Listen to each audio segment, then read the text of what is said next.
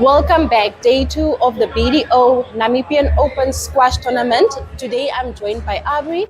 Aubrey, what do you think of the tournament so far? Yeah, I think what we saw yesterday, the agility, the speed, the sportsmanship the players played with yesterday, and the intent, you could see they were here to show up and to show what they're made of. I think we can expect the same for today. I think the players, watch them warm up now, and what I can tell you is they're ready. So just keep an eye out on Facebook and on One Up 2, and then on DSTV channel 285.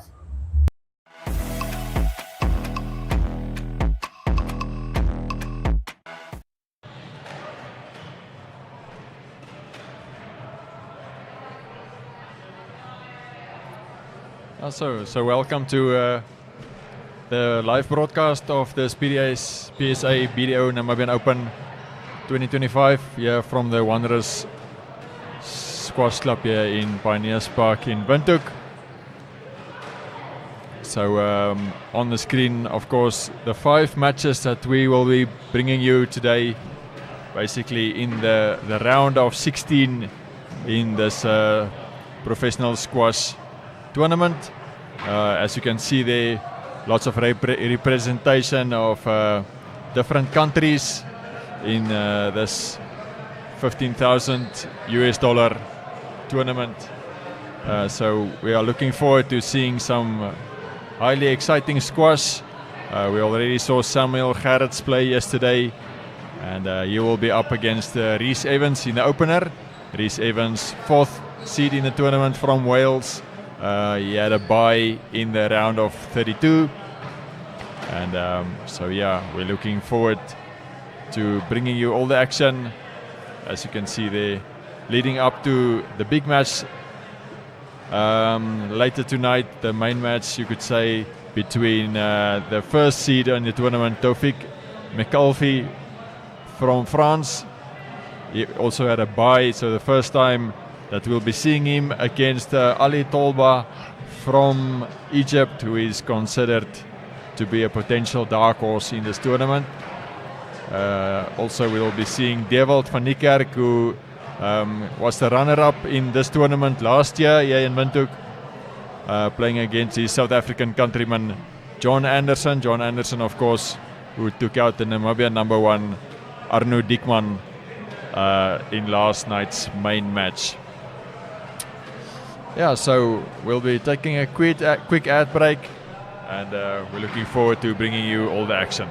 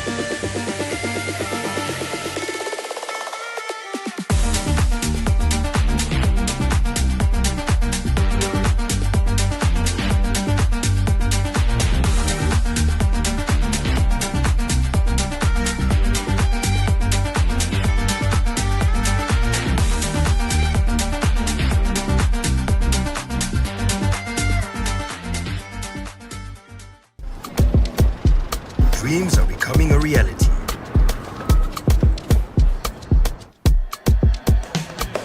With JSB Sports Betting, you can win life-changing money. Our biggest winner ever walked away with 7.4 million Namibian dollars. Why not you? Bet with JSB Sports Betting today, and you could be next. Because here, anyone dreams of it can be a winner.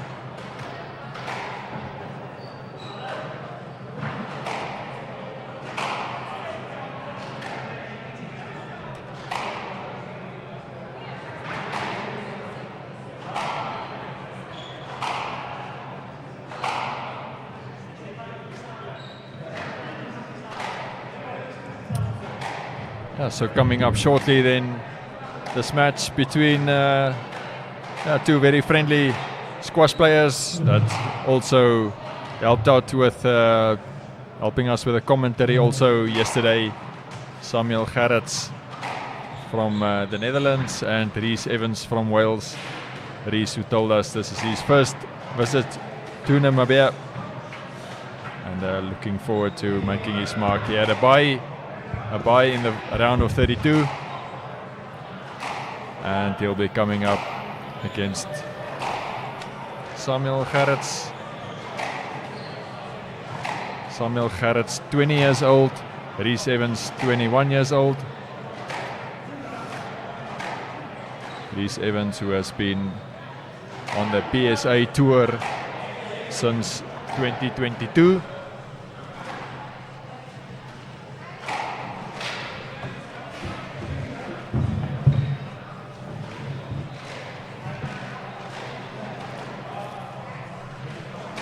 So I'm joined here in the commentary box by Marco Himmel, also one of the organizing members, member of the organizing committee, and also an eager squash player.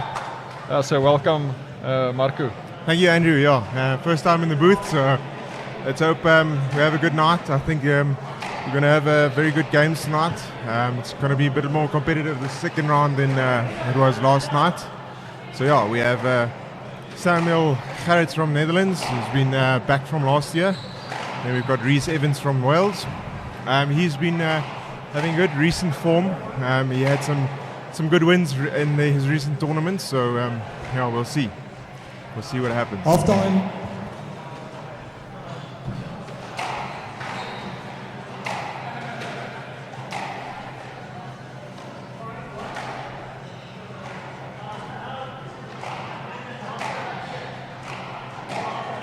Samuel Gerrits, he reached the quarterfinal of this tournament last year.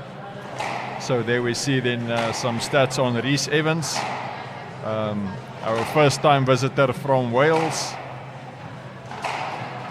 Also a good winning percentage there. Yeah, Rhys's ranking is in his favor. So as you can see, he's very close to his ever world highest. So he's just outside the top 100. This it would seem for seeding that Rhys has got the upper hand, but we'll see what Mr. Gerrits can do. We'll have a look.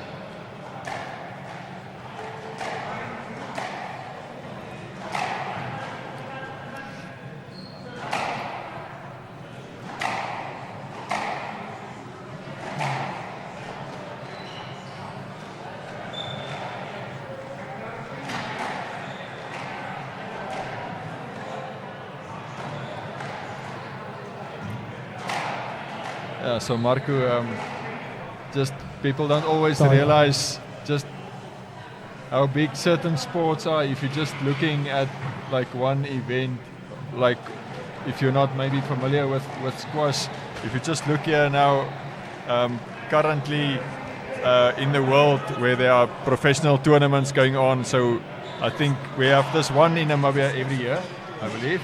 Yes, that's correct. Yeah, so then also we have one going on in India. There's one active at the moment in Hong Kong. There's another one in Islamabad in Pakistan. There's one in Niagara on the lake in Canada. There's one going on in France, one in England, and one in Egypt. So if you look at the profiles of some of these players, how active they are in the last few months, just the traveling and how they've been performing in different places all over the world, in Asia and in New Zealand, Australia, all over the place. Yeah, it's interesting. The tour is split up in basically two sections. So you've got the World Tour, and then you've got the Challenger Tour. Now the Challenger Tour is the more up-and-coming players that play on the Challenger Tour, smaller PSA prize BDO monies, Namibian Open 2025, so these are round of played 16 concurrently match. all the time. So there's Samuel really a lot Frederiks of of the tournaments all Netherlands around to serve. the world, and the Bryce players can then Evans of decide where Wales they to want to, receive best of 5 games level. place themselves and what works strategically for them. So yeah, we've got a really good contingency this year here. We are on a 15k, which means that we are just before World Tour level. So the next up would be into the tour, the World Tour.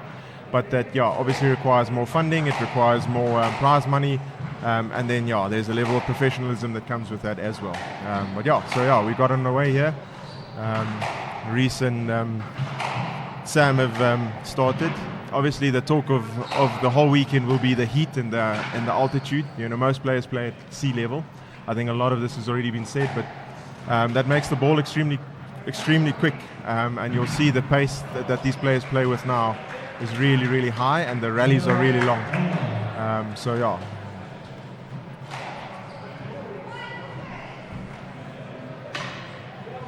Together with that, of course, the high bounce on this new court. Yeah, so we have different balls that try and counter this, and this is a high altitude ball. So that means it's slower than most balls. But in this heat, in this humidity, and this altitude, it's really, really high paced, and you'll see the professionals squash circuit's intensity is really. There's Sam's a bit in his way, meaning that Reese has granted a stroke. Reese started well here. Always important to start the first game quite well, not give off cheap points, not make any unforced errors.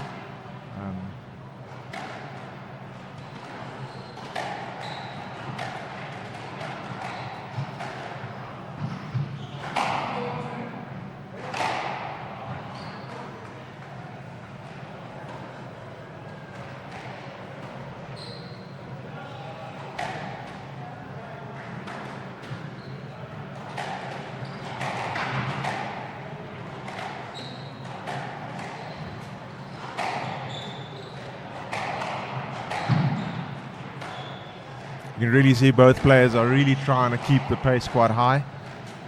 They're obviously still fresh, so they will have a long first game, I believe.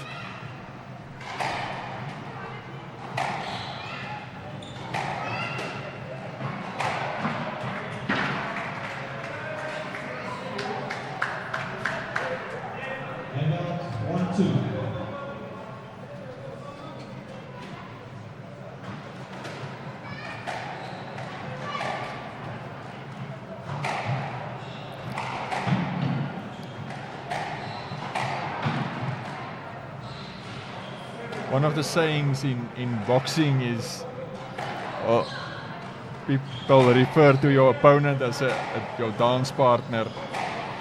So squash is much like a dance, I think, Andrew. You have to really play around your opponent, and it's one of the unique things of the sport is, you have someone that's in your space. It's in the same space. You're not opposite sides of the court. You're sharing a court.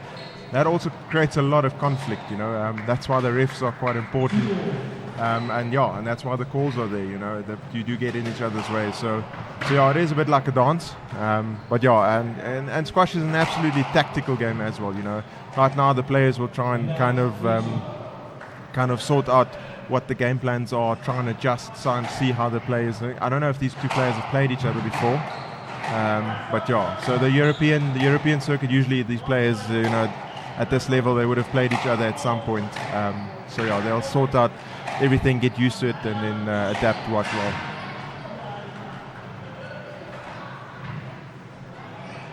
It's a good squeeze from Evans there. It's close to the wall, difficult to get off.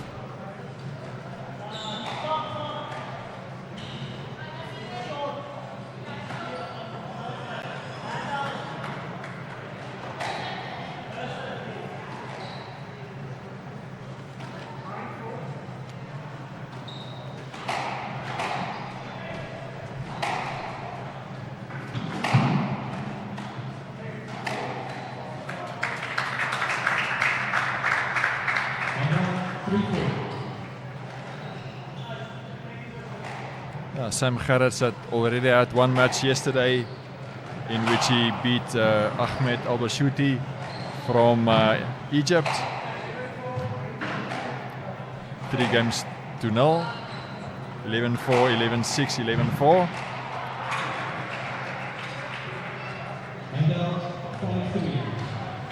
11-4. Reese is really making Sam work quite hard in these first few points. Sam's putting in a lot more movement than Reese is at this point in time. So Reese is trying to control the middle and keep Gerrits off the tee. Yeah.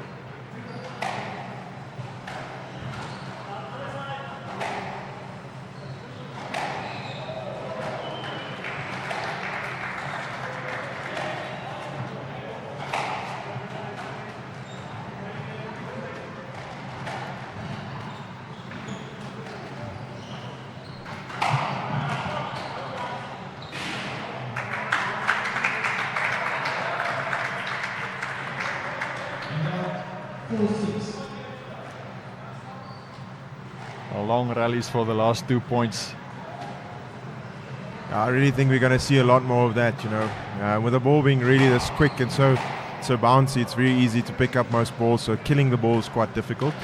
I think this is the game plan for most people here, as they'll hit really long rallies and fitness will come into it quite a bit.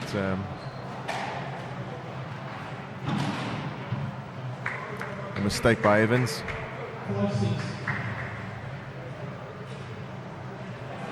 Gerrits has kind of weathered the first onslaught from Evans, so he's kind of closer now.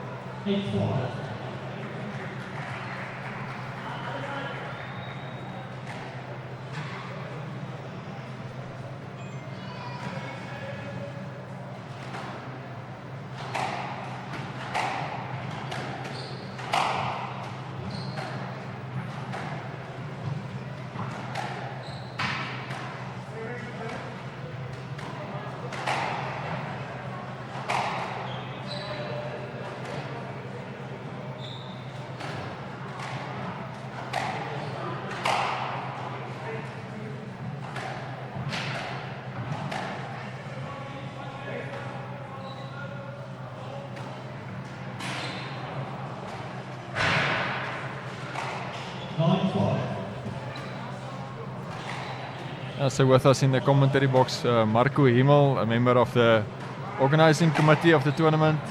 So Marco, you're also an eager squash player. How often would you say do you play? Well, I really like the sport. It's really a good sport. It's very intense. I'd really encourage anyone to try it.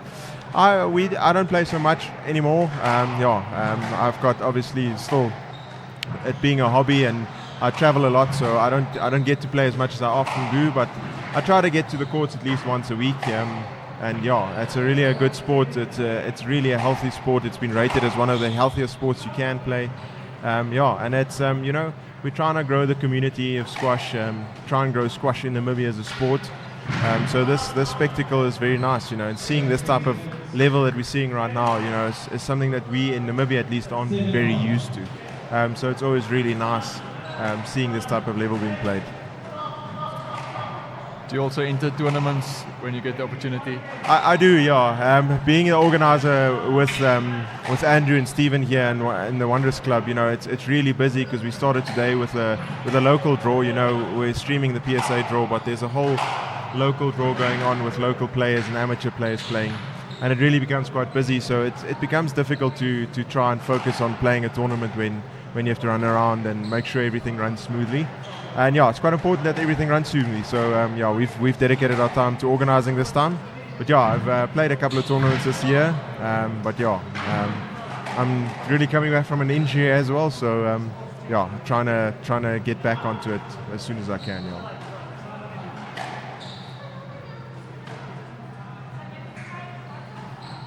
It's being quite an important point right now, and an unforced error by Sam. That gives Evans game point. And then it leads us into the first game nearly being closed.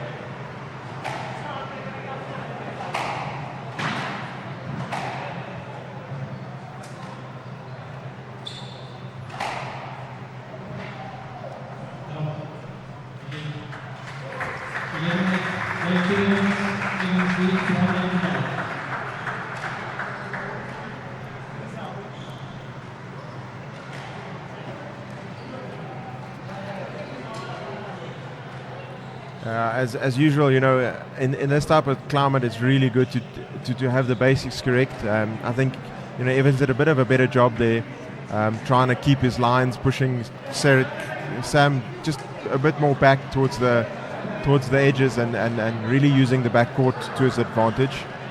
Sam seemed to attack a bit more in the second half of that game. So if he can try and get a bit more of the front foot and not chase the ball as much and try and push Evans a bit into the corners, that would probably help Claret's game. So I'm dead sure he'll be getting a bit of advice from his fellow players right now, and then they'll be back. Long game as well, 14 minutes. Like I said, with this heat, it's bound to be quite a long game.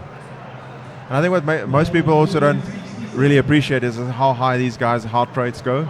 They're sitting at an average of at least 160, 170 throughout their time, and doing that for an extended period of time is quite physical, and that's what makes, in my opinion, squash so great. It's a really, really intense sport. So.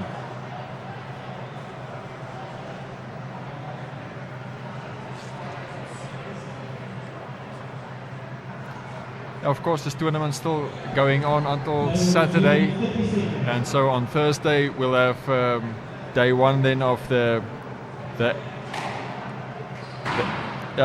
ladies have 2 divisions, A and B division, and then of course the men's A, B, C, and I think D division. That's correct. Yes, yeah. We have A to D, 2 ladies, and then we have one special division, which is a mixed division, which mixes ladies and things. You know, we've had really a lot of entries for this tournament. Apart from the PSA, we've got something like 132 players playing. So yeah, a lot of squash action coming in the next couple of days, with a local draw on its way now. Tomorrow there's more of the A section playing in ladies and in the men's. Some really good players, some overseas players from the PSA entering that draw, and as well as some other local African players that have joined us. So yeah, that'll also be very exciting squash. So yeah, for anyone that's interested, please, and is in the Windhoek vicinity, please come down. Entrance is free. Come have a look and come see a good sporting spectacle.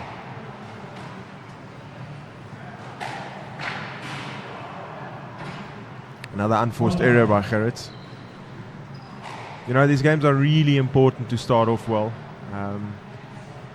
It's very difficult if you're 4 points behind to try and come back. So Gerrit must clean up, no more errors, keep the ball alive.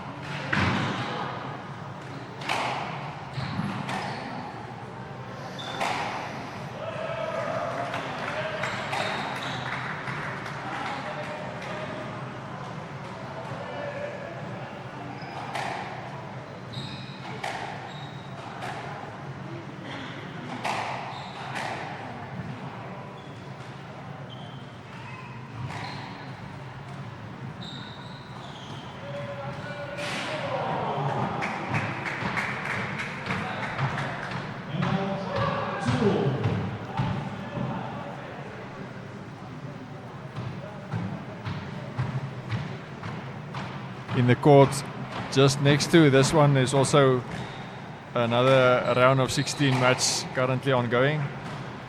So the number 6 Damian Groenewald of South Africa that took the first set in his, or the first game as you call it, against Yuri Harpers from Belgium, leading that match. I think Damien would also be a bit more used to these type of conditions. You know, he's grown up in South Africa, also at quite a high altitude, so he's quite used to it. But he's been in the Netherlands for the last 2 months about, training there. He's played against Sam Gerrits a couple of times. He's beaten him once and lost him against him once in the Netherlands. So So it really shows you that the level is quite equal everywhere, even if the rankings don't always show that. But yeah, Damien leading the second game now 9-7. So yeah. Gerrit's letting out a shout there, maybe a bit of frustration coming out. 4-2.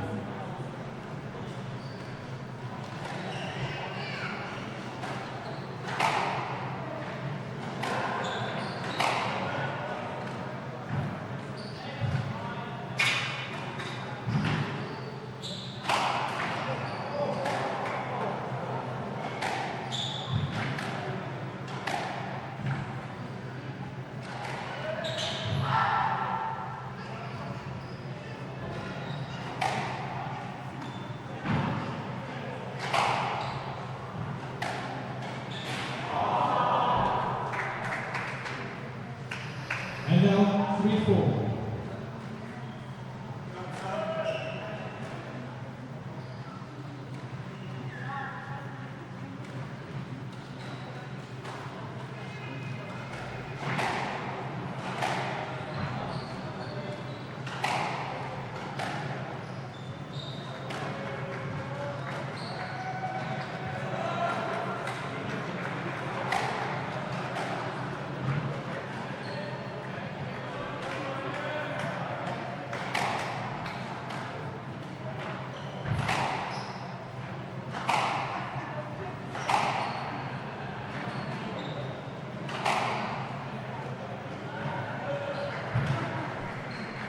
Congratulations.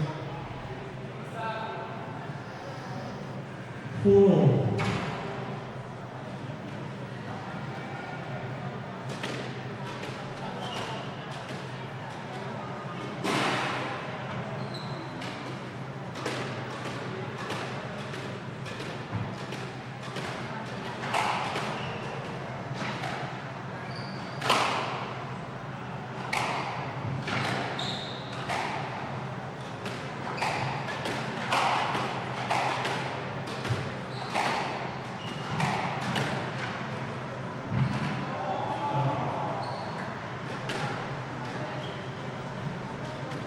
5-4.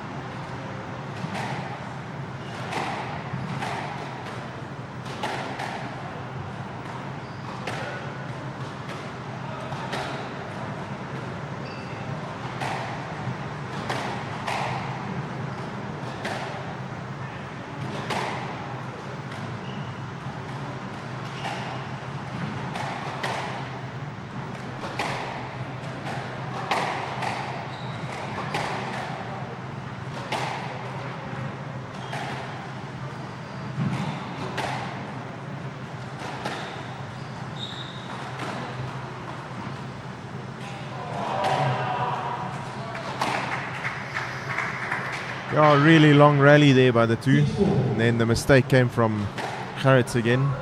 But yeah, lungs must be burning out there for the boys.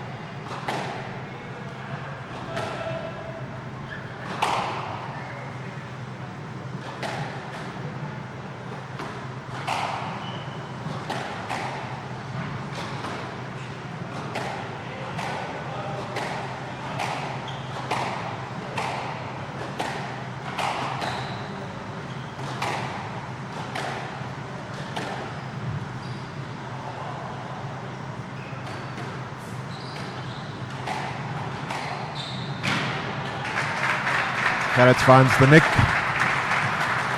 Hits the winner. And out 5-6.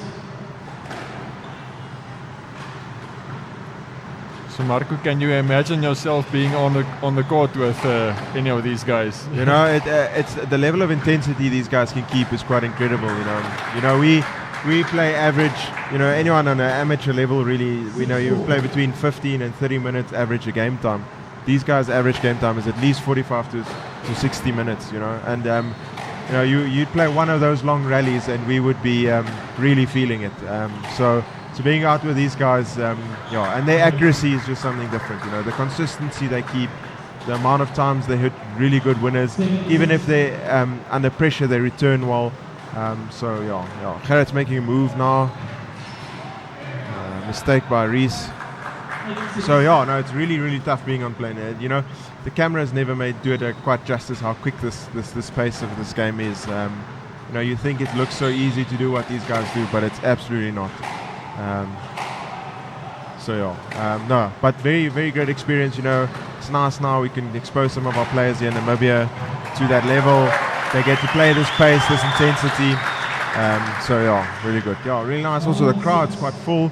I actually spoke to some of the players last night, and they said it was amazing to see that for a first round game there were so many spectators here. You know, and that's really great to see. And thanks to the spectators for turning up. I mean, it's really, really great to have this type of energy in the room, and the players really enjoy it as well. So if we can keep that up, important for Gerrits to close this out now. I always think that, being 1-0 down, you never want to go 2-0 down. It's a really tough uphill battle from there. So the next 2 points for Mr. Sam Gerrits will be quite important to seal this one and take it to 1-1 and then reset.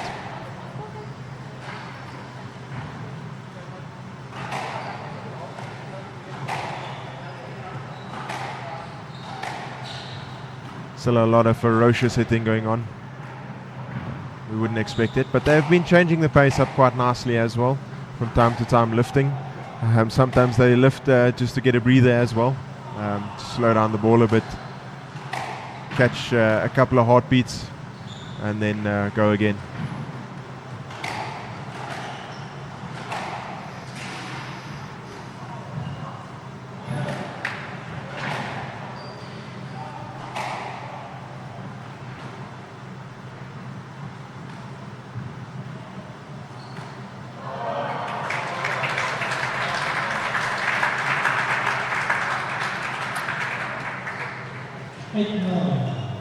Coming towards the business end of this game, as you might call it. Like I said, very, very important for Sam to close this out. Going to 2-0 down is really not an easy feat. That's a poor error by Mr. Gerrits. Really putting pressure on himself now.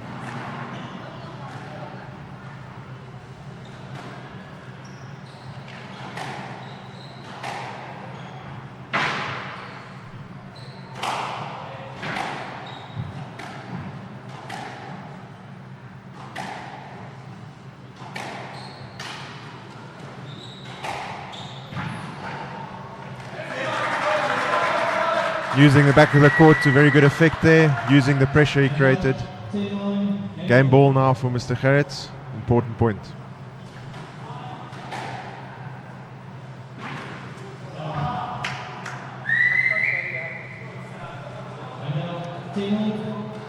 Sam just seems to be making some critical errors at some critical times. Maybe if he's just a bit more patient with the attacks before he goes short. Now into what we call a tie break. The next player needs to win by 2 points, clear points, which means that they'll be keep playing until someone is 2 clear points ahead.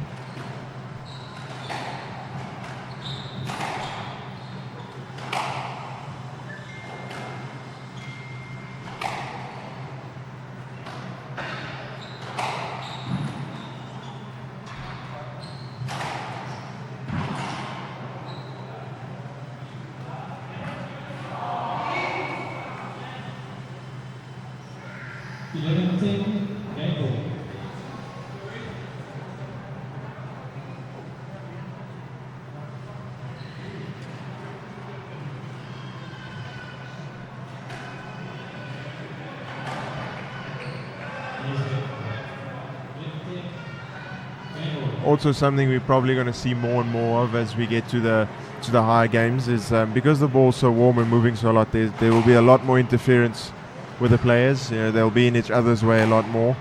It always creates a lot of tension and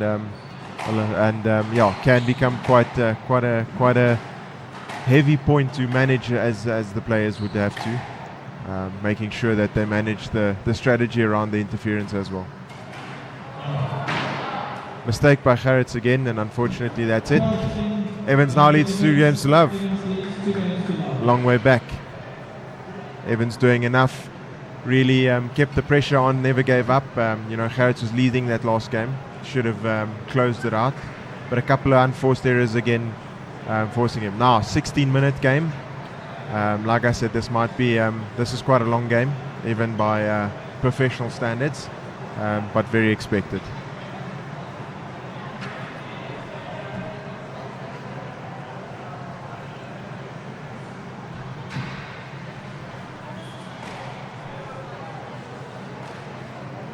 So Andrew, has any of this inspired you to take up squash, seeing the guys play? And it's a difficult sport to get into, but once you get going, I think it can be quite nice. So any chance you're going to pick up a racket? I've just played socially when I was younger, but I had one squash partner who was quite obviously overweight at a certain stage, and I really struggled even to beat him. If you would look at just the two of us and you would have to put money on somebody, I've asked this question to people that know us both, and then I would have to tell them you would have lost most of your money. So it's a bit of a surprising sport sometimes in that regard, trying to figure out how to overcome certain challenges. It is. That actually makes it quite interesting. We have we always joke because in the local draws there's some juniors, like you would have seen Francois Hanekom.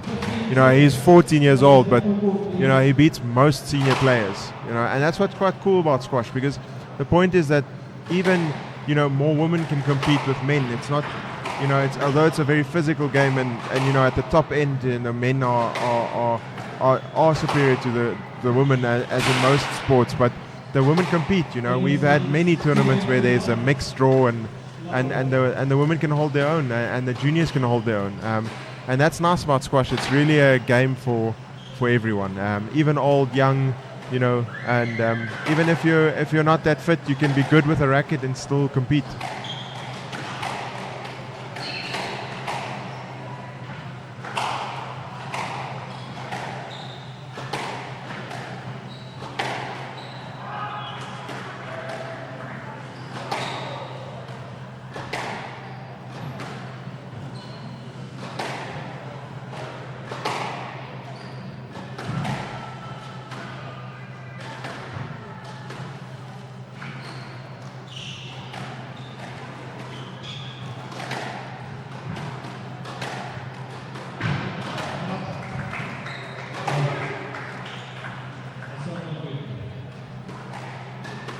Referee calling that ball not good.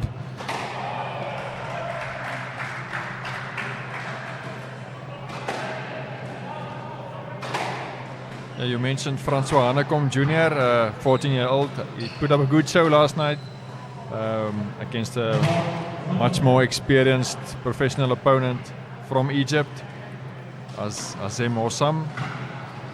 Eventually lost the game 11-5, 11-6, 11-5. But he certainly had his moments during the game. Yeah, Francois is really a good up-and-coming squash player. In terms of our regional scene, he's been to a couple of South African tournaments. He's beat all the South Africans that he's competed against in his age group, and so he seems to be a very good talent. And now it's about furthering that talent, getting him exposure. And that's what this tournament's about as well. It's trying to get those guys to see what the level is that they need to compete against if they really do want to take this seriously as a sport and as a profession. He's really good. So it'll be good and interesting to see how he develops as he gets older, and hopefully we'll have a Namibian that can definitely play on the tour. We had another Namibian, Jandre Olivier. He's also quite a youngster training down in Mossel Bay. He's actually a Namibian. He's registered under South Africa, but he grew up in Namibia. So he was competing. So Francois is really an up-and-coming talent, and hopefully we can get him to a point where he can compete.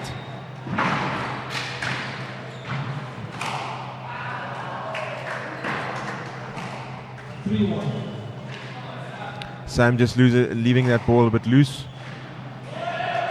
Evans onto it. Sam will really have to try and work on his patience here, try and keep his structure, try and find his length at the back, and then try and work the rallies so that he gets an opportunity.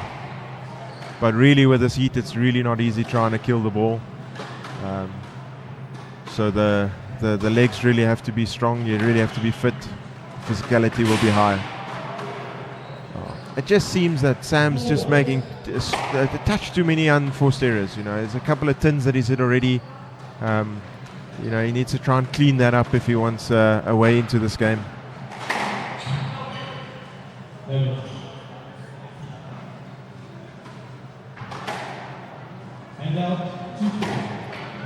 Reese asking for a let there interference, but the ball being waved too far for him in, so the referee awarding a no let.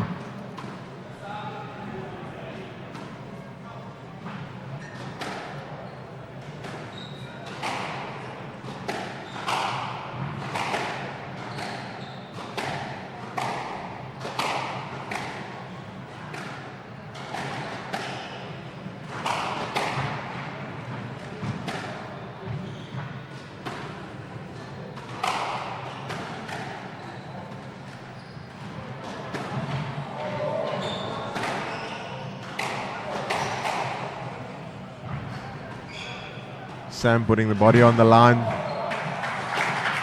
really stretching to get those pickups, but Reese's quality at the moment just a bit better.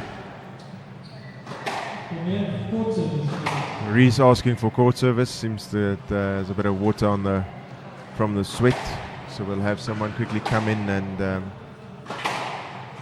and clean that up.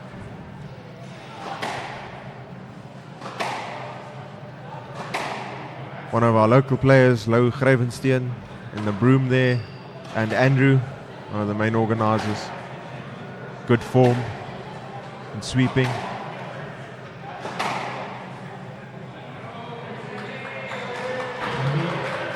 Getting a little cheer from the crowd.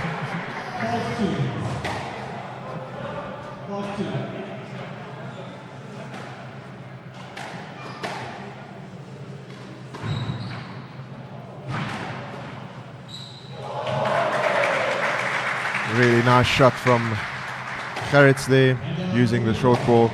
The longer the game goes on, usually the balls soften as well. It's really warm, so I don't know how much it will slow down, but it'll definitely be a bit slower than from new.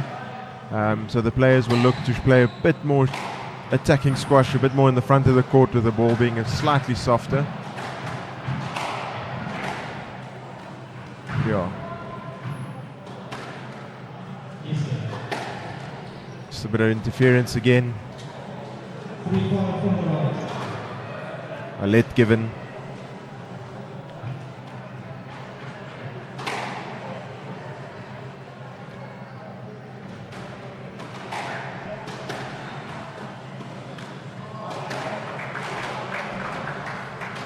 And now 16.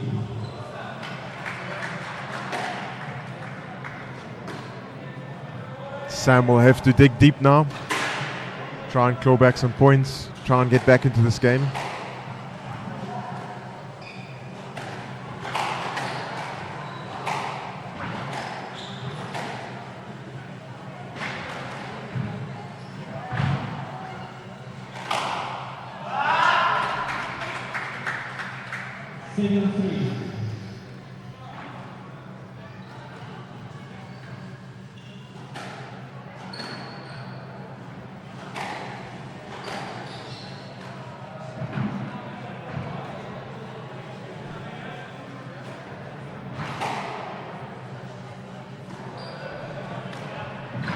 Evans really using the front of the court to his advantage now, putting on the pressure.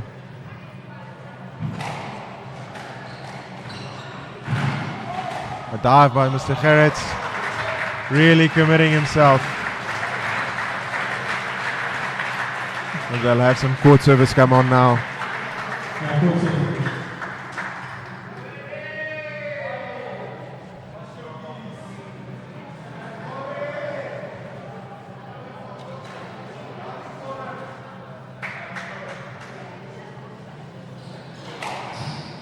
You know, a lot of players use this time as a tactical break.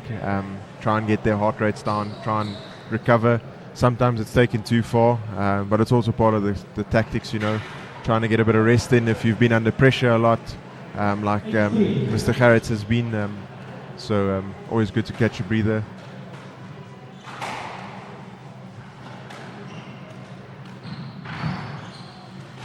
Reese really attacking well.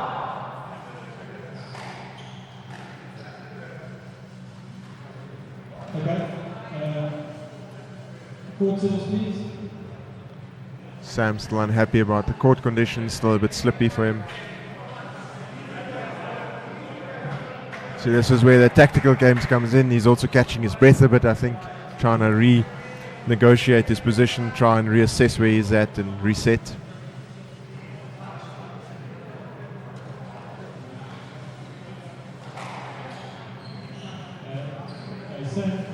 Just place with your feet if you're happy with the floor. Yeah, a really long way back for Gerrits now. He will really have to pull something out the hat to get this back.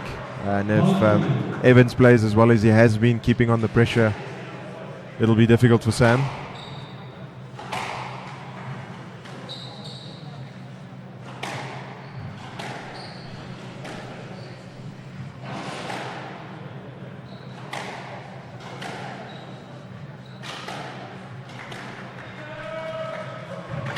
Evans been using that front left corner quite well.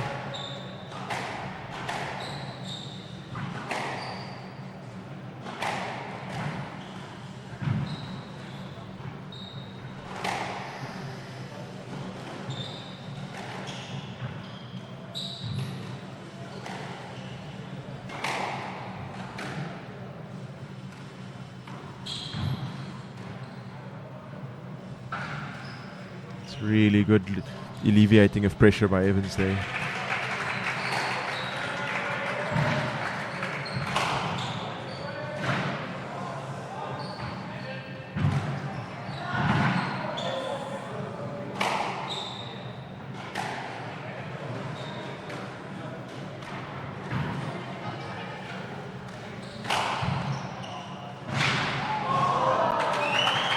A really tough rally. But Evans too good there, using the width of the court. And yeah, Evans with 7 match balls now.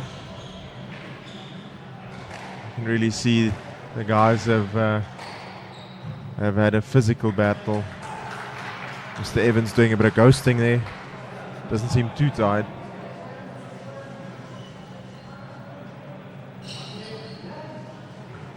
But one of our juniors on court doing the court service. It's good to see.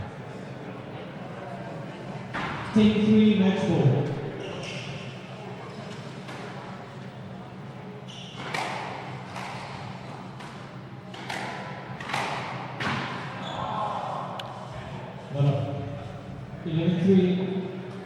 And Evans just too strong for Gerrits. Beats Gerrits 3-0. Really nice game to see. High intensity game. So very good.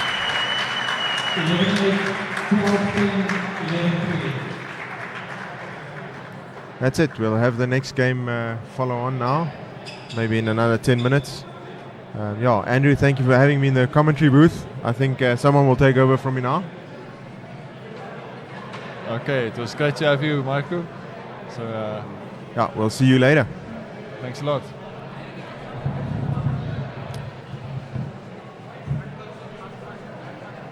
So on the court, just next to this one, Damian Groenewald and Damian Groenewald, the number 6 seed from South Africa, playing against Belgium's Yuri Harpers. They are also locked at 2 games all. So with the deciding one to come, we'll let you know a bit later as that result comes in. So there you could see Rhys Evans really taking control of this third set. Great performance in his first match in this tournament.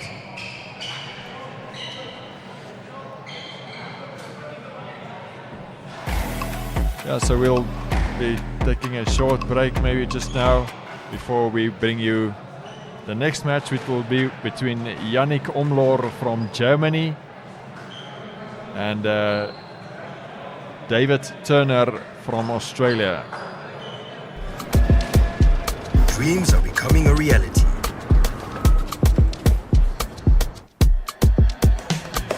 With JSB Sports Betting, you can win life-changing money.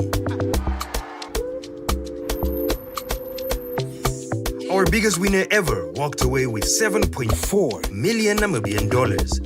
Why not you? Bet with JSB Sports Betting today and you could be next. Because here, anyone dreams of it can be a winner.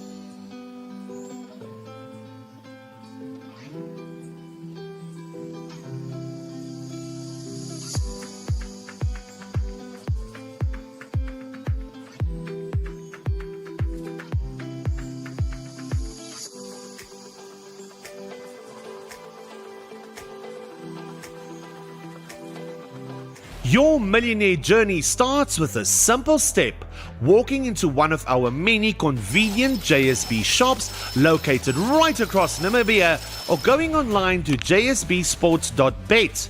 We've made it easy for everyone. To participate, you need to be a registered, valid and verified JSB account holder, including bank confirmation and ID.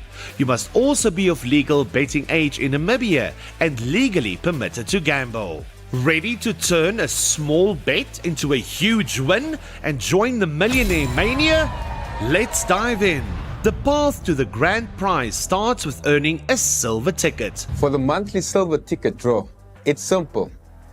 Place a $25 or more sportsbook bet to earn 1 entry within the calendar month. Each subsequent bet of $25 or more earns you an additional entry.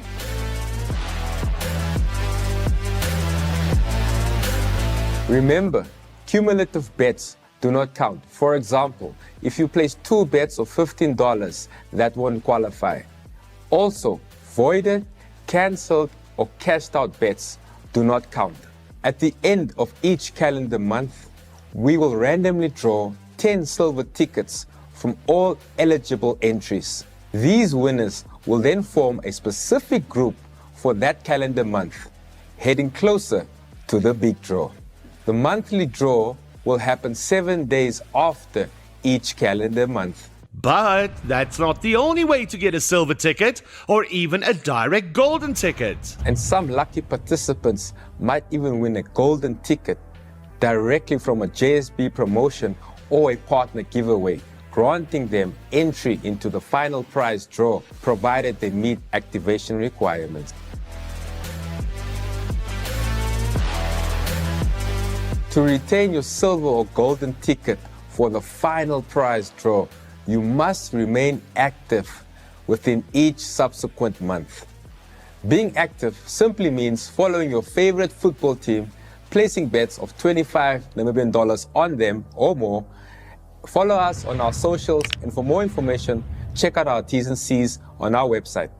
If you miss placing bets after retaining your silver or golden ticket, your ticket will then be forfeited and will not be redrawn.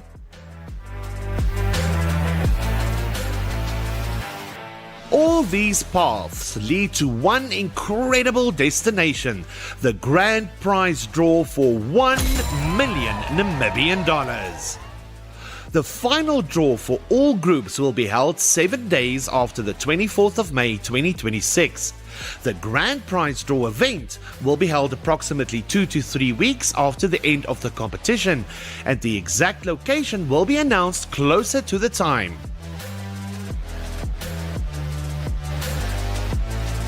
This agreement outlines your obligation to make yourself available for reasonable publicity, promotional activities for up to 6 months, but not limited to photo shoots, interviews, and video appearances.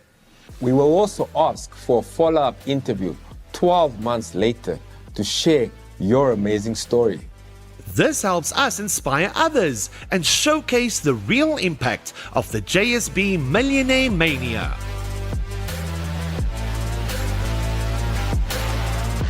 So, what are you waiting for? Visit your nearest JSB shop today or explore our convenient online platform. JSB encourages responsible gambling.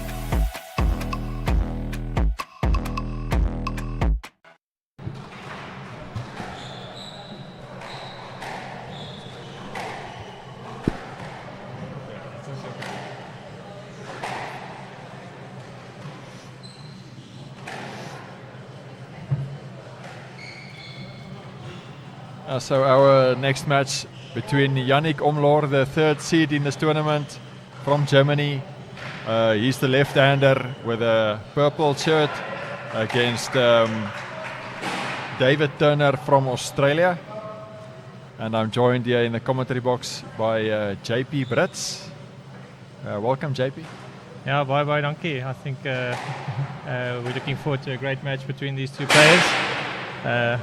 It's amazing to be at this year's Namibian Open again. I think Namibia is treated by some amazing squash throughout this week, and I think the players are excited to showcase their skills.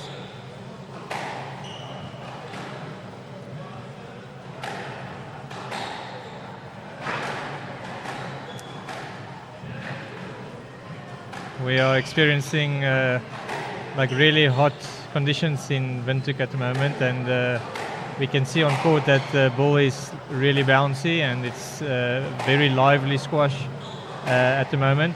I'm not sure if we're going to see the temperatures cool down a little bit for the rest of the week, but we can see that the players are really working hard in these conditions.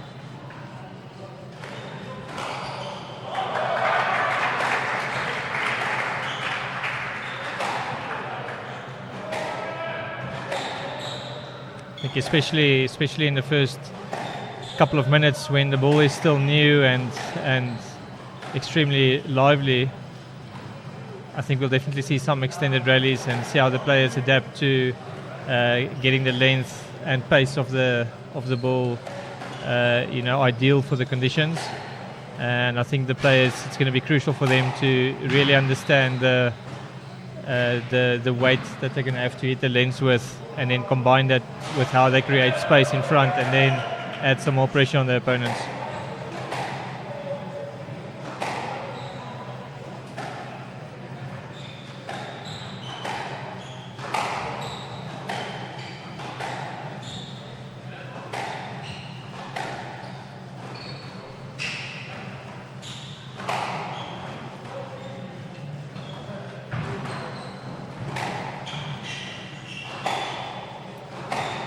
This rally is opening up a little bit more at the moment. Seeing the players are using all four corners of the court here. Just a little bit of an unforced error there by Omlor.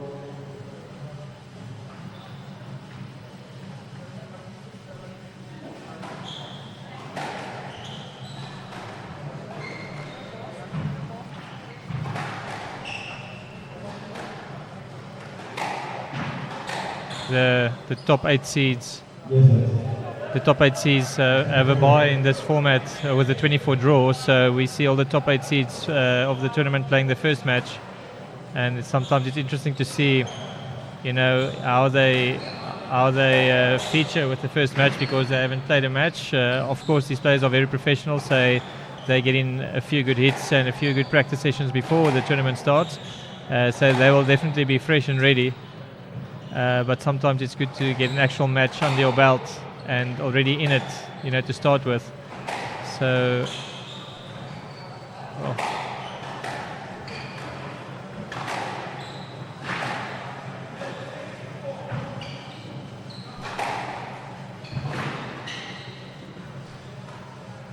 Yeah, great straight drop there by Turner.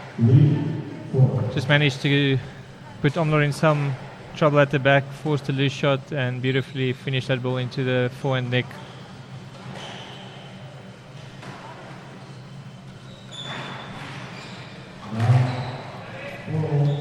Yeah, so Omler had actually a quite nice early lead in this game, but Turner has done well to get back to 4-all.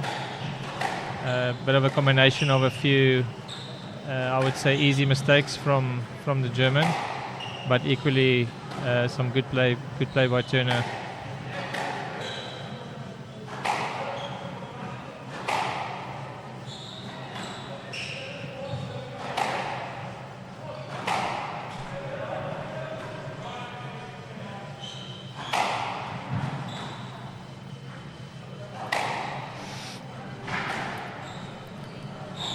So JP, if I understand correctly, you are from South Africa, is that right? Yes, that's correct. Yeah. I was not directly involved with last year's tournament. I understand you were here as well.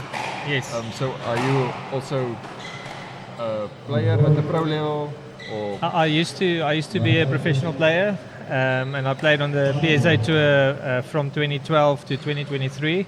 And then I retired from playing professionally, but I'm still quite involved in squash. I'm actually at the tournament in a capacity of the tournament referee and refereeing all the matches from the quarterfinal onwards and helping out with a few other ones where needed. But I've played the Namibian Open for many years. Since I was a youngster, we came through with a big group from Potchefstroom. So we've supported this event many years before it was a PSA tournament. And it's been great to see, how the big sponsors like BDO and Powerline Africa has get involved and become sort of enthusiastic about growing the game in Namibia. And since they've started, they've just been growing every year and investing more and lifting the purse of the event to now ultimately having a 15K in Windhoek. And I think that's a big effort from the organizing committee. People love coming to Namibia. I've never had a bad experience coming to Namibia, so if I get an opportunity to enjoy this country, I would always come. And it's obviously great to see how squash is also supported and how the community can be treated to world-class squash. And hopefully that will help Namibia to also grow and see of the juniors coming through to aspire to become professionals one day as well.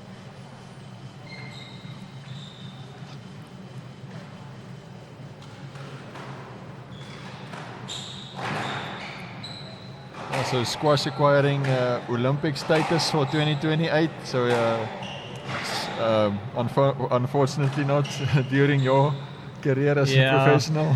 Yeah, we are extremely happy that squash got into the Olympics. I think it's obviously a big deal for the development of our game worldwide, regardless of if you're going to the Olympics or not. So we are extremely grateful for the IOC for including squash. I think it's long overdue.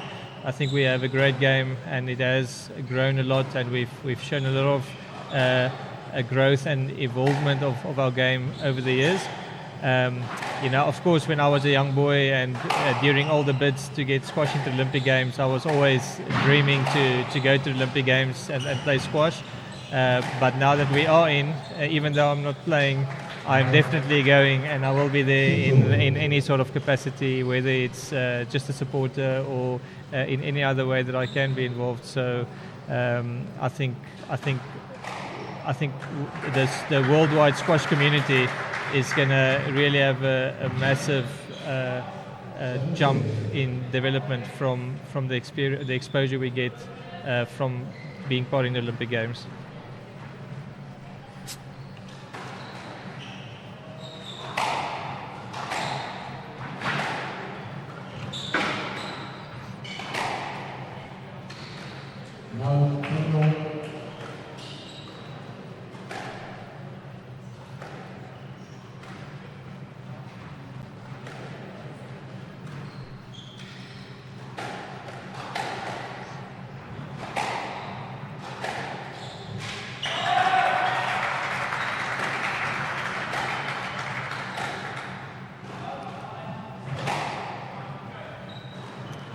Omlor is obviously seeded higher for this match, and being the number 3 seed, top 100 in the world, he's a very well-established player.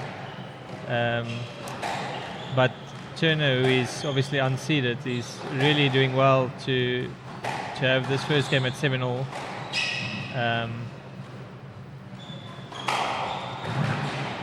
Not sure if Omlor is still finding his feet and if he's going to be able to pick up the pace as this match goes on. But so far, Turner has really been able to absorb the pressure and ask some good questions of Omlor.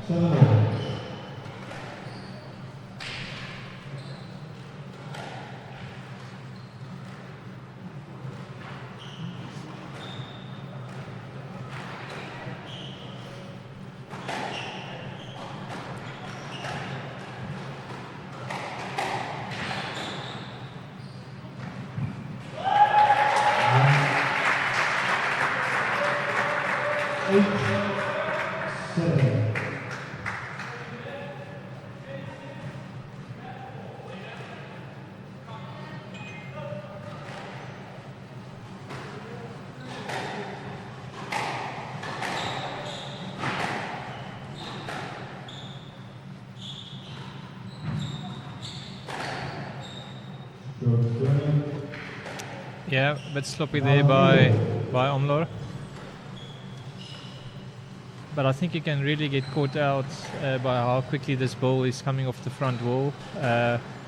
For our viewers back home, it might not look much different on screen, but on court, the ball really comes off the front wall really quickly, and if you have your racket slightly late, it's really easy to miss-hit your shot and get a water stroke against you when that ball comes back to your body. Yeah, obviously a very tight match here in front of us, but JP, just tell us a little bit about this result that is just coming through here from the court just next to us. Yeah, we just saw a massive roar from the crowd on the court next door. South African Damien Groenewald beating Yuri Harpers from Belgium 3-2 in 62 minutes after being 2-love up and then slipping in the third and fourth, and then clinching the fifth game 11-6. Obviously very delighted for Damien, one of our national team players, to get through the second round and earning a spot in the quarterfinals for tomorrow. Yeah, just getting back to this match now. We see another sloppy error by Omlor, awarding Turner 2-game balls.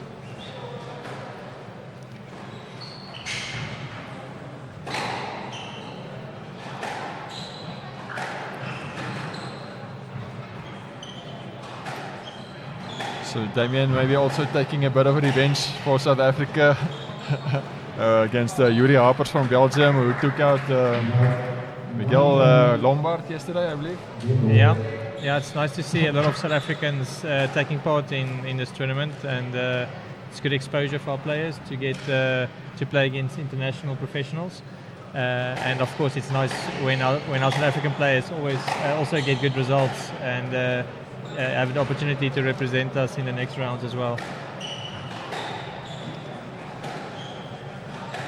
Turner with one more game ball here. I think this is a big point for him. I think it will become quite a big challenge for Omlor if he can win this one. Just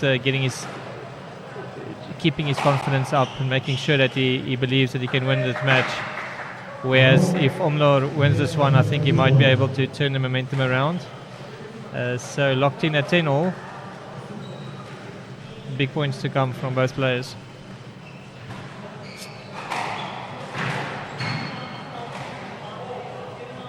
Yeah, luckily Turner stopped with that one.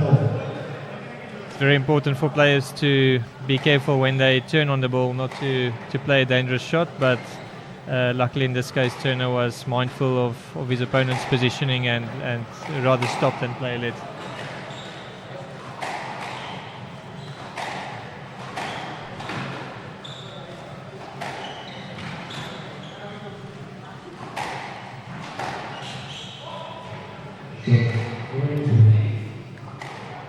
Yeah, this is one of those cases again that hit the front corner and shot back to the middle. And yeah, even though it was a bit of an awkward situation, I still think that was the right decision. There was quite a lot of danger if Omlor chose to play that ball, so I think it was a good decision by the referee.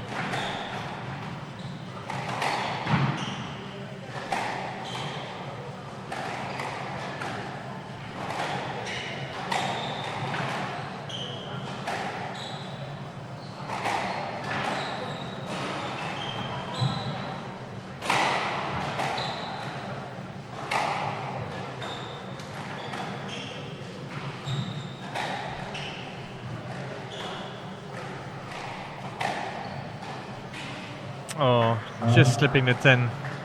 I'm not taking that ball, that game 12-10. Yeah, and it seems like Omlor was just able to tidy up a little bit and, almost make sure of himself in that last 4 or 5 points. And I think that was a crucial game for him. It's going to be interesting to see how these two players regroup and how they approach the second game.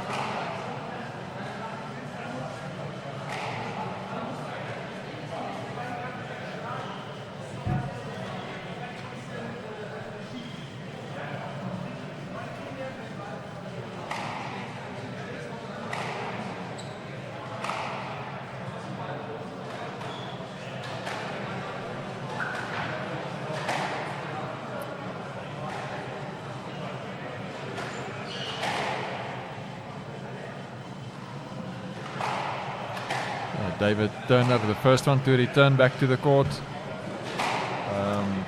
One of his big results this year, I believe, was being the runner-up at the Australian National Championship.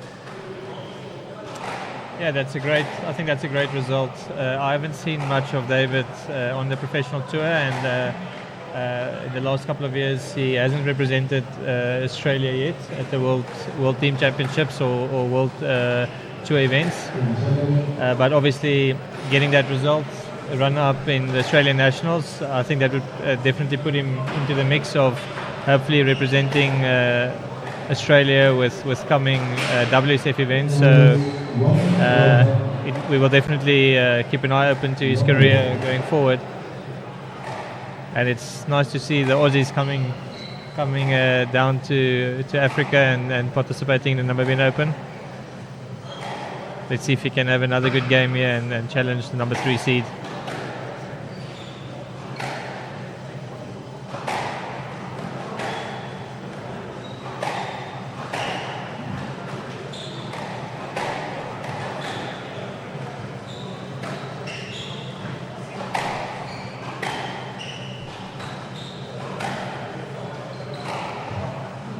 Oh, that was a great shot.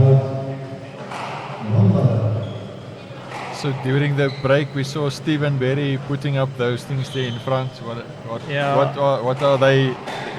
They are actually like baskets that you can put a little sweat towel in, And then players are allowed once or twice a rally, or when there's a break in court maintenance or court cleaning, that you can go and wipe your face and wipe your hands off from excess sweat.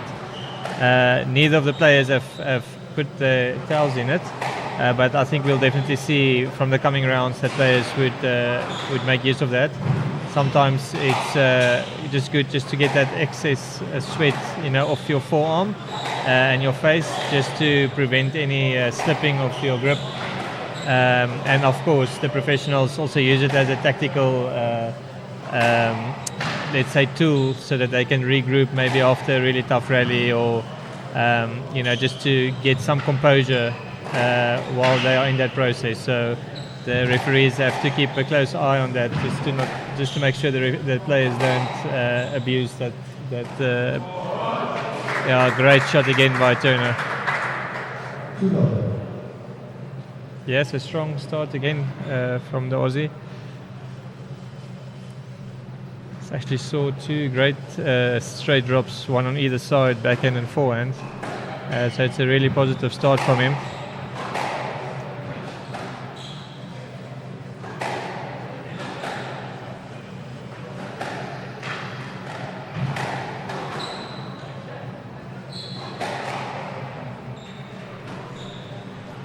So, as a player, I'm guessing you were probably right-handed. Have you had much experience playing against left-handers? Yes, I think I don't know why it is, but left-handers are always a little bit awkward to play. I mean, it's obviously because you're not used to playing left-handers a lot of times.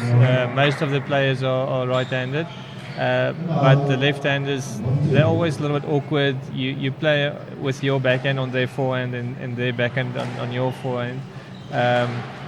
So it's interesting to see how you combine that.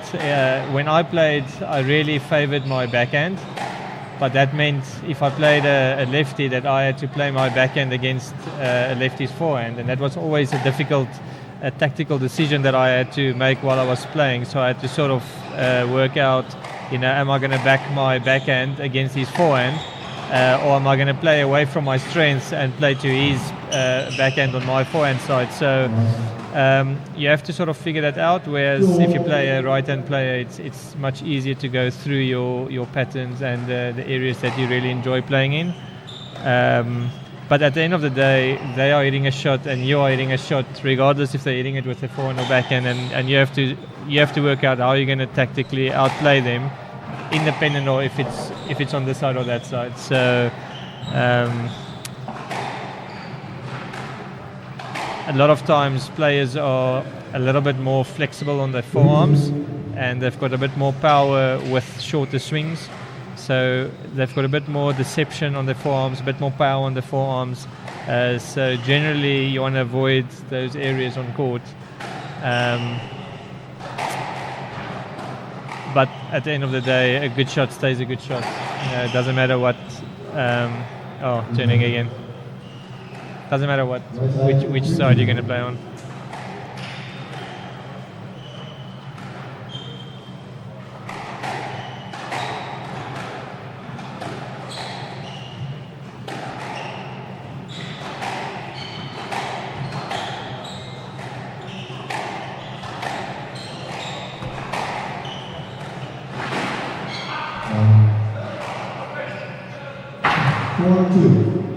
So 4 points in a row from Omlor. He's playing a little bit in like phases, a little bit up and down.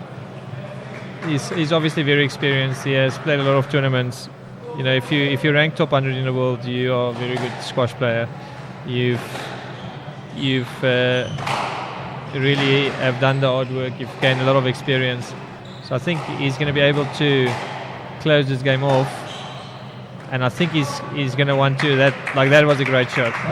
He's going to want to see if he can implement more situations like that, and obviously build on this performance going into tomorrow's quarterfinal. And not, I think he'll be very, he'll be very disappointed with that.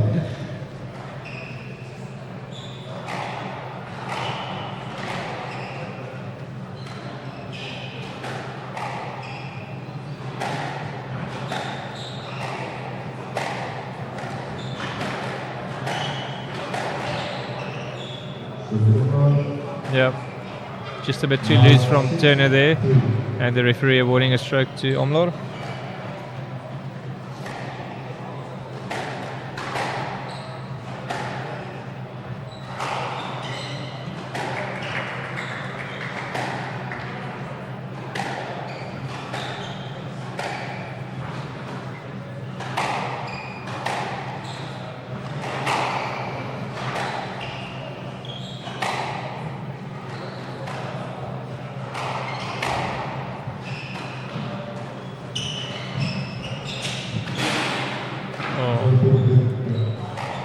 Yeah, that was a really good volley burst by Omlor, but Turner was just able to get that one and just get it up above the tin. And Omlor unfortunately hitting that one into the tin.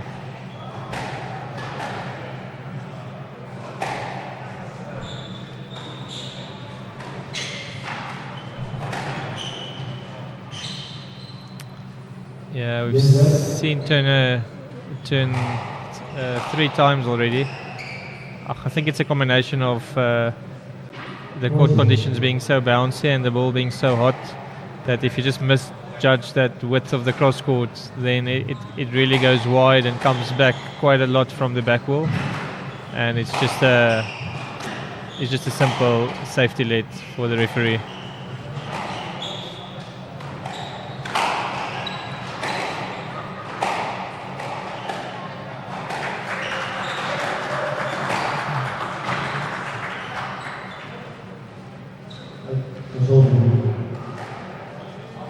Yeah.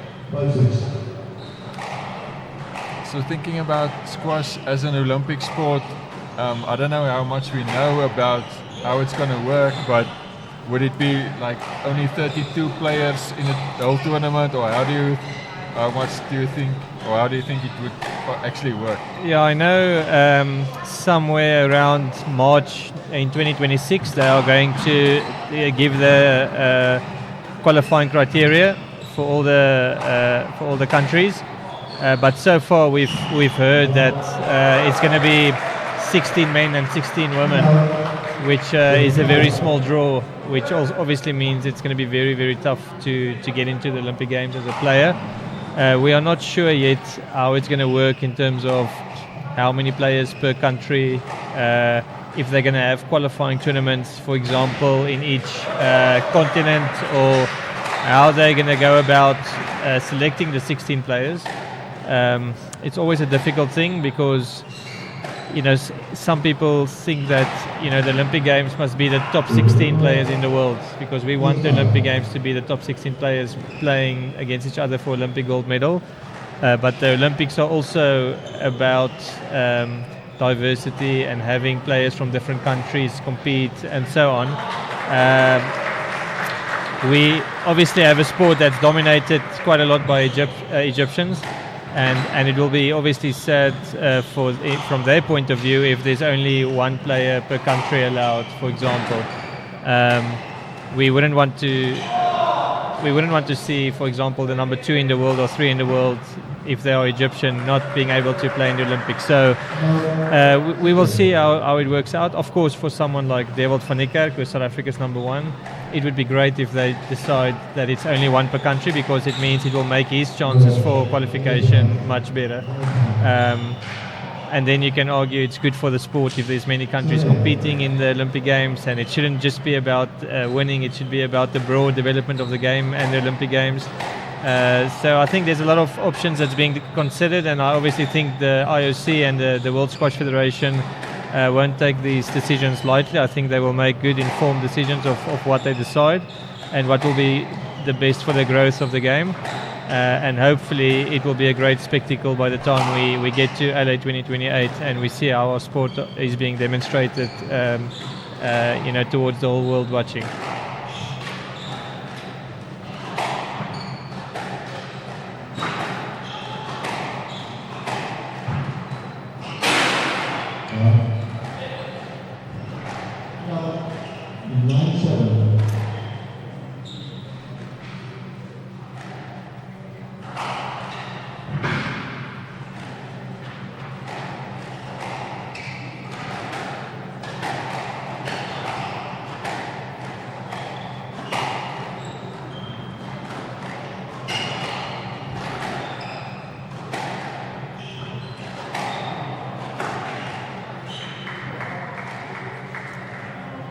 Oh, that ball just going up by Turner. I think he slightly might have missed hit that one, but fortunately for him, it still went up. Yeah, and it's crunch time again. It's been a really competitive match so far. I would love to see Turner take a game. I think it will really change the dynamics of the game a little bit. Maybe bring in the physicality part slightly more. And this is definitely a big couple of points coming up for both players. It also shows how crucial that first game was, because both players, I think, had game balls.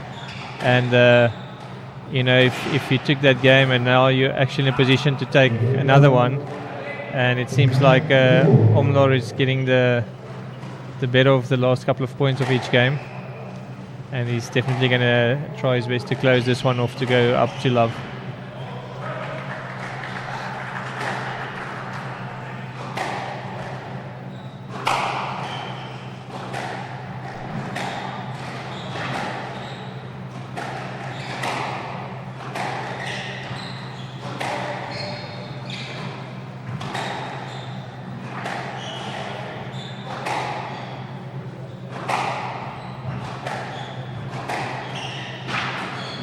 Oh, yeah, that ball hitting the sidewall and rolling out. A little bit of good fortune for Omlor, taking that second game 2-1, 11-9, going up to love. And it just seems like he's been playing the big points a little bit better and maybe showing a bit more experience. But that is what you have to do at this level. You have to make sure that when it's crunch time that you are really focused and play well when it's really needed.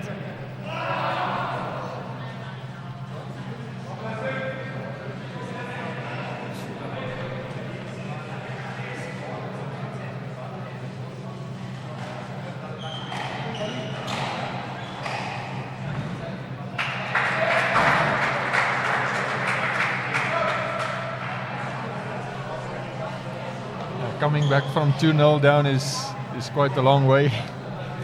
It's very difficult. We've seen it many times. It's definitely not impossible. I think it's difficult being 2-love down against the number 3 seed. That is a top 100 player.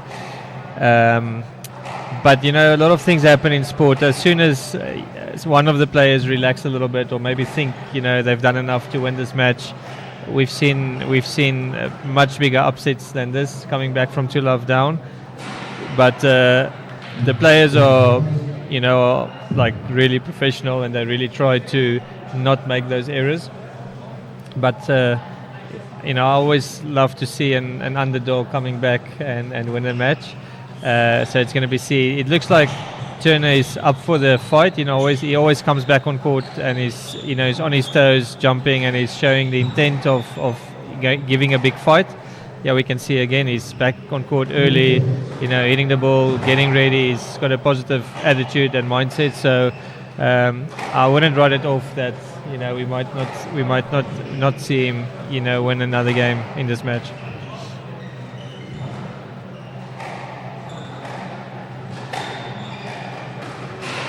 The matches are also on a knockout format, so Turner is very aware that if he doesn't win this game, that's the end of his tournament. So a lot of incentive for him to empty the tank and just give everything you've got.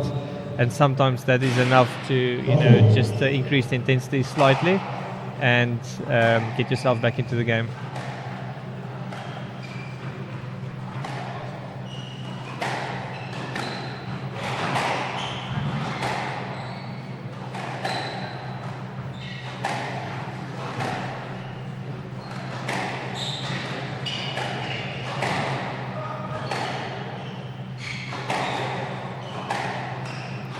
We see Turner here keeping Omlor on the backhand a bit more. Oh, getting that nick again. But we actually saw Omlor not really minding playing on the backhand, just keeping it on his backhand as well. So sometimes it's a little battle within the war that you want to fight, and just show that you're comfortable playing any side, and you're just going to hit it better and tighter than your opponent can do it.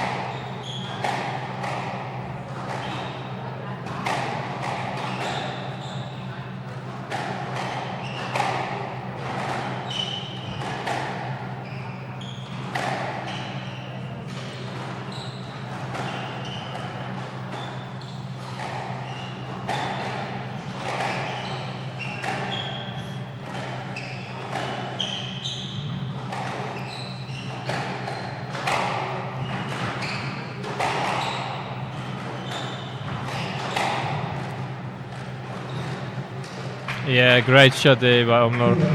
We haven't actually seen that shot too often, and he brought in the variation, exactly at the right time with the right weight. Very, very good execution.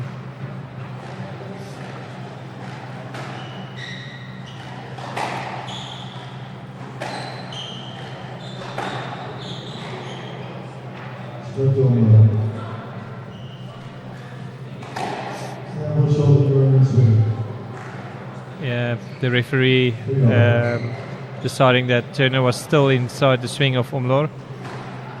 Maybe he had made enough effort to get out of that swing, but I think the referee tries to stick to what they believe is the most fair call, and if you're going to hit the ball in the middle like that, it's difficult to give you the benefit of the doubt.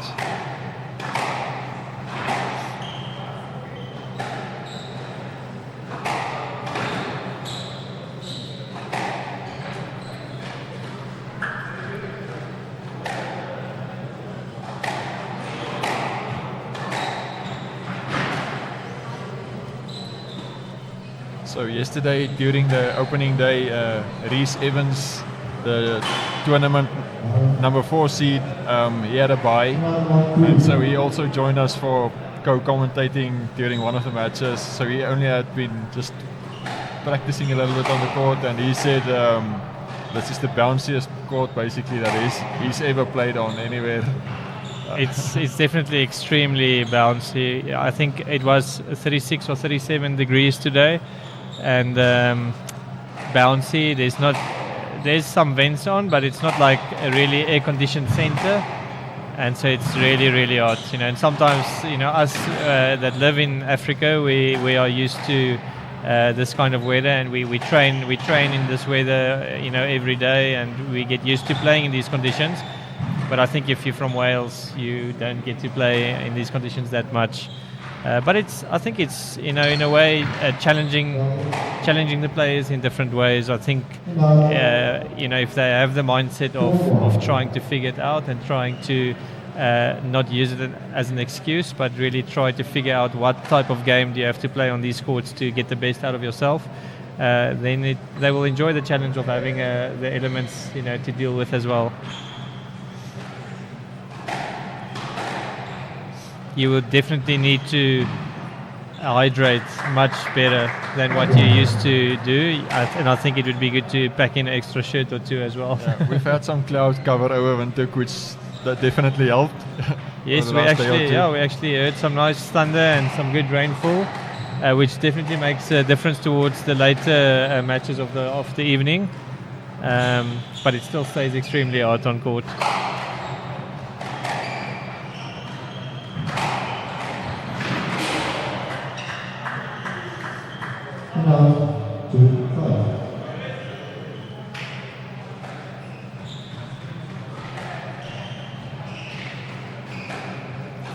Although Turner has been playing, that's a bit of a loose shot again. Turner has made a good fight of this match so far, but Omlor has demonstrated like a really good calmness of himself. It didn't look like he's been having a difficult time yet. I think maybe if Turner were able to convert that first or second game, it might have been different. But Omlor is definitely looking and demonstrating a calmness around how he's playing. Yeah. Oh, bit of frustration there by Turner. And that's what sometimes happens when it's hot like this. You almost want to be a little bit too fine with how you cut that ball in, and then you almost like completely miss it just because you want to keep the ball shorter than what is actually possible within the conditions.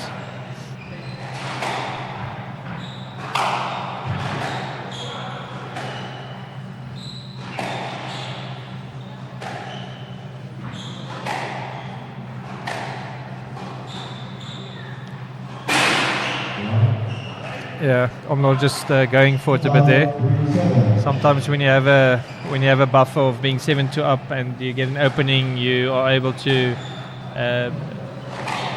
be a little bit more intentional with how you go for winning shot. but then you have to have discipline not to do it too much to get the other guy get back into the game. So we'll see if Omlor is going to play this rally out and see if he can close this game out with this big lead that he has.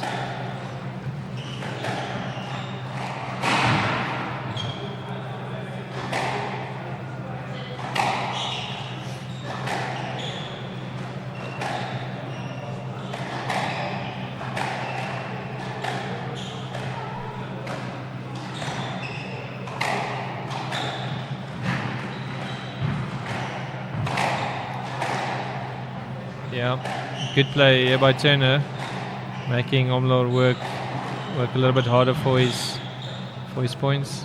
Good lift again. Oh, should have played that. Yeah, good call by the referee in my opinion.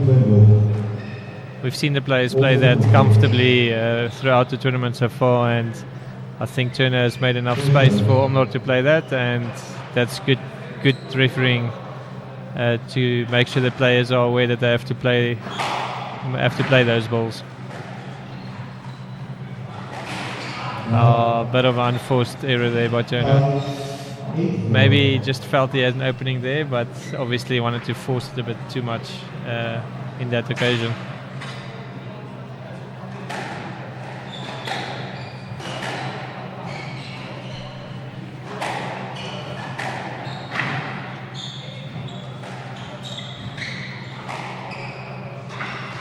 Oh, great lob there by Omlor.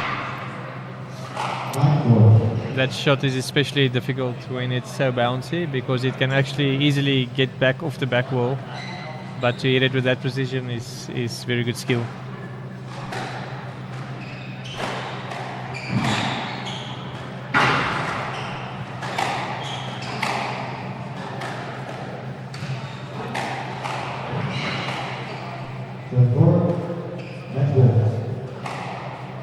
So 6 match balls for Omlor, and that was very good exposure and very good play by the number 3 seed, and he definitely upped his game in this third, giving an opportunity to earn a spot in the quarterfinal.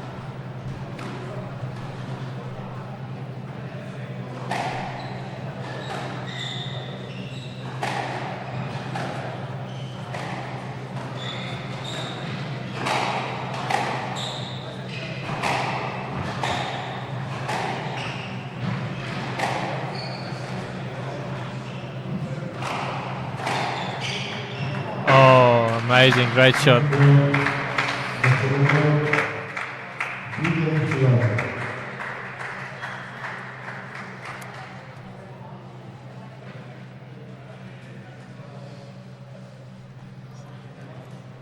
So the match to follow this one will be Akil Rehman from Austria playing against Finn Koch of Germany. It'll be the first time that we see Akil Rehman from Austria, the number 7 seed. He had a bye yesterday, while Finn Koch got past his countryman from Germany, Jan Wipperfurth.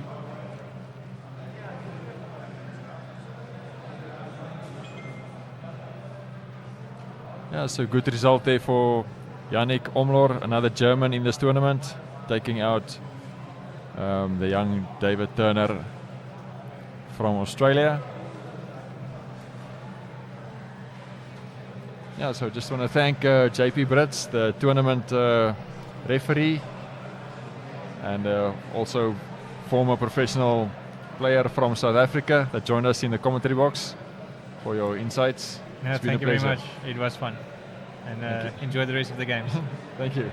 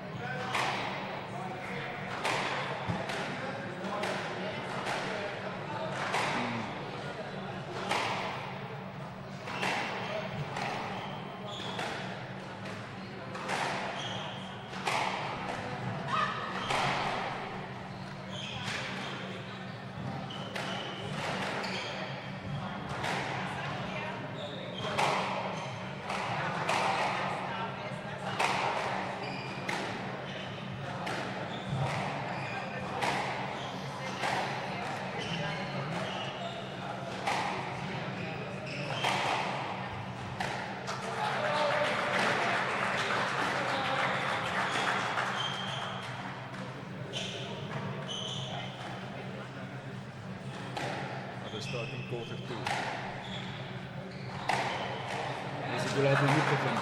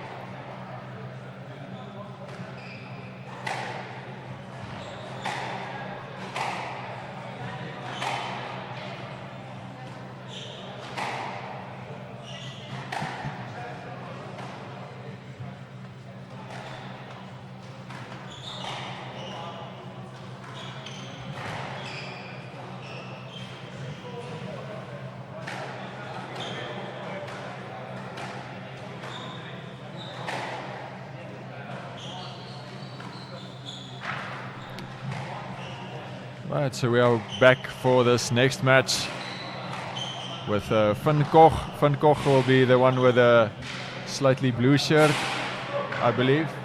And Akil is the one in an all-black kit. So I'm joined here in the commentary box by Stephen Berry from Wanderers Squash Club, one of the organizing members also of this tournament. Welcome, Stephen. Thanks, Andrew. Good to be back. Really excited for this game. We've seen some unbelievable matches already. I had the privilege of reffing the Damien Groenewald against Yuri Harpers from Belgium, Damien from South Africa. South Africa's number 2. And wow, what a match. I think it was 11-7 in the 5th, if I got the score right. Yeah, but I've never, ever seen a game as accurate as that from what Yuri Harpers was doing, lobbing non-stop, lobbing volleys, lobbing wherever the ball went, he was just lobbing, and it was so accurate. And he really caught Damien off guard, and I spoke to Damien after the match. He also said he's never played a match like that, so he really had to adapt and change his game plan to figure Yuri's game plan out. So it was a really different yet exciting game to watch. Not the easiest match to referee, but yeah, I think we did a good job. And right now we head into another mouth-watering match. Akil Rechman, the number 7 seed in the tournament, Austria's number 1 ranked player. I believe he's 39 years old, if I'm not mistaken. He's won various tournaments in South Africa. A few years ago, he won the UCT Open. So he's no stranger to this part of the world, but this is the first time he's been in Namibia. But I've gotten to know quite a lot of Akil and Finn. I took them for a game drive to Okapuka on Saturday. Been driving them around. They both came to my house for a braai on Saturday afternoon, and lovely chaps. So I can't say that I've got a favorite who I'm supporting here, but I think, yeah, I mean, Finn pulled off the upset yesterday by beating Jan Wippervoet, who's obviously higher ranked than him, also from Germany. Finn's never beaten Jan before, so that was a good one. So he will be riding on the confidence. But yeah, was that his match of the tournament, or will he be able to pull it off again against Austria's number 1, with all the experience that Akil Rechman has after being number 1 in Austria for so many years? I was watching his warm-up. It's a very intense warm-up, very focused warm-up, getting his head into the game. So yeah, I think it's going to be a very intense match. But I'd love to see if Finn Koch will be able to keep up with the experience of Akil Rechman along with his fitness. So let's see, the youth against the old-timer. Let's see, it should be an amazing game of squash. Stephen, you mentioned that previous result of Damien Groenewald where you were the referee. So a 5-set match lasting 62 minutes. Have you ever refereed a 62-minute match before? Yeah, you don't get them very often, but that's tough. You know, you gotta keep your concentration for a long period of time. I knew it was going to be myself and Miguel Lombard from Western Cape were reffing together.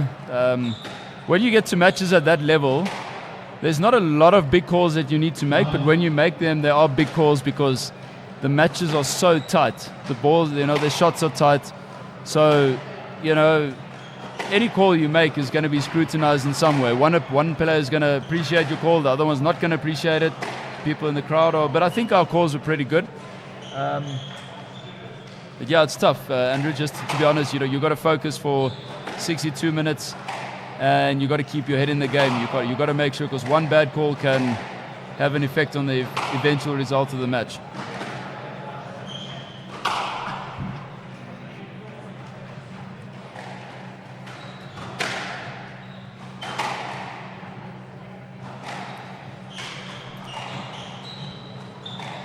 Oh, Finn going straight into attacking boast there. Getting a loose shot from Rechman and making sure he puts that one away before Rechman gets his legs into the game, gets his eye in. Because normally the guys always start off with long, slow rallies, feeling each other out, getting their eye in. So, not a bad option there from Finn Koch to get off the mark.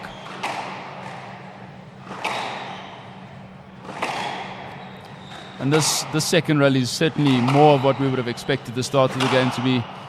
Finding their lengths, hitting nice tight balls. And there they attack the front, picks it up, and they get back to the basics and start from scratch again.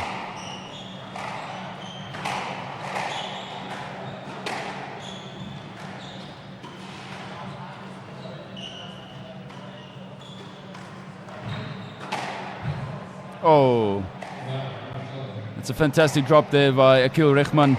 Puts it into the backhand corner, hits the nick, and that ball rolls out. There wasn't much that Finn Koch could do with that shot.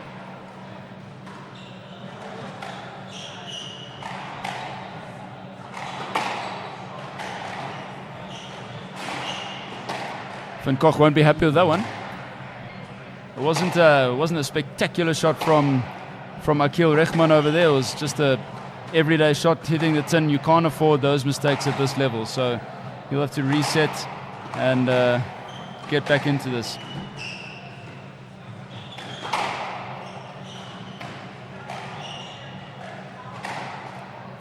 Asking for a let there was obviously a little bit of interference.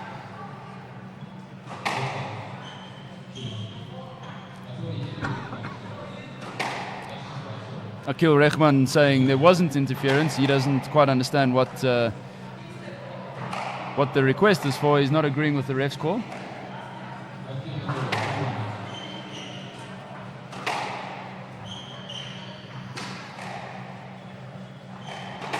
Ref's call is let, and with that they need to replay the point.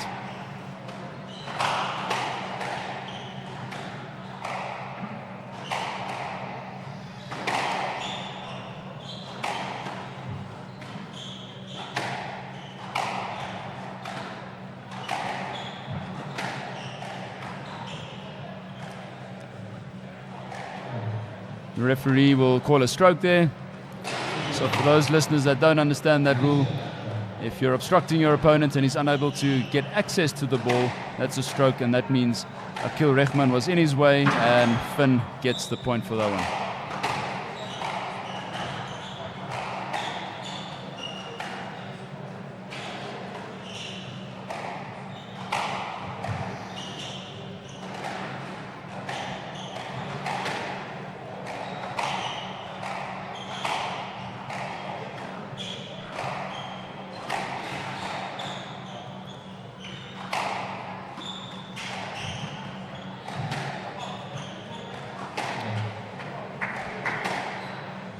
So Akil asked for a let there, obviously chancing his arm, but the shot that Finn Koch played was way too far away from him, and Akil ran the wrong line but took a chance and hoped that the ref would give him a let.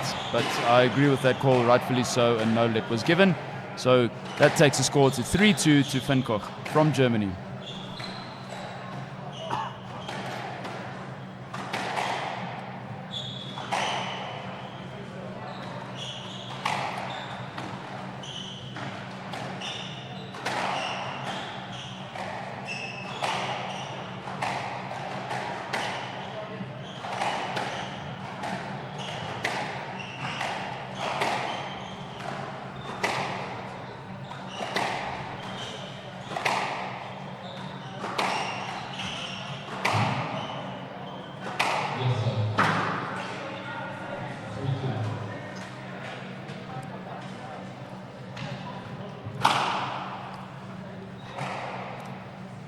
Let's just hope that this isn't the start of a match that's going to turn quite ugly and a lot of arguing with the refs' calls.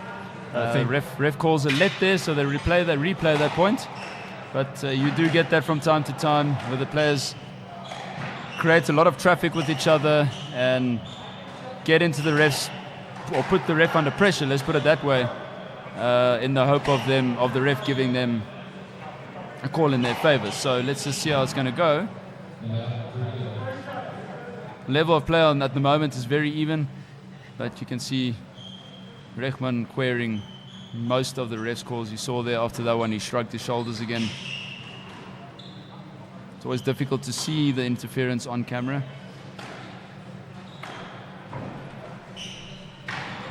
But it could also be a ploy from his side, being the experienced campaigner, playing against a youngster. I think, if I'm not mistaken, Finn Koch is 19 years old. So very likely that he's also using this as a ploy to get into his head and draw some mistakes out of him.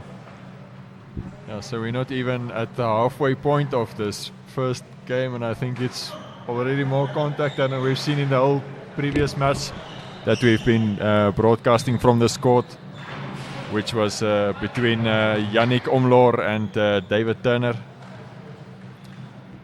Well, Andrew, you do a lot of rugby commentating, so all this contact must be exciting you. The rugby season is over now, so at least now you get to see some contact.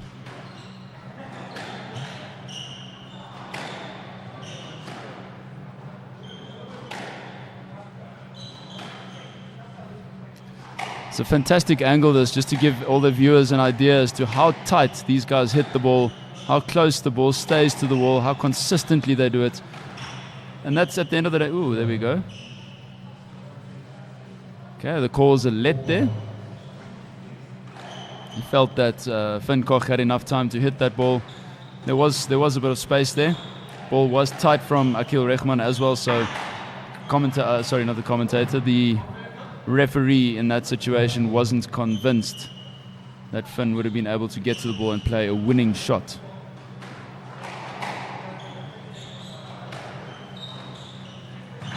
Goes to the post. He's worked him hard. He's got the advantage here. Great recovery from Akil Rechman. And they take it back to basics and wait for the next loose shot to capitalize on.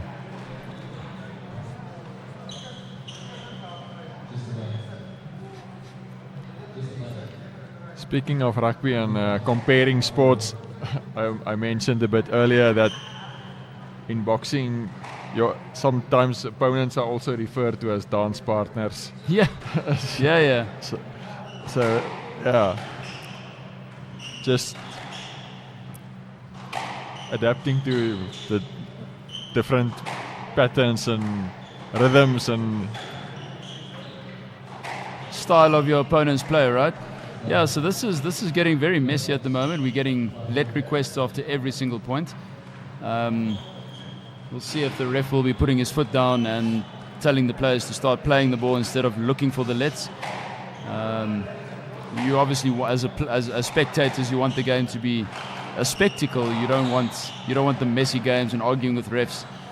But you understand from the players' point of view, if they feel that they don't have the full access to the ball and the right to hit the ball is exactly how they want it, there's a lot at stake for them. Being a 15K, There's a lot of prize money at stake. There's a lot of world ranking points at stake for them. So you do understand when they start pushing the ref and looking for those calls.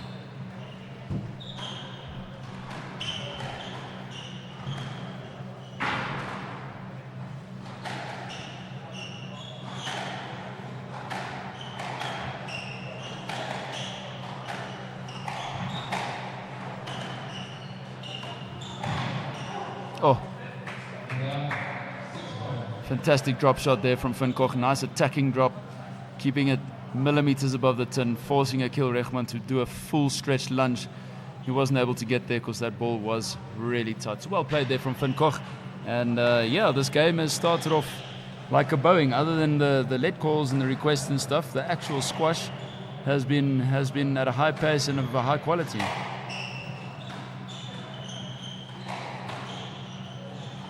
Andrew, yesterday while we were chatting, you said you have played a bit of squash socially in the past. Watching this, does this encourage you to make a comeback and maybe put your name down for BDO Namibian Open 2026?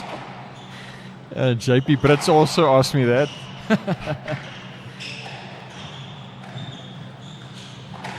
I'm not so sure, but yeah. Well, I think, Andrew, with your reporter skills and the way you analyze everything, I think I've never seen you on a sports field before, but at least the way you analyze the game, you should be able to analyze your opponent really well and figure out what shots to play and what his strengths and weaknesses are. It's also the perfect sport to bring your wife and your kids, get them involved. You can play it with them. Enjoy the game.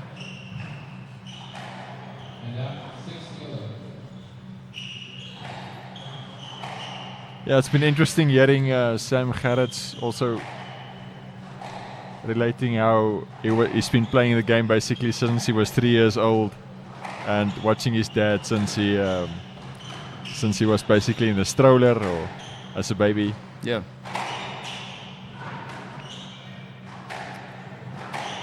Well, that's also how a lot of squash players start. My father was never a serious squash player. He didn't play many competitions. Same with my mom. They did play some tournaments, but just to have fun. But that's how I grew up. I grew up next to a squash court. Cricket was my main love. But once I retired from cricket, squash became my new love, and it's a sport that my wife enjoys. My daughter plays now, so it's a very nice, fantastic sport for the family to enjoy. Finn moves up ahead there, and the score is now 7-6. As the referee called that ball not up.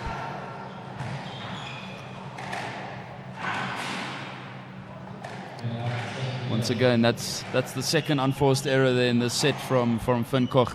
And once again, at this level, unforced errors, one or two of them in a set can be very costly.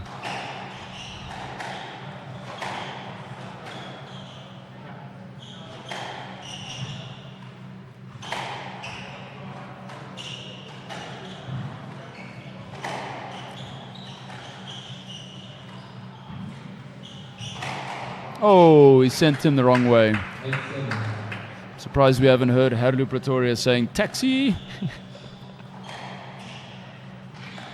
When the guys say taxi, that obviously is the local word for or term for when you send your opponent the wrong way. And that's exactly what he did there.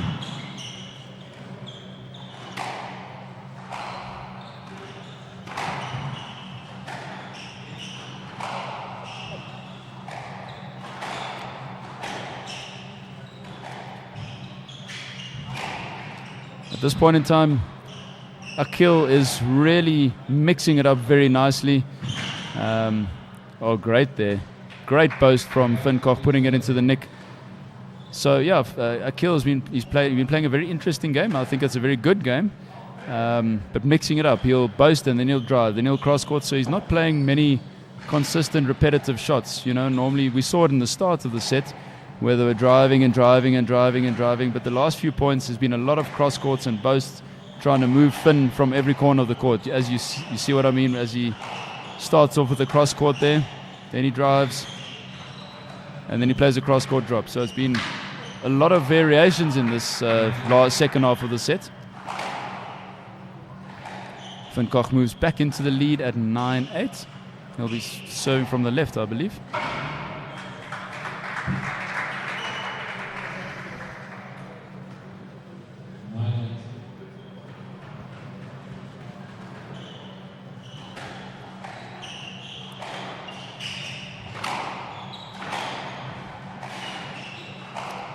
The third unforced error, and you can see what I meant at the beginning of the set, Andrew. He's made 3 unforced errors. Akil hasn't made any, and you see how close the score is.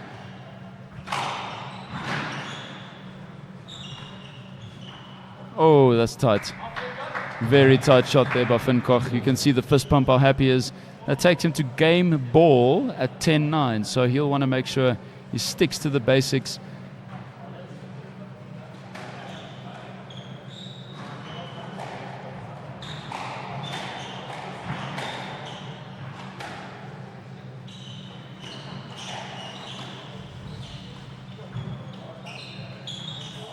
Oh, he tins it.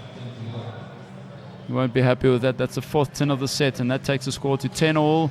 Tiebreaker winner must win by 2 clear shots. So at this point in time, first to 12. Oh, it's a great drop. Oh, yes, that's a great rally. Finn dominated that one from the word go. He's now got another game ball at 11-10.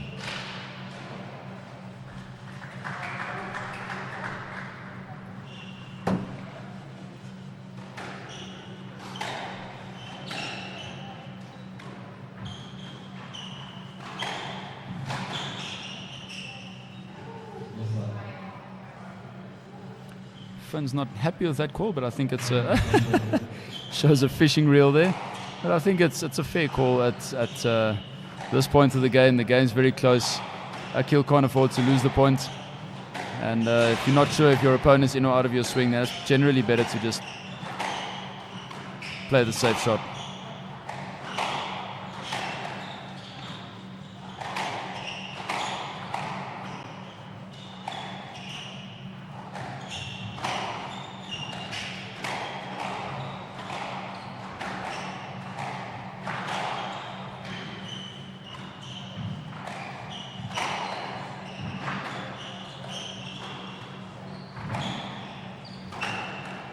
Fantastic movement by both players, and it's a great length.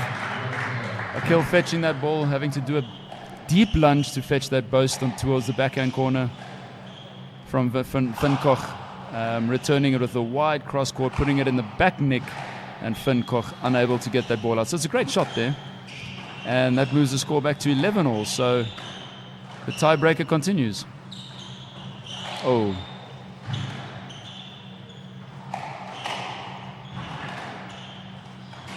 Oh no. I think that was the first unforced error we've seen from Akil Rehman in this set.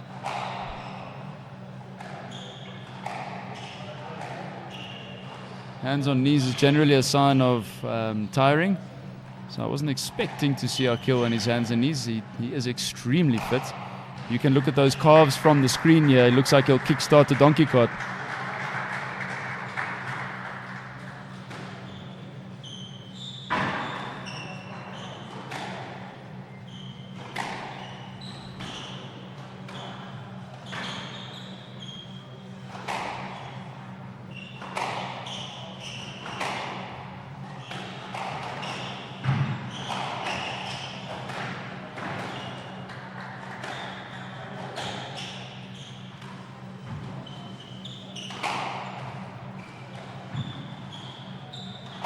Counter drops coming in. Oh! Crowd loves that shot. Ball was in the back neck and he played a cross-court drop. Deep on the forehand side of the court, playing a backhand shot into that corner, hitting the neck and the ball coming out there. You could see the happiness when he hit that ball. The fist pump, cheering the crowd on, getting them to cheer for him. That was a fantastic start to the match. 20 minutes for the first set. In this heat at altitude, that's tough on anyone.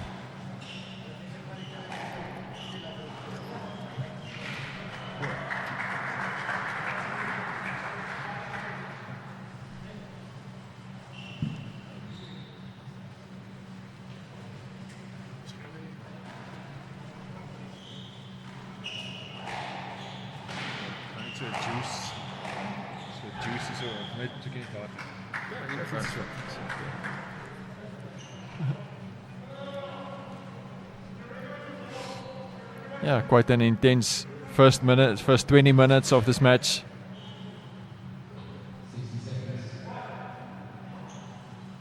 And 60 seconds left for the players to return to the court.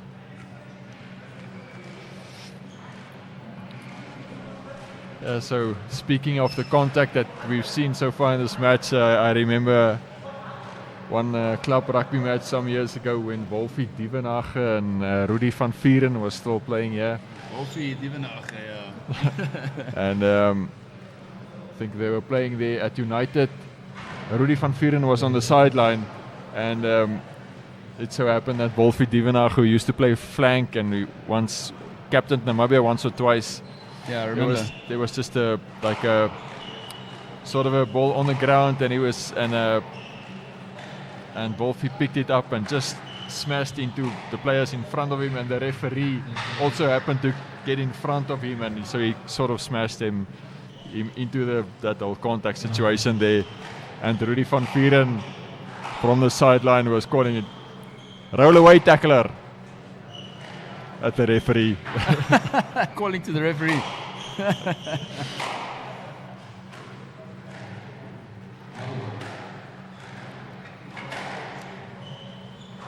Yeah, so is Finn Koch on the way to pull off another upset? Let's see now. He ended up pulling that one off 12. It was 12-10, I think, in the end there, and or 13-11 at least. And Akil was the one with his hands on the knees a little bit more, so he looked a bit more worn down than Finn did, which is interesting to see. So let's see what comes of the second set. Akil is extremely experienced, so he's more than likely going to change his game. Yes, he starts off with a very wide cross court, whacking that ball into the nick. Finn just smiled and waved as that ball went past him. There was nothing he could do.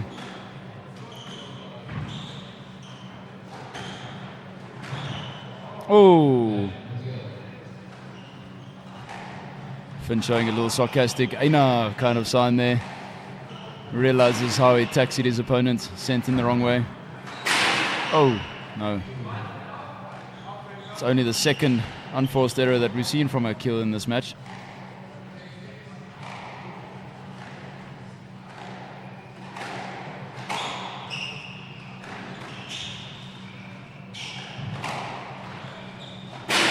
Oh no.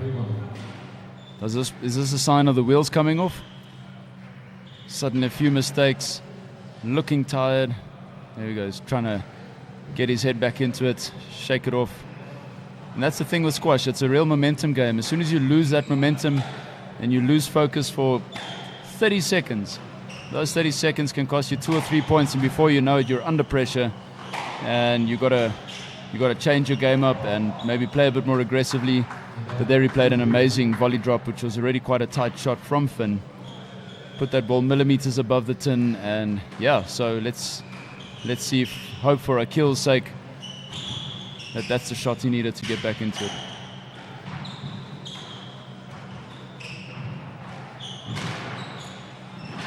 Once again, a lot more of sending the ball in all different directions, particularly from Rehman. Oh, there we go, sent him the wrong way. Finn acknowledging the shot, give him a pat on the back. Fantastic shot there from Akil Rehman, and the score gets back to 3-all.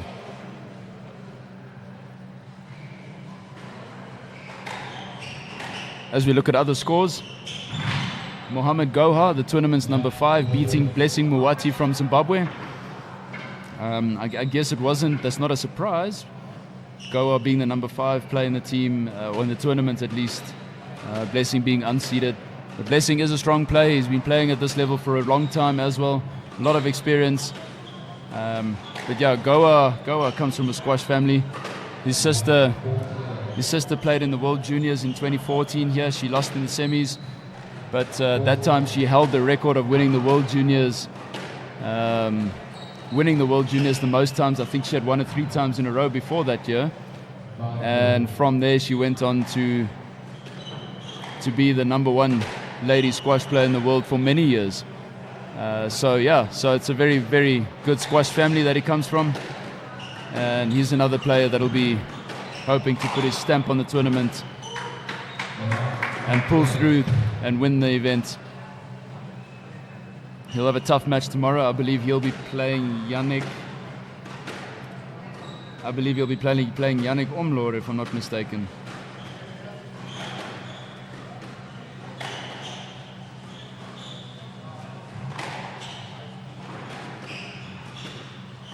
Yeah. In the PSA. In the PSA. So he will be, we're having a look at it now. Yannick having beaten David Turner from Australia and Mohammed beating Blessing Muwati. So they'll get each other tomorrow at 10-8 tomorrow night.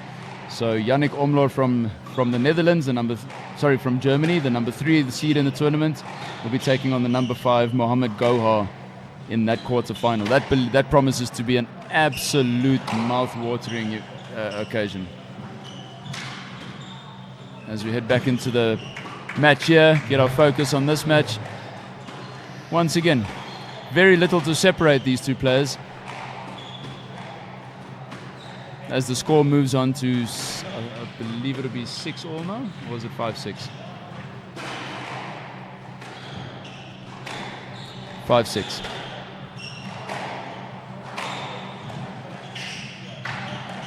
Oh no. Great recovery there.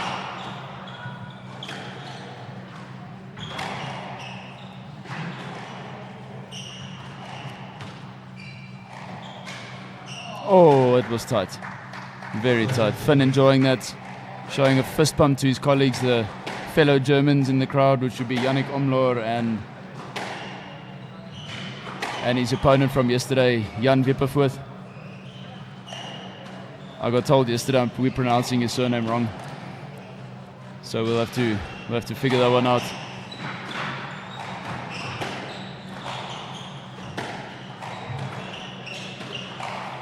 So to all of our viewers, please guys, the link is on the Wondrous Squash Facebook page. Please leave your comments. Tell us what you think of the commentary of the squash. Do you think the guys are playing at a high level? Do you think they could be playing better? Do you think you could be playing better than them? What do you think? And what do you think of this kind of squash coming to the shores of Namibia? As Finn Koch starts to move away, giving a little fist bump. A little bit of a Mustafa Azal going on there, showing everyone how impressed he is with that amazing cross-court nick. Takes the score up to 9-6.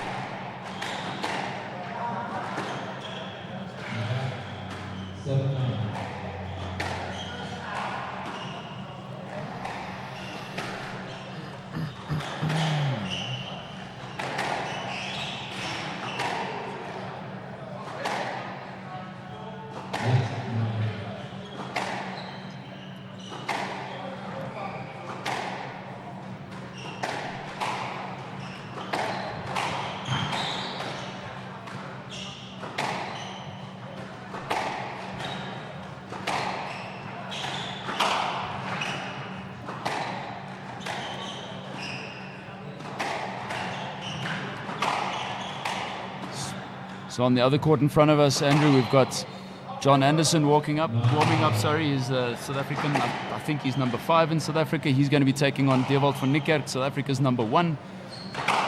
Should be an amazing game of squash. We had Arno Dickman taking John Anderson on last night. No surprises there with John winning that match, but I think Arno really held his own, made himself proud. And I mean, for him to take on a guy of John Anderson's caliber the way it did was really phenomenal. So I think Arno, if you're listening, I think you and the Namibian public can all be proud of the way you played last night. as Rechman makes a comeback. He was 7-9 down. He's now moved all the way back to 10-9, and he has now got game ball and has the advantage. You can see both players with their hands on the knees now. Lungs are clapping, legs are getting tired. Oh, and Finn Koch plays an incredibly tight shot there. Takes it to the second tiebreak of the match. John Anderson's next match will be on this court against his countryman Dewald van die Kerk. That will be the next match that we will be bringing to you. The match to follow this one.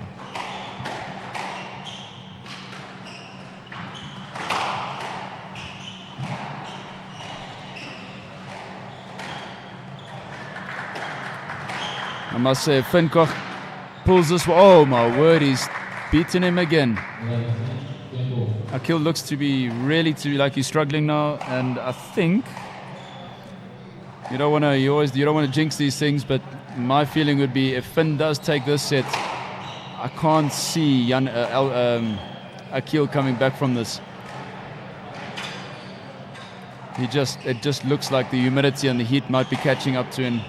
Energy levels he's moving well, but in between points he looks really gets taxied, sent the wrong way. Yannick is extremely happy, and if he does win this, makes it through to the third round, that is going to do wonders for his world rankings and his confidence. And as a youngster, that's great. I think last year, being a 9K, he lost in the second round to Sam Gerrits.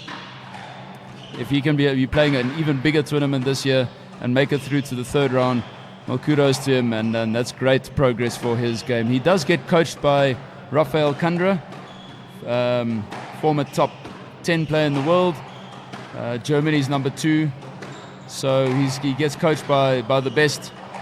And yeah, Rafael, if you're watching this, well done. Your player is looking fantastic, and compared to where he was last year to this year, it's amazing to see. So I look forward to see Finn progressing well and doing well over the next few years. But let's remind ourselves, this match isn't over. Akil comes with a lot of experience.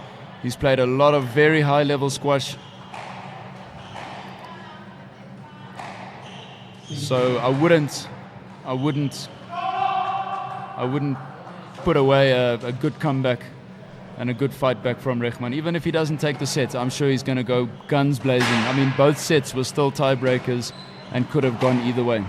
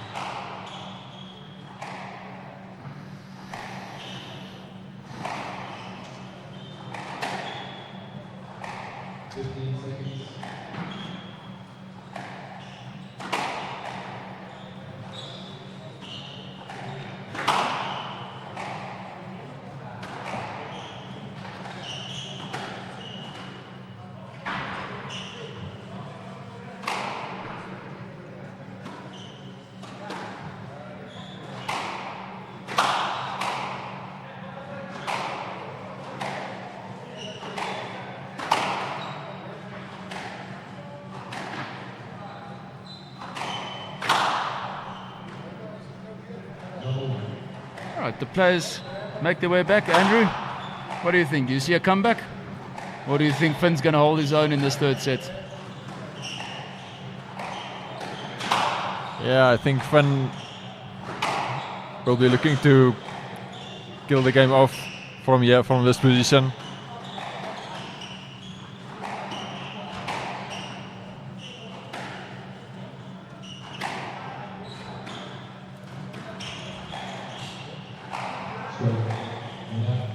Stroke given. So that point in time is the right call.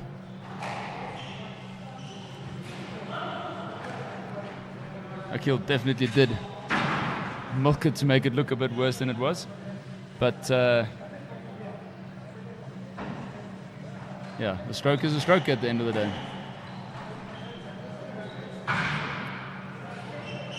it's fantastic to see. We've got the two courts running next to each other. Obviously, the stream only on the one court, but it's lovely seeing that both courts are full.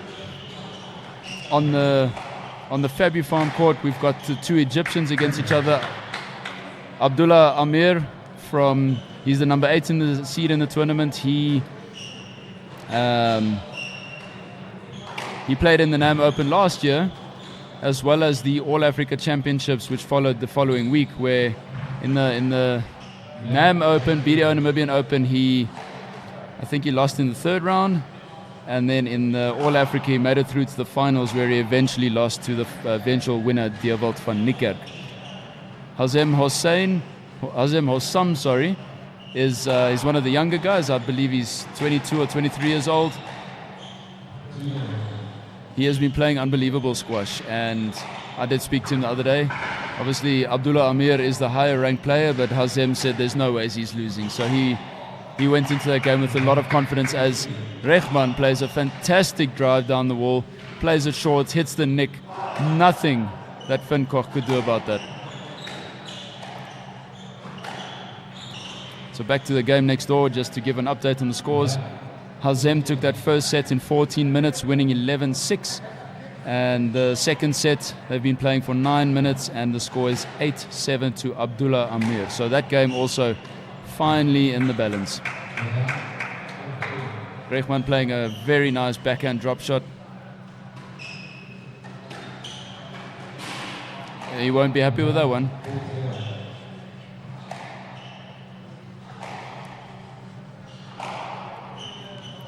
So Stephen, from the perspective of the organizers, I think obviously the two most obvious things that motivate players to enter for a tournament like this would be the prize money and also the world ranking points. So the level where this tournament is at right now, do you see it moving up in the future, or is it basically just to maintain that level and to make the tournament grow and take it forward? Yeah, and Andrew, it's a very good question. It's a very tough question to answer, though. We are at an amazing level, world-class level. But yeah, oh my word. Sorry, Andrew, we'll get back to that now. But for those viewers, now that is what you call a nick. That ball went for lawn bowls. That was rolling all day. Yeah, so Andrew, we need at this point in time, the discussions are that we want to increase the sponsorships so that we can use that money to develop our club more. You can see what wonderful courts we have, brand new floors, the walls, everything is top notch. But to grow the tournament, we need more courts, and we would like to build another court, but another court's going to cost us. Sure, I would like to say close to $2 million Namibian. So at this point in time, the chat is that we grow the sponsorship so that we can develop and increase our tournament and get more entries, get more Namibians taking part. The more locals take it. That is a very nice drop shot nick there from Koch again. But yeah, Andrew, we want to grow the numbers. We've got a lot of players that are playing in a tournament for the first time in their life, in the sort of D divisions and E divisions, C divisions. And hopefully those guys work their way up and start competing against the B and C division players. And through that we start getting new players taking part in the events who then come in as the D division players then. But then we're going to need more courts, and we're only going to grow our squash if we increase our numbers. Sven Kochpool starts with his fight back in this set. He was 8-5 down. He brings it to 7-8. So Andrew, it's a catch-22. We do want to bring in stronger players and really put Namibia on the map, which I think we have already done. But the bigger the tournament, the more likely, the more people are going to start talking about Namibia. Not just Namibia squash, but Namibia as a country, Namibia as a sports hub, Namibia as a tourist destination. So there's more about it than meets the eye, And if the PSA World Squash start seeing the effort and the that Namibia squash is putting into their tournaments, especially as an African country where the PSA wants the game to grow, we will hopefully start moving into their favor and maybe getting more tournaments or getting more funding. I don't know how all these things work, but the main thing is we've got to do it right, do it perfectly, and then we'll start getting the recognition. And I think that's already started. If we didn't host an amazing tournament last year, we wouldn't be able to host this tournament this year. As Rehman moves up to game ball, he's looking extremely tired, but he is 10-7 up. So you can see during the rallies, during the sets, he's not slowing down. Oh my word. That'll be rolling all the way back to the changing room, all the way back to Okohania. That is the best roller you're going to see. As our juniors walk on court, start sweeping up all the sweat, drying it up. See, the sweat on court obviously makes slippery patches. And Russo, just so that our viewers understand why they're doing it. I mean, they'd obviously be thinking there's no more dust, it's more drying up all the sweat spots, making sure there's no slippery areas, making the conditions the most perfect and ideal available possible for the players.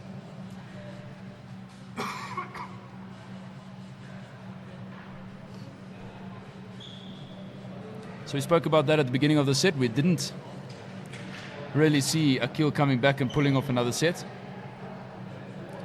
But he is looking tired, so let's see. I don't know if he can pull off another two.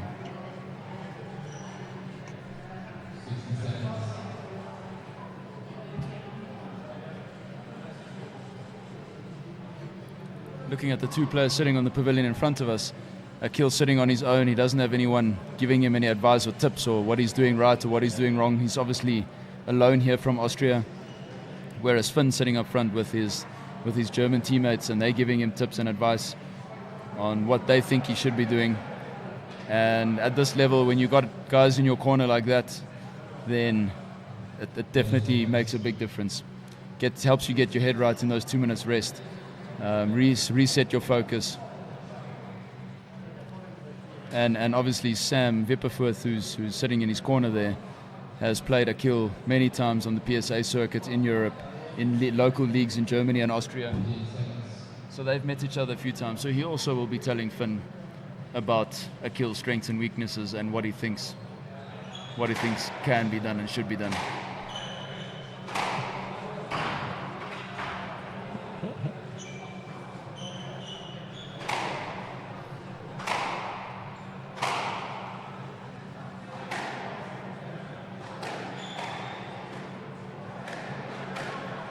Yeah, it's been interesting seeing Akil Rehman in between points, standing hands on his knees.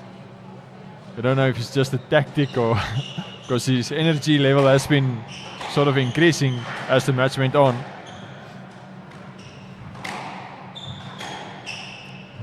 For sure, his movement on court is looking really good. Oh, Finn won't be happy with that start.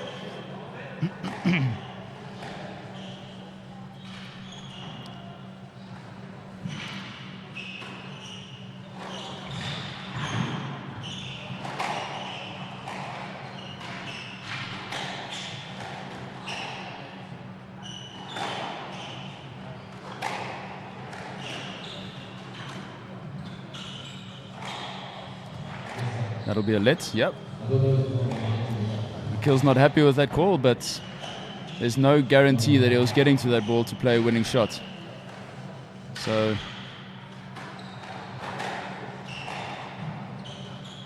Oita. Oh, there we go. Some really good racket skills there from both players in those two shots. Sneaky little boast there from Koch.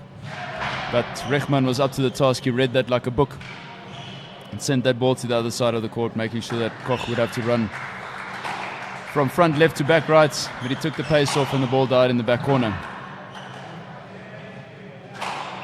Oh, well read. Oh, Koch saying the ball was down.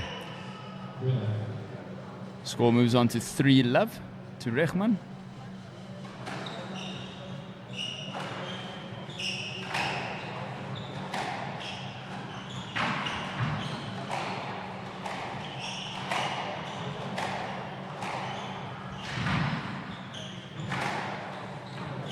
Oh,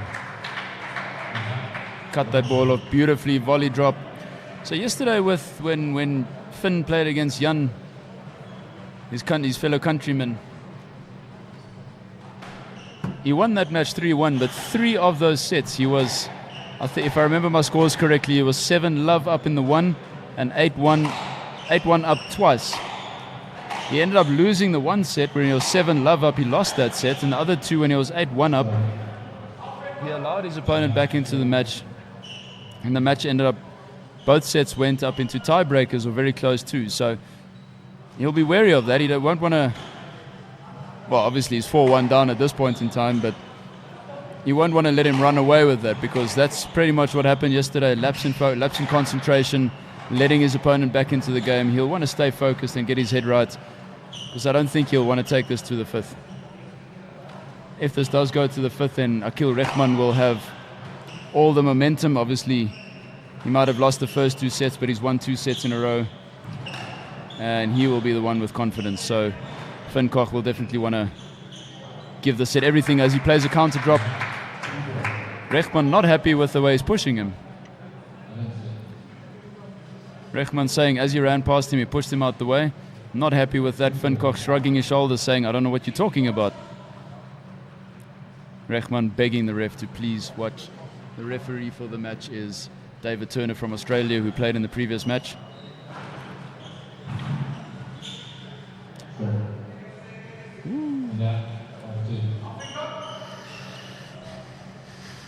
I almost felt like Akil changed direction looking for that stroke.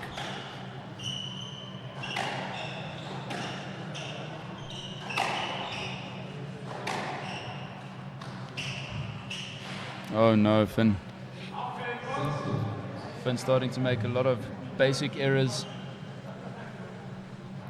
You can hear his teammate spurring him on from the back there. Just walking to the wall, wiping the sweat, trying to get his head right and reset.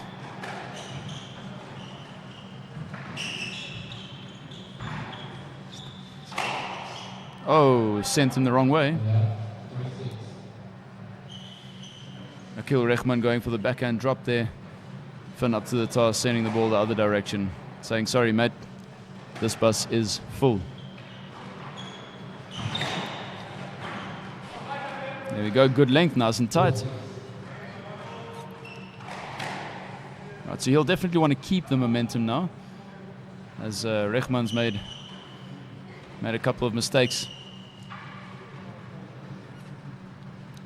So as the boxing promoters always say, styles make fights. Yeah.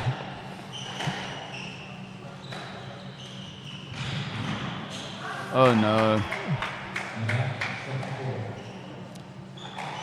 Turning into a bit of a messy set, this one. Lots of basic mistakes.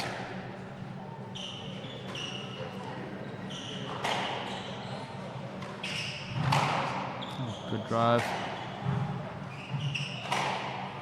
Oh, this time Rehman sending Koch the wrong way. Takes the lead to 8-4. He'll want to make sure that he finishes this one strongly to move into the 5th. But can Koch come back? He definitely doesn't want this to go into a 5th. However, he also doesn't want to overexert himself and go into that 5th tired. So what does he decide? What is he going to do? Is he going to go flat out, tie himself out? Okay, he takes that point. It goes to 5-8 now.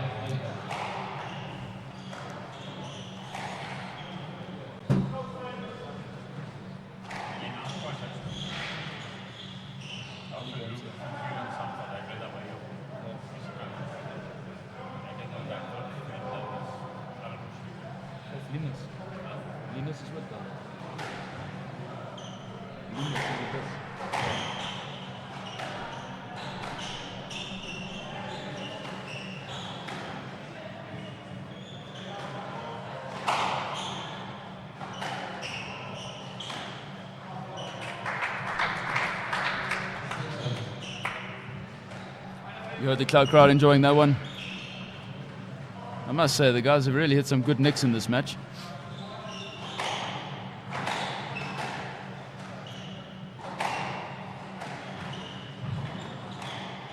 Going for the lob, putting it at the back. Oh, it's a very good lob.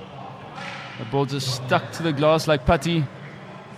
And Akil couldn't get that ball out. No, this set has come alive again. It's now 7-8 to Finn Koch.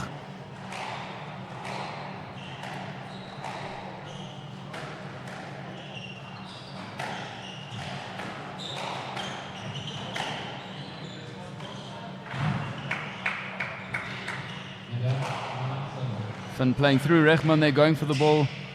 But yeah, it was a good shot, nice and tight, nice and dead. Finn unable to reach that. 9-7. Rechman definitely does not.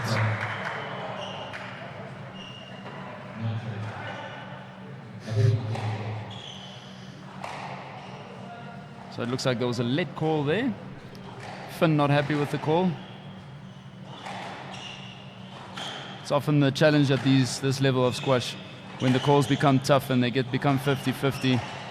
If he had given a stroke to Finn, for example, then Rechman would have been extremely upset. Oh, that is a fantastic shot. Very, very good shot. Killed that right there up front there.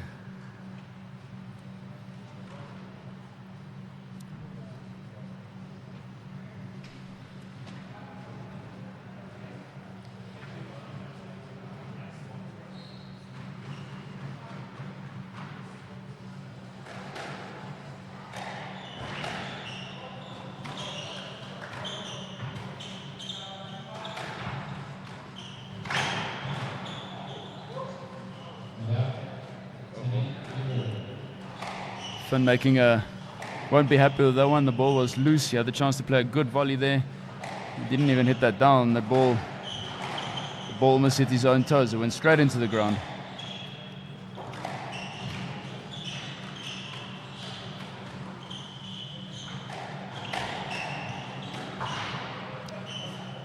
As you said, Andrew, Akil definitely looks like he's stepped into third gear. Picking up the tempo, picking up the consistency, and he takes that set and it moves to 11-8. Sets are 2-all, and we move into another 5-setter. This match has gone on for 51 minutes already in this heat, in this out. Luckily it's raining a little bit, or been raining a little bit outside, but it's been an absolutely exhausting game of squash. On court 2, we've got Abdullah Amir against Hazem Hossam. The two Egyptians, they're still in the third set after playing for 42 minutes. Sets are 1-all. Abdullah took the second set, and Hazem now leads 7-2 in the third. 8-2 it is now. So it looks like that one's running away a little bit. The first two sets went for 14 and then 19 minutes, with the third set at 8-2 after 5 minutes. In our current match, 51 minutes, the first set was 11-13, 19 minutes. That's where they were testing each other out, feeling their length, or finding their lengths, getting their eyes in, getting those legs nice and warmed up, but also looking for their opponent's weaknesses. So that was 13-11 to Finn Koch. Second one went for 10 minutes, 12-10 again to Koch, but then 11-7 in 7 minutes and 11-8 in 9 minutes to Akil Rechman.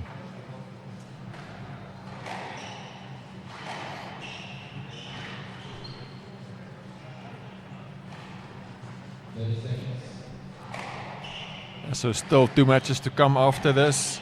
So as we said, John Anderson from South Africa against Dewald van Niekerk after this one. Dewald van Niekerk, the second seed in this tournament.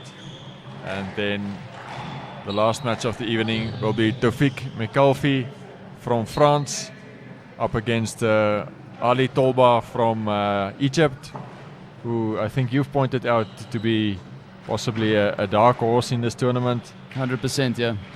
Yeah, look, John Anderson against Dewald is going to be a good game. I just think Dewald is he's on such another level compared to the rest of the South Africans. I think he's going to be simply too strong. Whereas Taufik Mekalfi, the number 1 seed, little man, very little man. He's about 5'5", but he moves like a Jack Russell across the squash court. And Ali Tolba, coming off a very successful tournament in London recently, where he beat 2 players in the top 50 and 60 in the world, ranked higher than McAuliffe and Deovold in the world, and he beat them both quite convincingly. So his world ranking is only 276, but he's proven to everyone that he can take on the best in the world. So it's going to be a good match, and I'm really, really excited to watch that one, and can't wait to see how the youngster takes on the higher ranked player. Oh, it's fantastic fetching, both players. Oh, Rechman querying the one pickup up front there, but I think both of them are good, and Finn Koch takes an early lead of 2-0.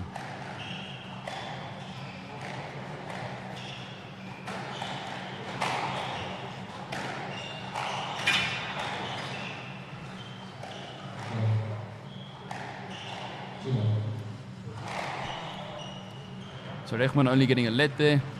And I think he was happy with the ref's call there. Obviously the ref pretty much saying, listen, there was actually enough space to have played that ball.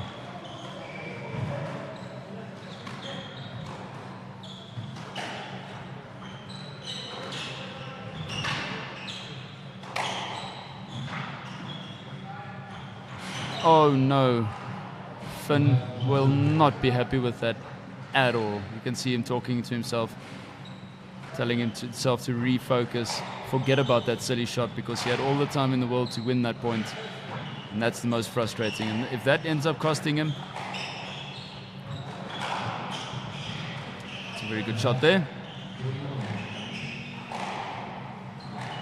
Okay, as long as he can put that previous shot out of his mind and carry on and play the great squash that he started this set with.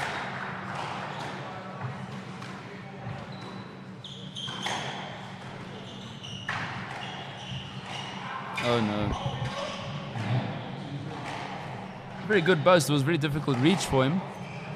But once again, you don't want to be hitting the tins in this situation.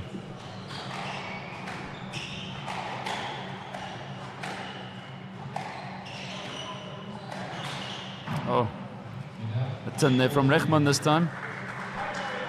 Lads are definitely tiring. It's been an incredibly tiring match. Exhausting match. I think maybe the hands on the knees is just a normal ploy from Rechman. Maybe that's not a sign of tiring, because he's been doing it all match and his pace on court doesn't seem to be slowing down. Still fetch. Oh my word, that's a good drop shot. That ball stuck to that corner like elephant snot. No ways Finn Koch was going to get that out of there. Of course, Akil Rechman had a bye during yesterday's opening day. Oh. Very happy with that shot. Yeah, it was a bit of a Dazuki there. Not a full one, but he went for it. Reverse cross-court boast, and he hit that into the nick. Very risky shot to play, but when you get it right, it looks amazing. Yeah, as you were saying, Andrew, he did have a bye yesterday. He can count for you and against you, because he did have the rest day, but obviously he didn't have a slightly easier game to get his eye in, whereas Finn Koch did do that. So, can go both ways. If he does make it through this game, it will probably count in his favor, though, because he will have only played one match compared to other guys that might have played 3. Oh, it's very good running, very good movement, but Finn Koch unable to get there. This set is still entirely in the balance at 4-5.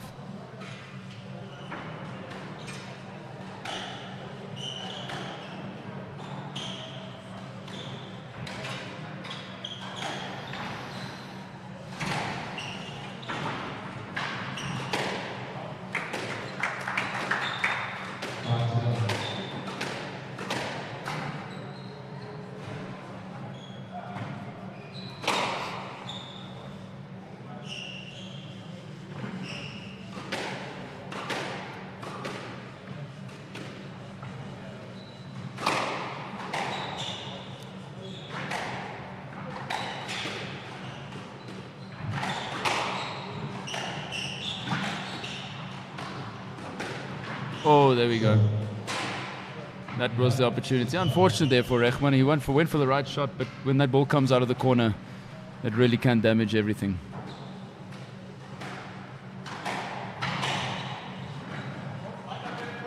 Very good length, very tight ball there. He's moved past now, he's moving forward, he's on to 7-5. Rechman cannot afford to make another silly mistake, or any mistakes now.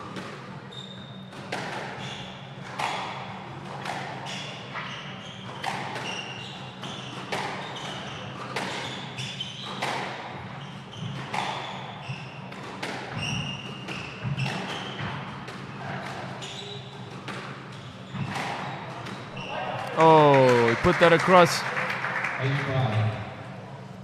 Rechman really under pressure now.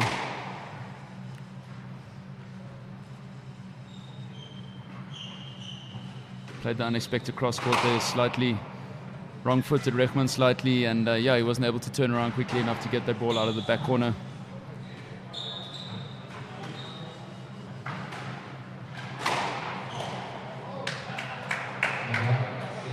Okay, Rechman returns the favor. Cross-court nick.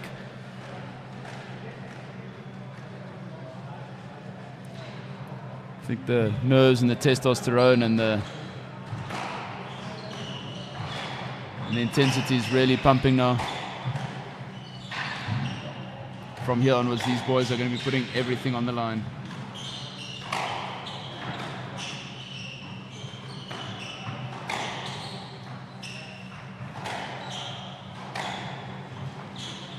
Beautiful squash. Oh, he's hit that out. Oh, 7-8. Game's back in the balance.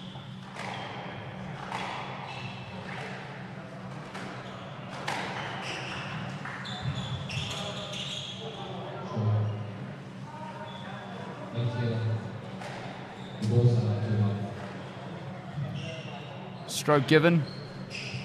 It's the right call. Finkoch not happy. But obviously it's also a situation of the match where probably a bit of frustration boiling over.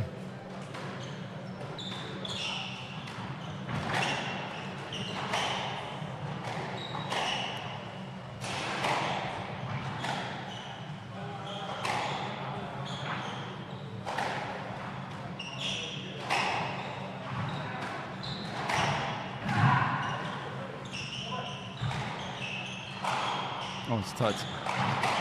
Very tight.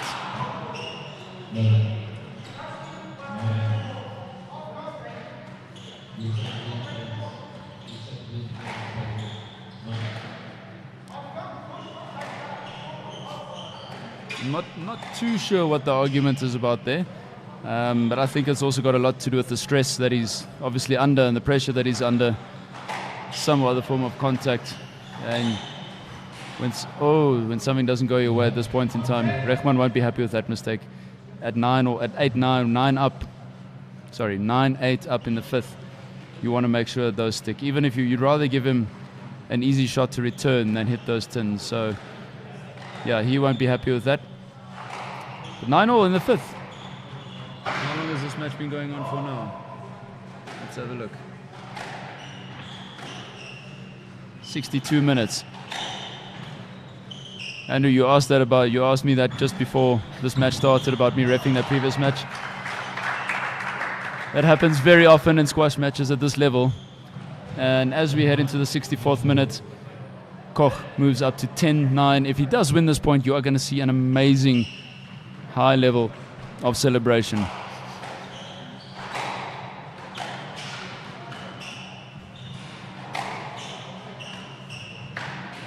Oh no, Finn Koch, not happy with that. You don't want to make those mistakes at this point of the match. The game goes into another tiebreaker. And that's been what this match has been about all match. Extremely tight between the two, extremely intense. Oh no. Is he falling apart now at this stage of the game? 2 silly tins in a row after he had match ball. And this time, if Rechman wins the point, he's going to have a massive shout of celebration and relief. There it is.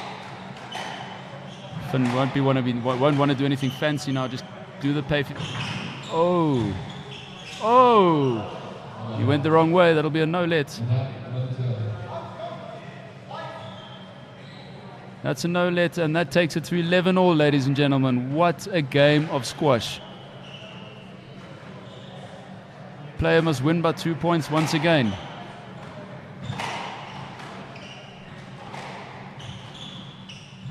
Oh, he's going for those fancy shots at this time of the game. Oh, it was tight.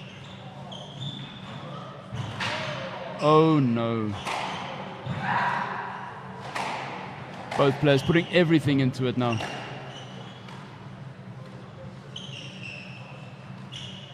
Oh, he nicks it at this time of the game. After having game ball, match ball, he tinned it twice.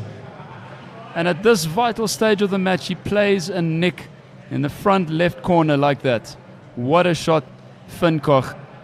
Let's see if he can follow through now and keep his nerve.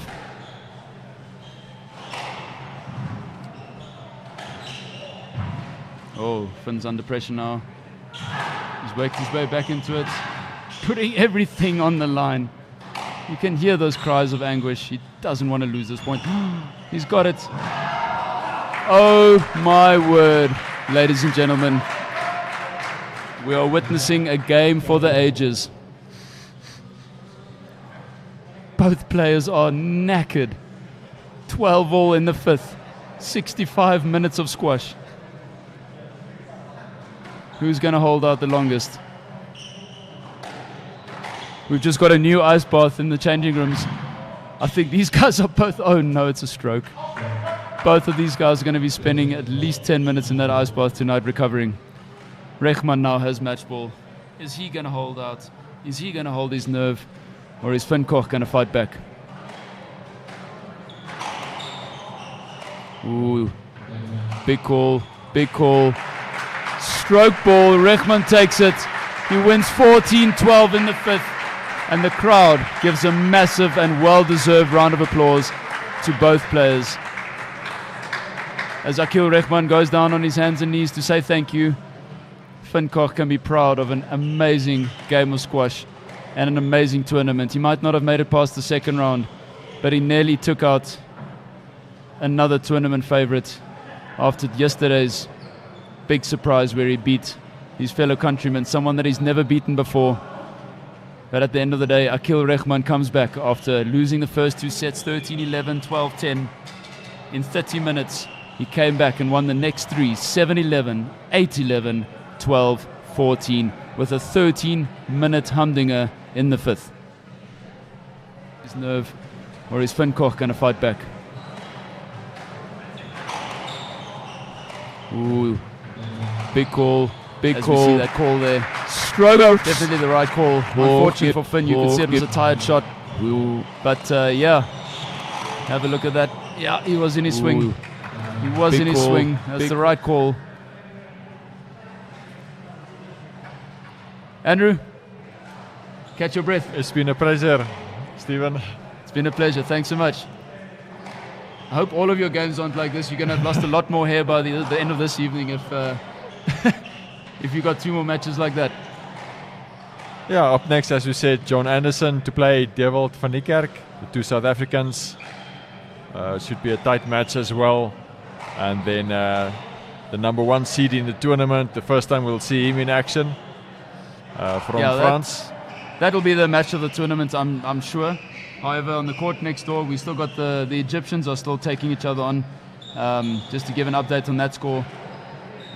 Scores are 2-all. Abdallah Amir lost the first one, 6-11. Then he won the next one, 11-8.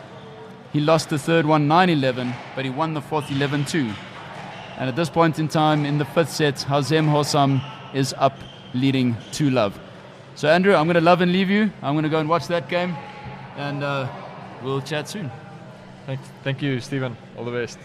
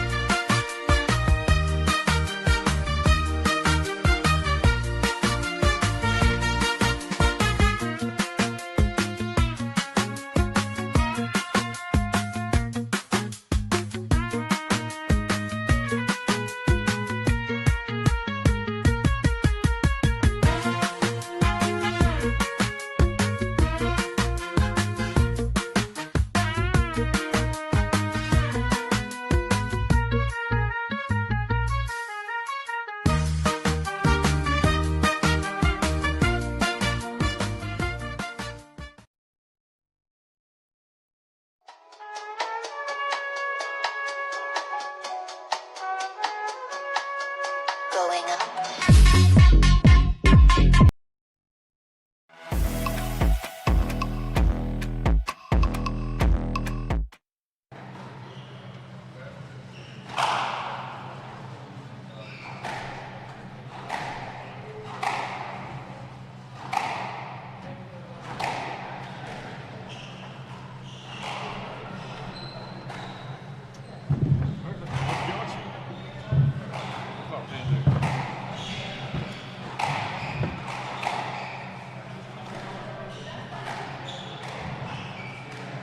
Off air. We're live. Oh, we're live.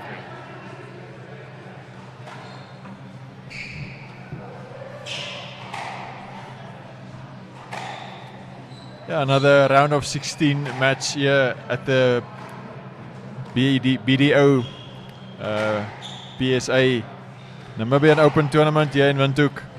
Our next match between these two highly ranked South Africans, Dewald van Niekerk, the number 2 seed for the tournament, and John Anderson in the white shirt. I'm joined here in the commentary box by Michael Lombard, I believe.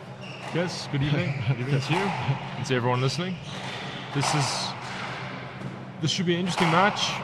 I'm just checking to see how many times these two have played. They've definitely trained together, but I'm not sure if they've played a match at the PSA level yet.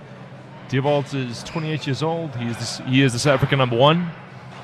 John Young is either 20 or 21 years old. He's up and coming, hungry. He's improving fast, training a lot. And he's based in Johannesburg.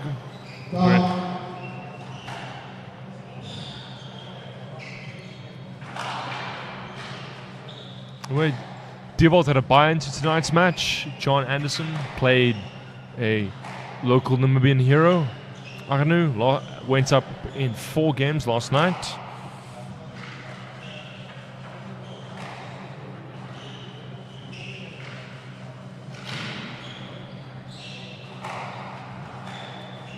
So these two players have played twice before, but was quite a while ago. It was in 2023 and 2022. And at that point, John was still a junior, and Dewald's game, he had not really yet been up to the United Kingdom where he was training with Nick Matthew. So this should be interesting. I think Dewald will probably be favored to take this match, but John he'll be keen to put a cat amongst the pigeons here. So let's see how this goes. Off we go.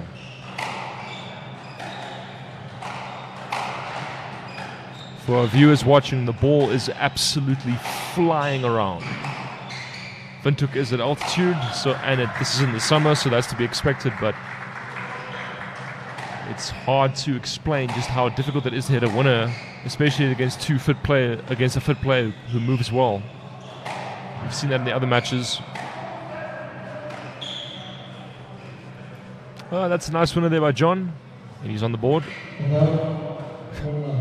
Looks like Dewald's broken his strings on the first point of the match.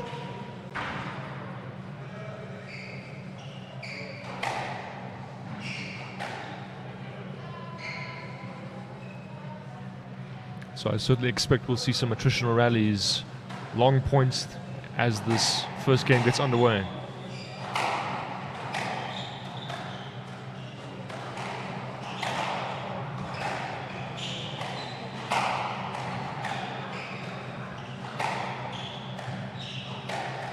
Both these two players played in the South African National Championships in August. Dewald won that title, and John came 6th. That just out of court there. So good start for the youngster from Joburg here. I think we can hear some of the voices of the players on the court next door to the Egyptian players. Abdullah Amr and Hazem Hassam, they're deep in a 5th game.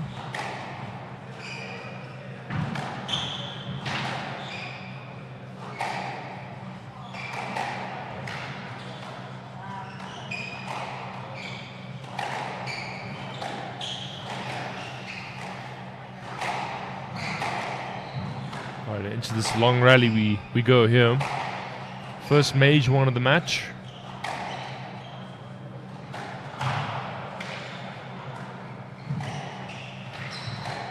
Loose drop from John, but he recovers. It's a nice finish there from Dewald. That's not a shot he was playing too much about 2-3 years ago, so we can see the difference it's made to his game being based in the United Kingdom and his PSA ranking steadily rising over the last couple of years.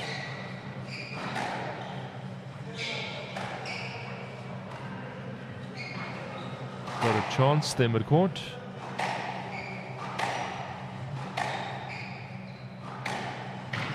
Ah, it's tight work there.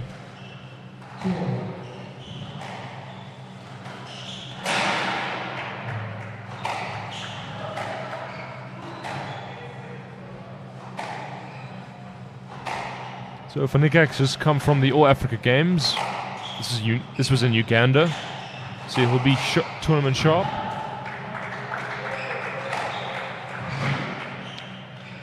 And the chance goes deep, didn't find his length. Loose.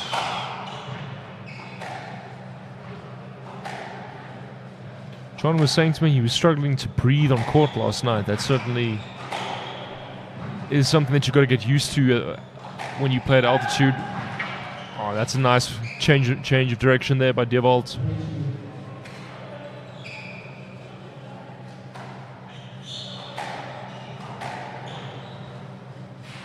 So you said something about Dewald in the African Games? Or? Yes, I believe he lost in the final there. They were in Kampala. Also very humid, difficult conditions. So I think that he will be used to the heat and how hot the ball is. Very different to the type of coastal games that you might play. But then again, John is from Johannesburg, so he's used to playing at altitude. But even though he is based from there, he still was saying to me last night that he finds it hard to breathe here at Windhoek. It's very dry. Here we go, another long rally. You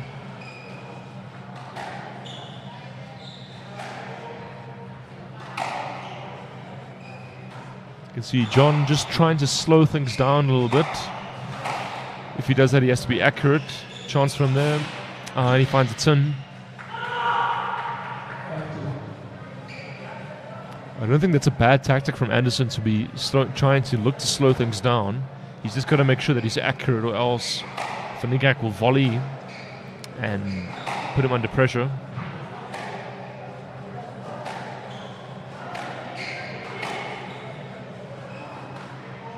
And the reverse angle comes in.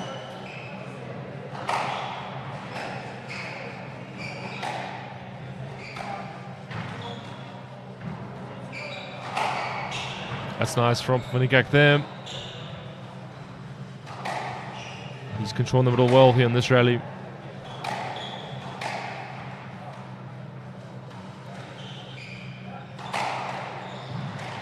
Can just see how he's moving Anderson from corner to corner, but he finds the tin. He won't mind that too much, I don't think. He'll be infuriated by the mistake, but he did make his younger opponent do quite a lot of work there. If that's the template for the type of rally that he will produce, oh, great finish, and applauded there by John.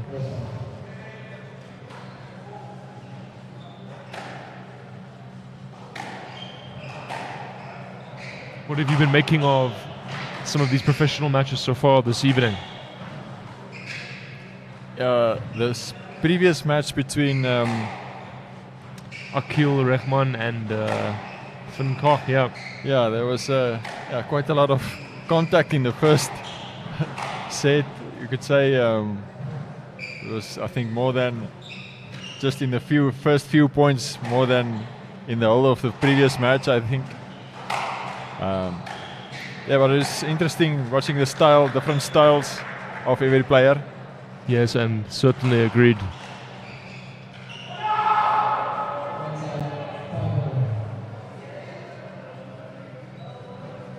think the players and both we and the players were distracted by the shot. Emotions high on court 2 right now. Nice turn by Devolt. So we just head into the mid stage of this game here. 6-5.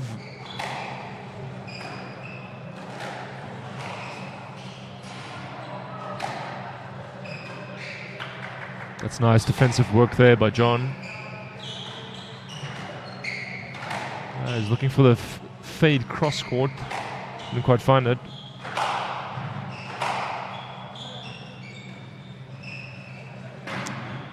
Dear, that'll probably be a stroke. Yep.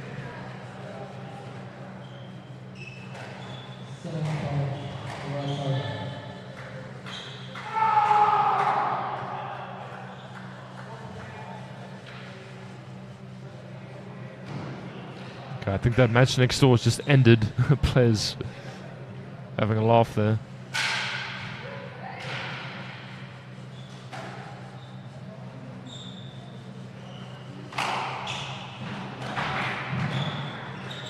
That's a nice shot there from John. Covered well. So in the court just next to this one, a result that just finished. So between the two Egyptians, the number 8 seed Abdullah Amir progressing 3-2 after 72 minutes, an exhausting match against his countryman Azem Hossam. Chance for Devolt. And again, go straight, yeah. Nice combination there. Good. See, Devolt found a good length there, and that allowed him to go short. It's tough to find a good length on this court.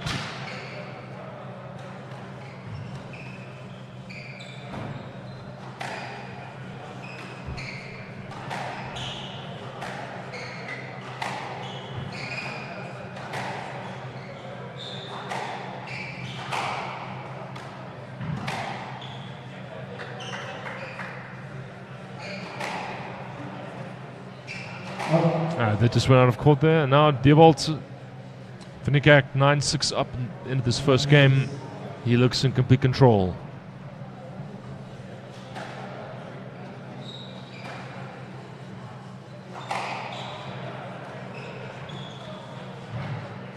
Yeah, it's a nice tight counter drop there. And that gives the second seed 4 game balls, like this first opening game.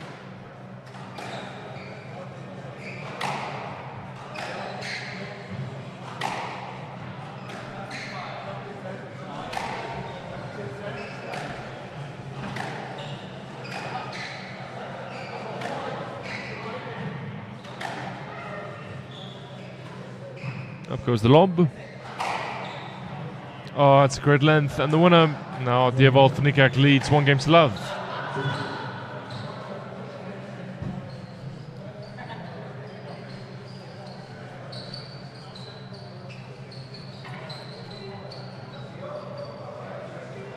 So Miguel, you also played in this tournament yesterday in the first Yes, that's round. right. I was originally not in the PSA, but because there was a withdrawal, I was able to, or they asked me to play, and I've played a couple of PSA events before, so I thought, why not? I played Yuri Harpers, who had a long 5-set match with Damien Groenewald earlier today.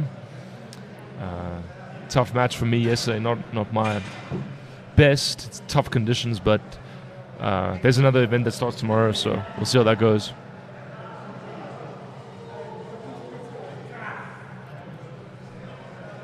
Okay, so for tomorrow, let's see. So you're drawn tomorrow against. Let me see. I think I'm playing the young Francois from Namibia tomorrow, if the draw doesn't change. So that should be a... Oh, Francois Anakom, the that's right. 14-year-old. Yes, Oh, yes. okay. That should be interesting. It's always fun playing juniors to see how they can cope with the demands and the difficulties of the senior game.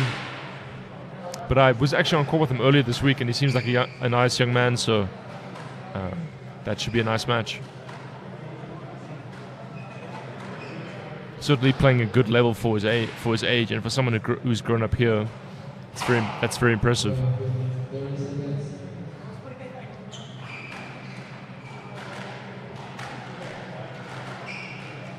What did you make of that first game? Yeah, Frans Wannekom yesterday also had his moments against a tough opponent from Egypt. So yeah, he also played really well, despite being eliminated then in the round of 32. And of this first game in this match? Yeah, Dewald van die Kerk looking very composed.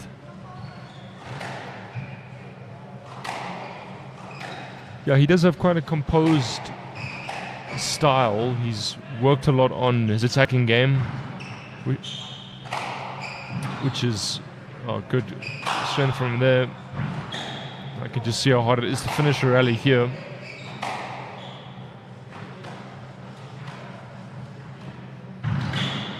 That's great work there from John and Dewald van der Sinn.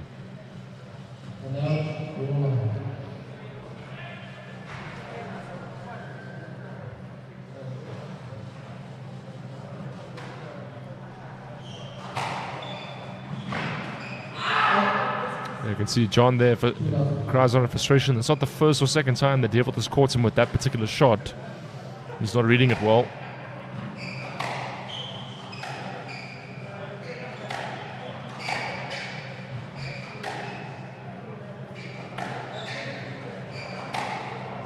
He is quite an expressive player, John Anderson. You'll hear a couple of comments from him as he plays. He's still quite young, so some of the younger guys do have a tendency to get quite frustrated with themselves if they feel they make mistakes. Not quite sure what he's asking for here.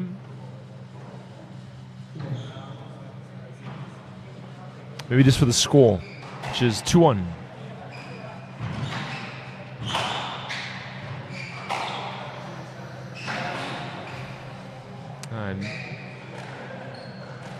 But lucky there for Van Niekerk, but again, it's that shift from deep left to deep right that's doing damage to John Anderson.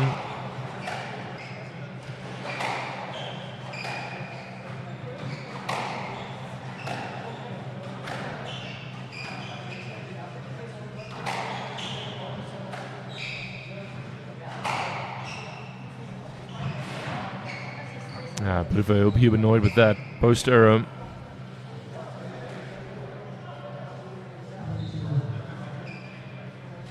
So the early lead for John Anderson gone.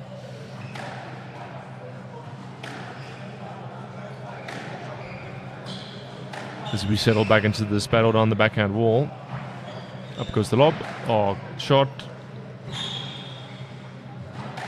And a good pickup from John there.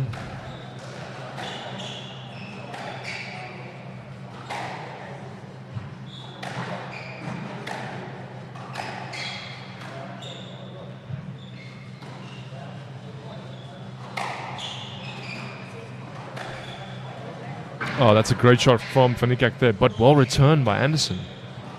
Great defensive work.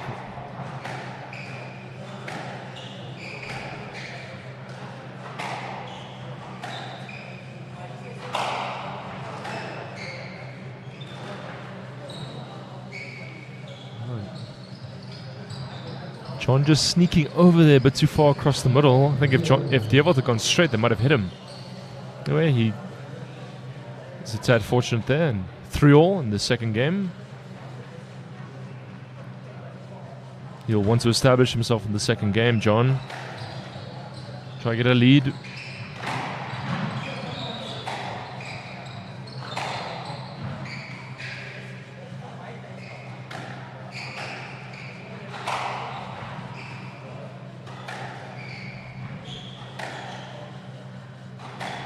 See, both players are varying the speeds of their length. Oh, that's a great line there by Anderson. He squeezed it into the side wall.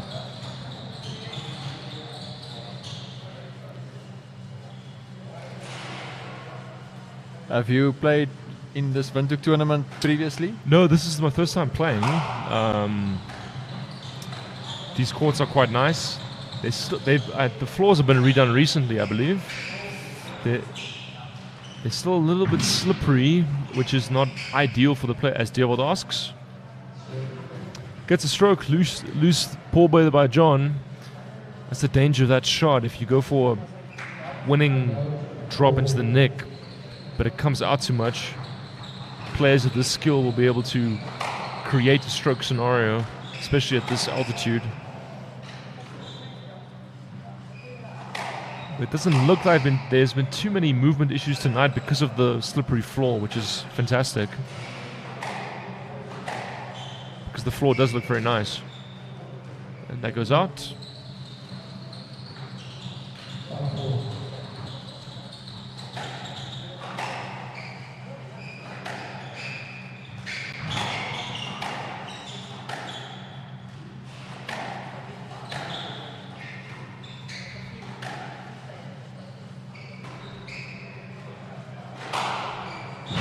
Yes, and a great change up there.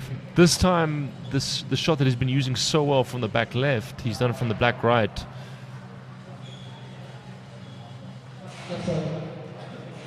That is something that, even though it's faster here at altitude, if you can make your opponent turn and the ball dies in the back corner, that's an effective cross-court length from deep, which is hard to do at the coast. Chance for Deovold. Misses his length. Look at this camera angle here. Chance for John. And he's made the mistake. I can see he's frustrated with himself there. He had a lot of time. Have you seen either of these two players play before? No, I wasn't really involved with our broadcast in last year's tournament. I think Deovold reached the final, if I'm correct. Yes, I believe so, yeah. Lost in the final. Have you commented on squash before? Not really. No, I think first time was like yesterday. Okay. But sometimes it is, a pair of fresh eyes can give you obvious insight sometimes that people who are more experienced do not. So what do you make of the professional game so far? Yeah, I think there's obviously more to it than what you always see on screen, and just to judge from that. That is true. Yeah, so some of the long rallies that we've seen, I think it's a very skillful game. Obviously, shot selection and decision making comes into it. Yeah, and you've got to do that quickly, which is one of the challenges of the sport. It's so fast, and if you make the wrong decision, it can go from giving an advantage up sometimes to even becoming the instrument of your demise, if you want to put it that way. But Deovold here with a comfortable lead, even though John is within striking distance at 5-8. If Anderson can get that, yeah, he's annoyed with himself again there.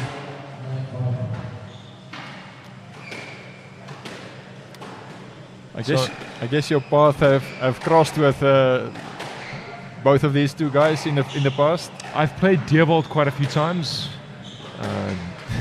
There was a period where I had never lost to him. I had won both of my first two matches against him. And then he improved enormously, and I've lost every single one of those since then. I haven't won a game. So yeah, he took those early defeats maybe, but he wanted to reverse those, which he's done. But he's improved enormously well, so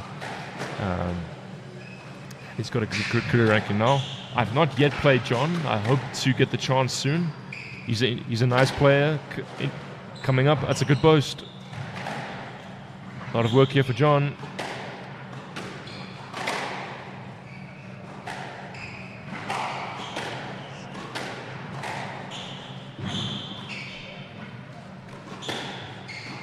It's a good tight winner there by Deovold van Niekerk. Second seed, looks in control. 2 games to love.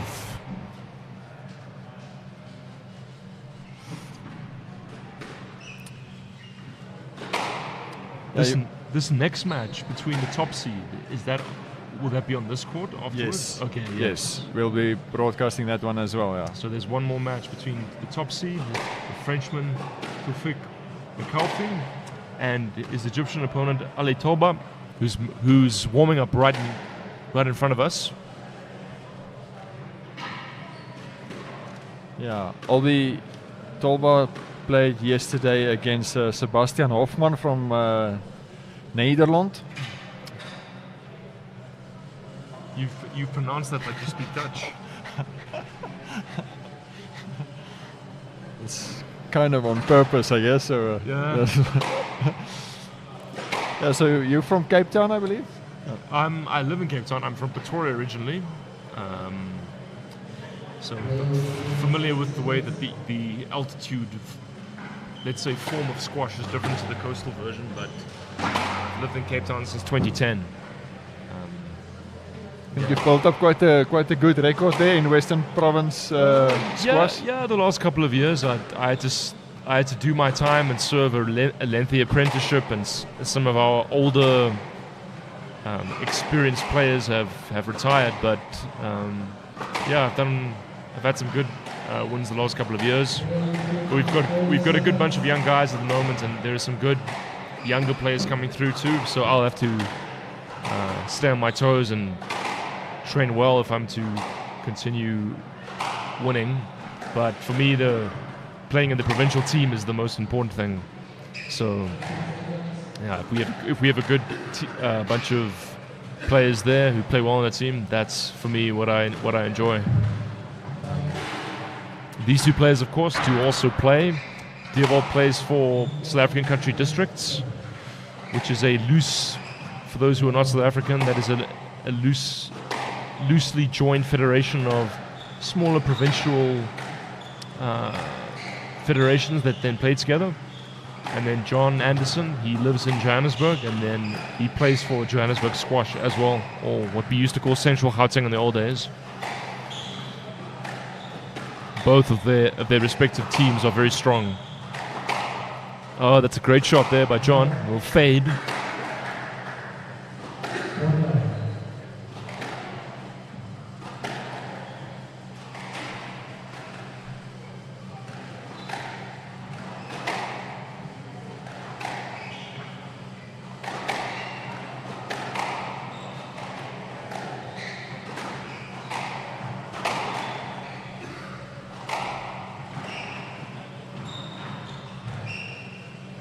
Up goes the lob. It's high work by John, but recovered by Van Niekerk. Chance. Should go short.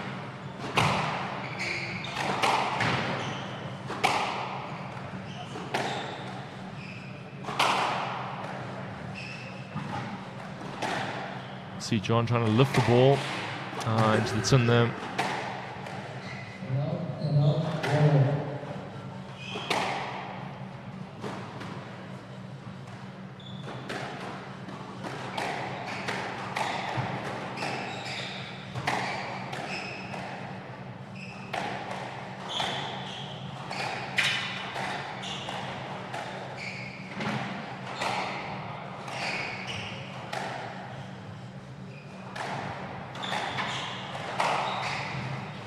Nice two attacks from John. He's got a chance. But Van Niekerk's defense keeping him in this. But the sidewall net has been found, or not.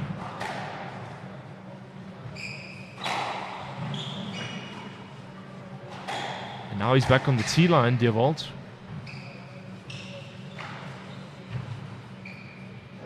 And that just goes out. One of the best rallies of the match so far. We can just see there the second seed's defensive prowess. Staying in that rally, and then he won it.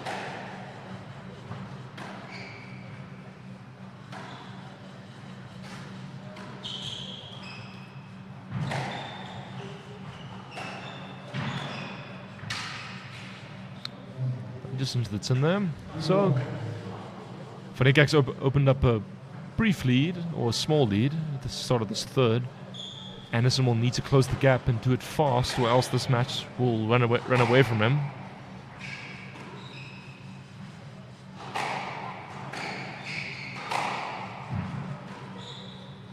Just stays in. Big lunge there by Anderson. But he's hanging tough. He is a fighter, so he'll stay in this match as long as he can.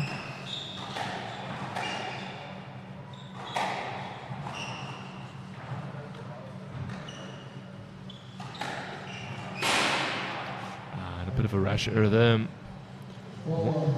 I wonder if that was just a missed timing, because it'd be very difficult to go for a drop from there. And second seed looking comfortable.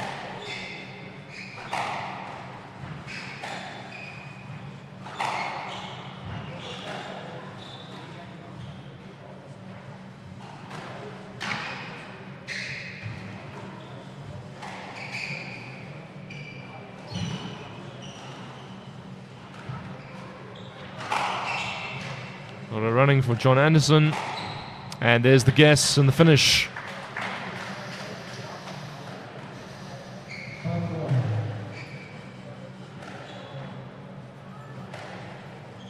It really is now or never from this young player from Joburg. He has to get on the scoreboard and make some progress.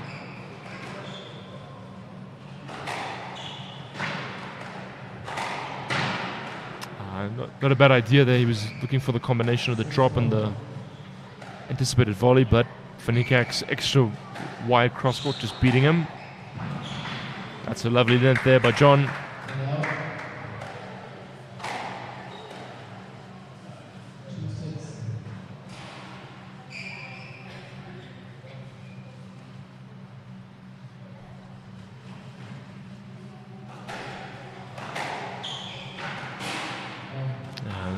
Mistake. Frustration there from John. He'll feel there's too many mistakes from him tonight.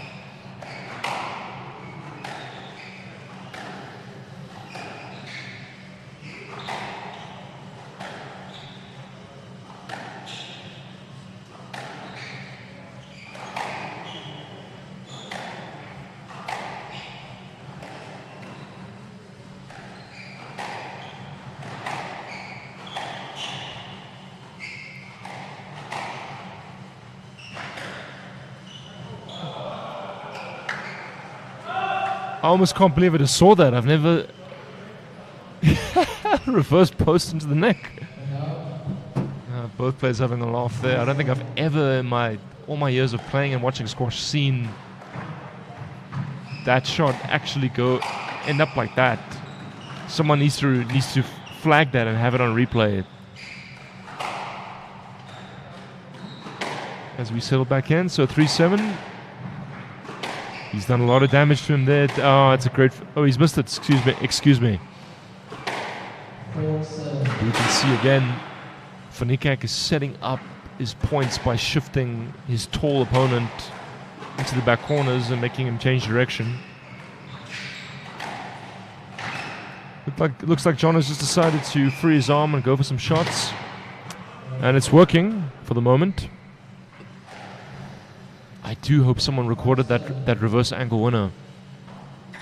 I'm not exaggerating when I say I've never seen anything like that before. It's almost in the United States they play a hardball form of John. Another fortunate outcome. Players having a laugh there.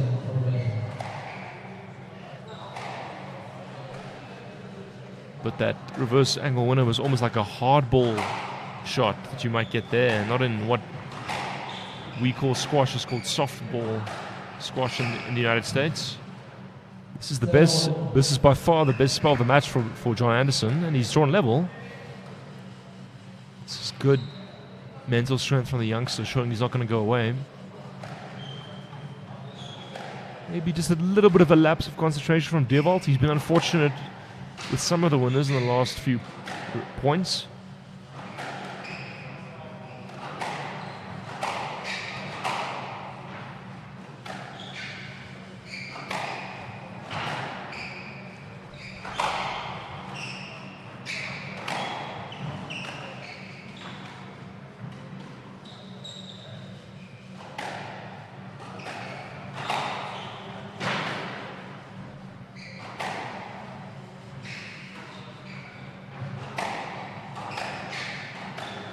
No surprise here that we have a long rally. Neither player will be wanting to make an error at this stage.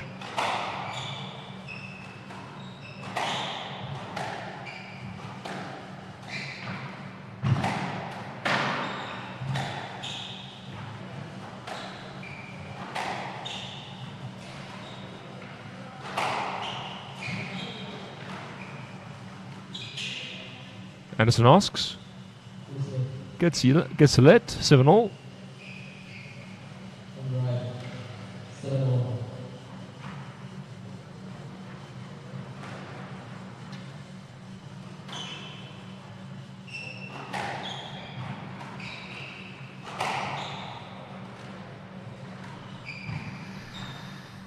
This is good stuff from Fanikak.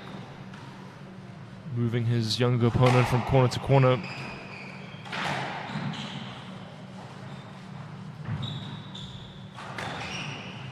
On for the nick there. John missed it. And the rally goes on.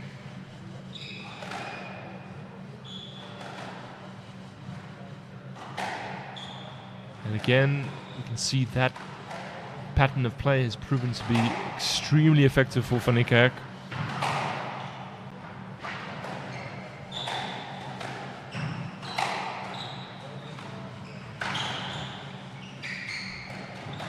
Long rally this one, punishing.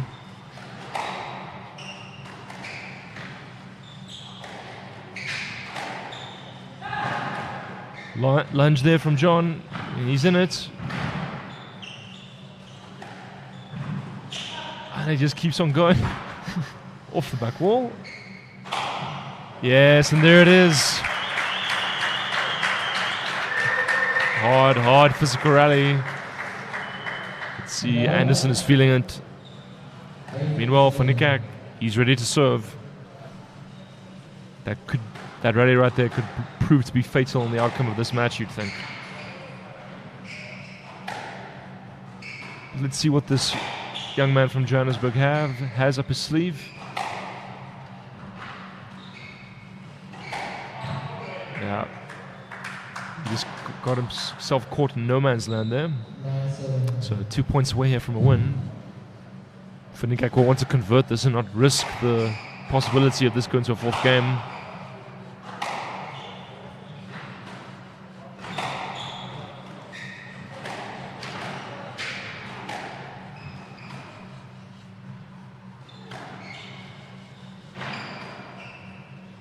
Just stays in.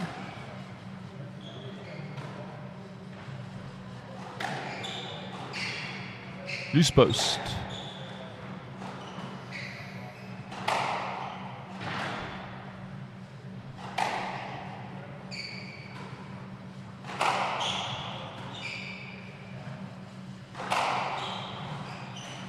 Yeah, forces the error there. I can hear him saying to himself, stay strong. He won't be happy with that error, and that gives the second seed 3 match points. Yeah, good finish there.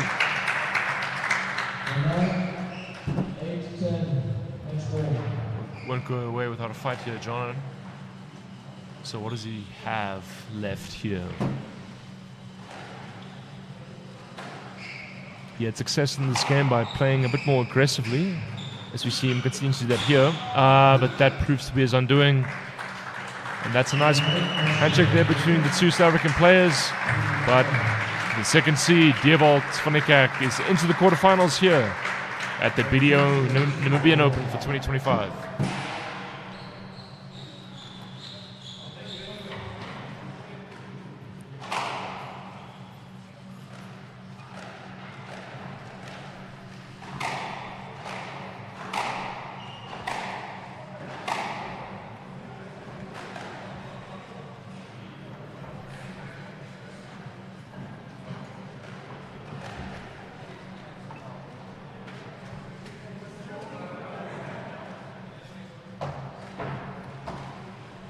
So the court being cleaned up from any moisture on the surface for our last match to come, featuring the number 1 seed in the tournament.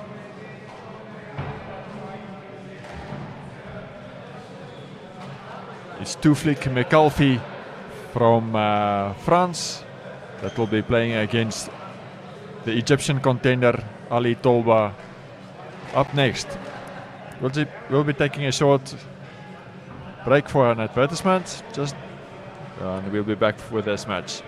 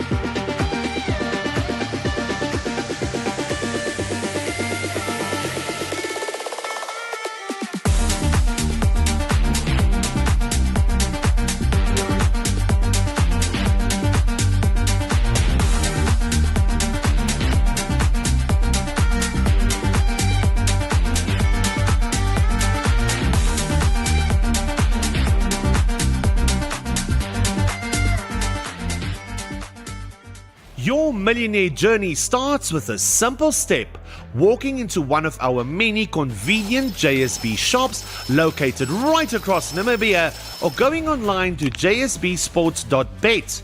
We've made it easy for everyone. To participate, you need to be a registered, valid and verified JSB account holder, including bank confirmation and ID. You must also be of legal betting age in Namibia and legally permitted to gamble. Ready to turn a small bet into a huge win and join the Millionaire Mania? Let's dive in. The path to the grand prize starts with earning a silver ticket. For the monthly silver ticket draw, it's simple.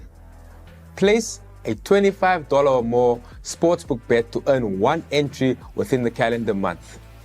Each subsequent bet of $25 or more earns you an additional entry.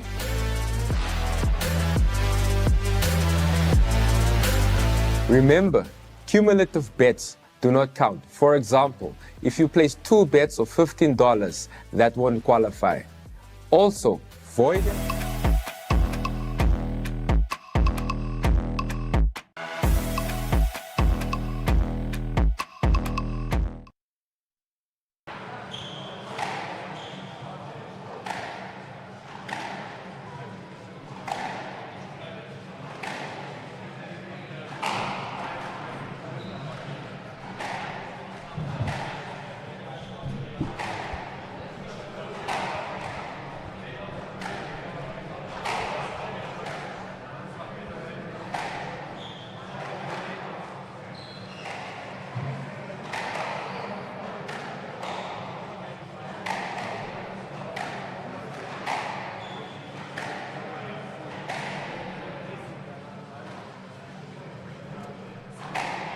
Next two guys warming up. The number 1 seed in the tournament in the red shirt from France, born in Toulouse, Tofik McAlfee. He'll be up against Ali Tolba. McAlfee that had a bye yesterday, while Ali Tolba, he got past the challenge of Sebastian Hofman from the Netherlands. Oh my gosh.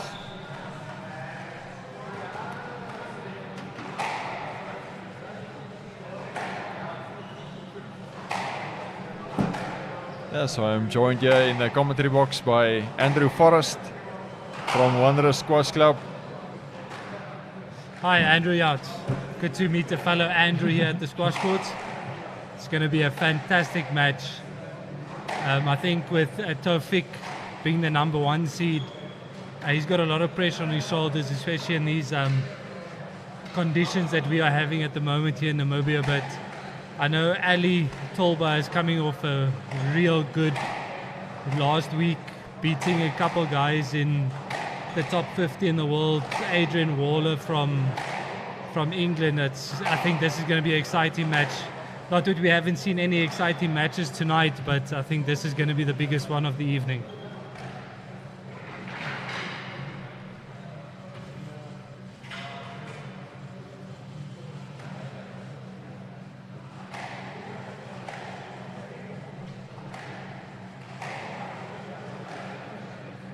Andrew, what do you take from the previous match with Deerwold being the number 2 seed against John Anderson?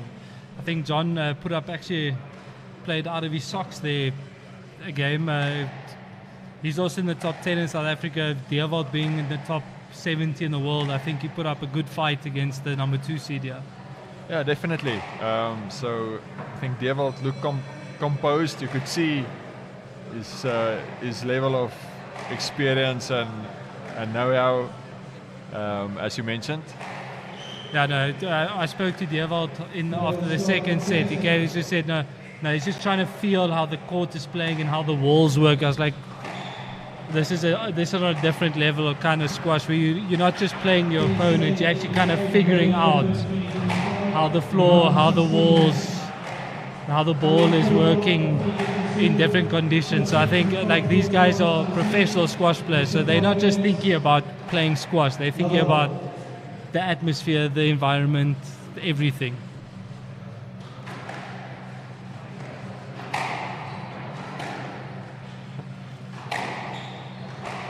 I think these two are just going to start, as you see now, they're just going to start playing constructive squash, just feeling each other out, pace down the line, just to see like how everything is going. Players have a very unforced area there from the number 1 seed, but I think this is how the first half of the match is going to go. They're just going to feel each other out, how the player is going to play the ball. I think it's going to be working out to be a very good match.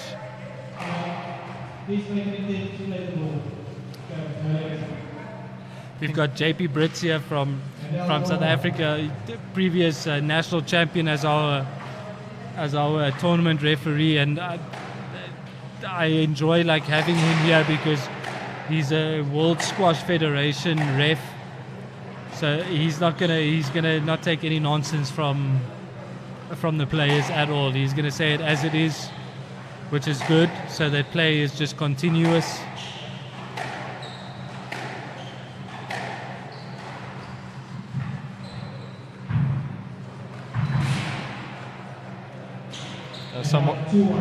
Somebody that was co-commentating with me previously earlier today, can't remember exactly who it was, but mentioned the expectation that McAuliffe, the number 1 seed, he can move like a Jack Russell across the court, despite his diminutive size. I think that's the advantage. Like, it's an advantage and disadvantage when it comes to like the pro level. When you're tall and you've got the height to, yes, I mean you can get to balls a lot easier and so on. Your strides are a lot less. But when you're at like Taufik and Damien Groenewald, you've got so much options when it comes to being deceptive with the ball, your body positioning and everything. So when that stuff starts coming into play, it can be so deceptive when you're playing against a guy that's a lot taller than you. Like they say, the taller you are, the longer it takes you to turn and the longer it takes you to change direction. So where the shorter you are, you're a lot more agile. You can move a lot more efficient, and also, like you say, he does move like a Jack Russell. Jack Russell is extremely quick on their feet. So now I think it's the commentating that they said earlier is 100% guaranteed correct.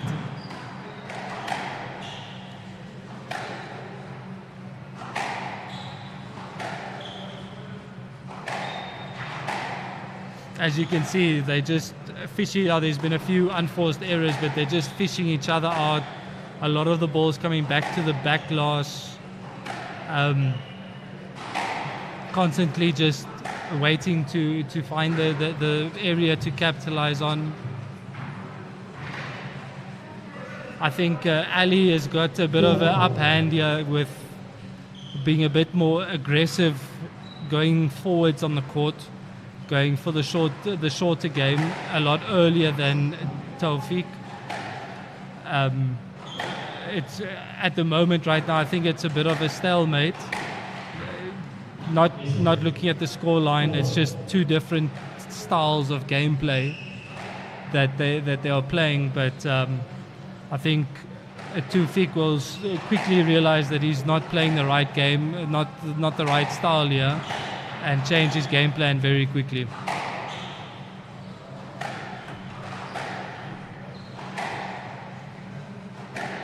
Andrew, now tell me, like, how have you found the tournament so far? The last 2 days, a lot more competitive than it was last year? I actually wasn't involved at all last year, so I can't really make comparisons to that. So I threw you under the bus a little. Yeah, I think my colleague Dani Boysen was involved with the commentary, and can't exactly remember what I was doing that weekend. But it's really been a revelation, I would say. Do you think, like, personally, on your own personal perspective, like if I know you do a lot of sports raps, and you do a lot of journalism according to like what's happening in Namibian sports and sports worldwide. How do you see Namibia's the squash, this kind of tournament on the level according to like other sports industries, other sports codes, like according to the organization, the quality of players that have come from overseas? Yeah, no, it's definitely up there, and I think it's good to see for the Namibian sport and specifically for squash. I think it's definitely a step in the right direction. As you've been mentioning in the media, it's the biggest in Namibian history. For squash, in terms, by the metrics of the number of entries, the world ranking positions of some of the contestants. So it's definitely a good sign. I couldn't agree with you more on that. I think Namibian squash, along with squash being added into the Olympics, I think this has been something that we've been Namibian squash Wanderers ourselves, being a Wanderers squash member myself, that we're striving for, to make sure that we can give our members, our juniors, like the best possible exposure to see what kind of level they can play at and dream for. I mean, we saw Francois Junior Anakom last night was unbelievable. There's a funny story about him today. The PSA registered him on the worldwide ranking list that they use as squash levels. So this morning, when everybody woke up, when they registered him again on the squash levels, he became the number one in the country overnight. I told they had to go say, they said he's already got a squash levels count, like just go and readjust everything. But for one night, he became a 14-year-old number one in Namibia within like 12 hours, which is great. I mean, for a junior at his age, was unbelievable. He played an unbelievable opponent. Unfortunately, he lost tonight in a massive 3-2 5-setter, losing, I think, if I remember correctly, like 14-12 in the fifth.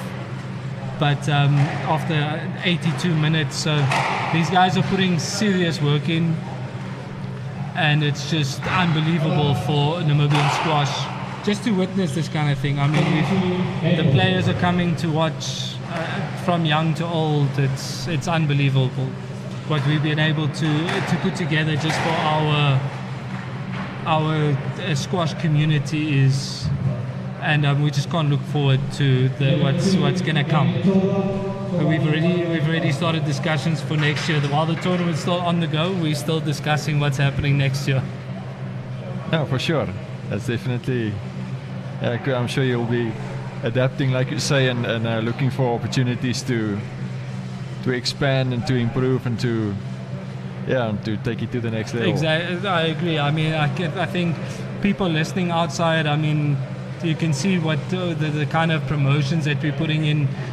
Guys can see exactly how our court looks with the BDO signage that's on. I mean, we go out of our way for our sponsors because that's how we survive. So to have these kind of events is just unbelievable, not just for us as a community, but exposure towards our corporate sponsors, BDO, Powerline Africa, everybody that's involved. So Nama Poultry, it's just, I think everybody's seeing the amount of work that's being done behind doors, that they can see like there is a plausible promoting, advertising, whatever in squash. And I've been hearing from all the players from overseas, they can't believe that a country like Namibia, as small as we are, can host an event as big as this and be better than tournaments that they go to in first world countries. Maybe a bit of a surprise there in the first sets. So 11-2 to Tolwa. Yeah, for sure. Like I said in the beginning, I think Ali is coming. I think Ali's chest is pumped. He's coming off a week of great. Like his confidence is booming. He's beaten guys the last. If I remember correctly, I could be corrected, but I think last week he beat two guys in the top 50 in the world. So to come and play in his second round match against number 62, if I'm correct, 62 in the world, it's not something different for him. He's just going to go about his business. I think Tawfiq has got his work cut out for him. He needs to, if I look at if the scoreline 11-2, he's making so many unforced errors that Ali is just going with the flow. He's just staying patient. Doesn't need to really push so hard. He's just being a patient squash player, waiting for Tawfiq to give him the opportunity either to win the point or just to force an unforced error. Because he's not really doing anything fancy at the moment. He's just playing basic squash, which I think Tawfiq needs to maybe get back to, just to stabilize the atmosphere, stabilize the set piece, and just start from there. Because Ali is definitely walked away with the first set, especially in 8 minutes. I mean, that's not even, doesn't even hurt the legs on 8 minutes.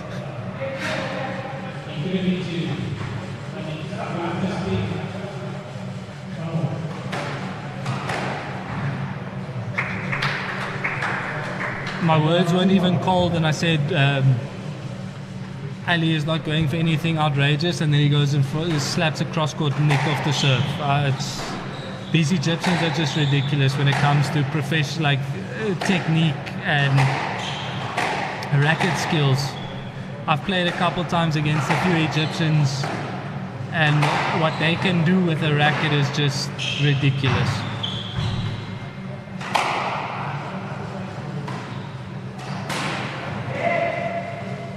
There we go. There's the unforced error from Ali, just because Tawfiq was just making sure the ball's coming back. He wasn't putting any pressure on Ali, just making sure the ball's coming back. Ali wants to go, and he's a bit impatient. But if you won the first set 11-2, you get the feeling like, okay, I've got a bit of a gap.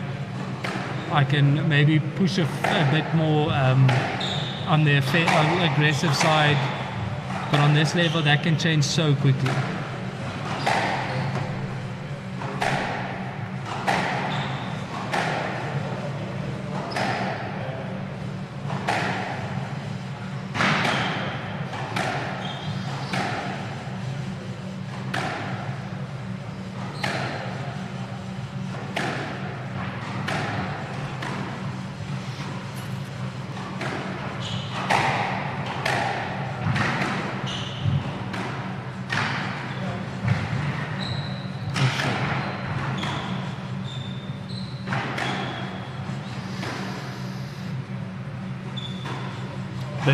This is the squash I was talking about. Very constructive, very patient.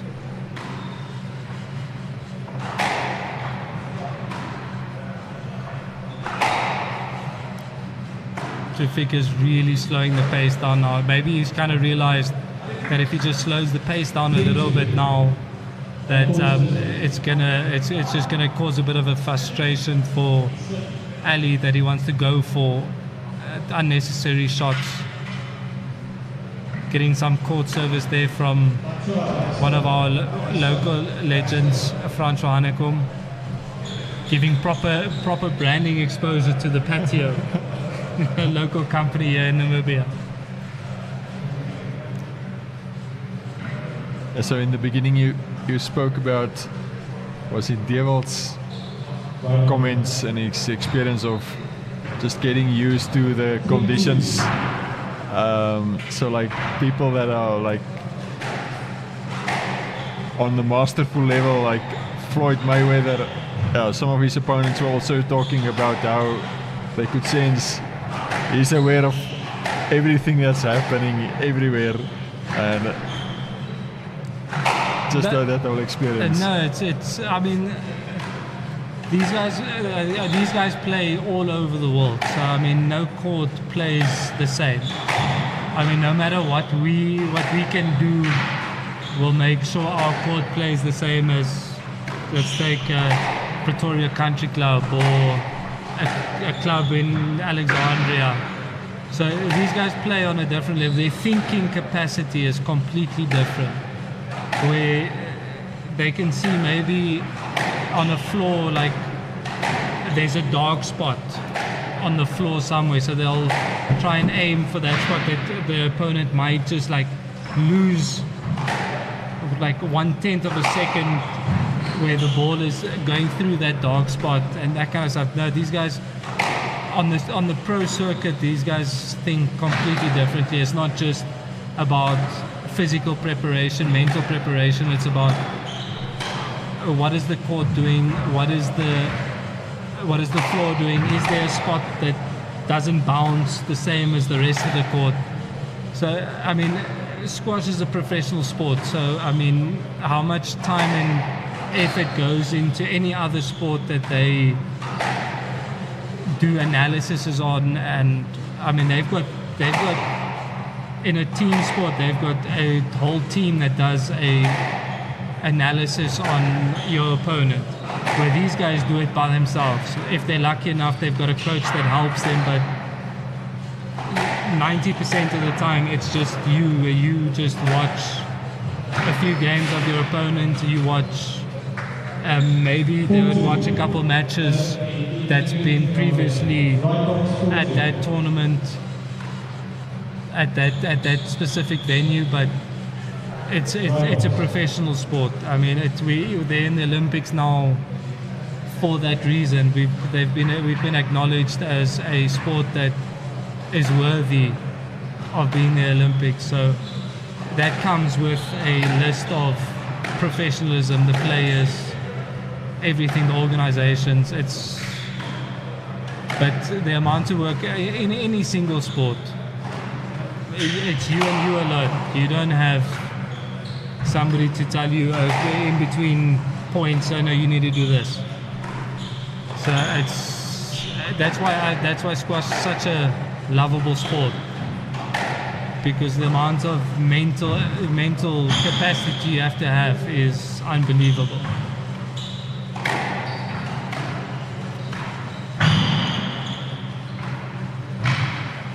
You can see You can see Tufik is now switched on.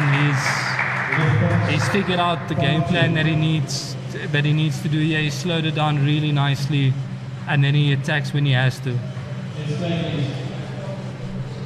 A little bit of a disagreement between them, but luckily we've got JP Brits on board saying, guys, come on, play must be continuous, let's go. Just take your turn.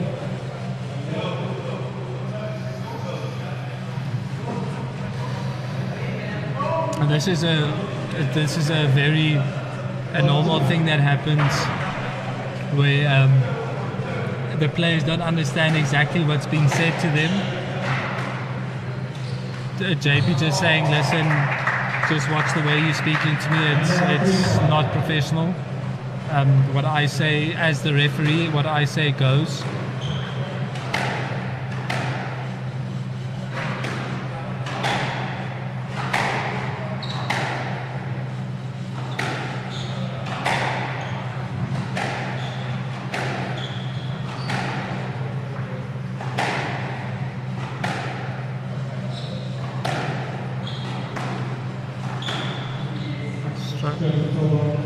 Definitely a stroke ball there.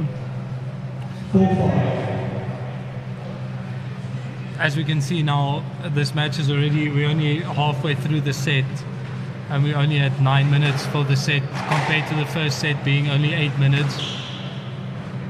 So you can definitely see Tufik he's definitely kind of started getting to rhythm with his play.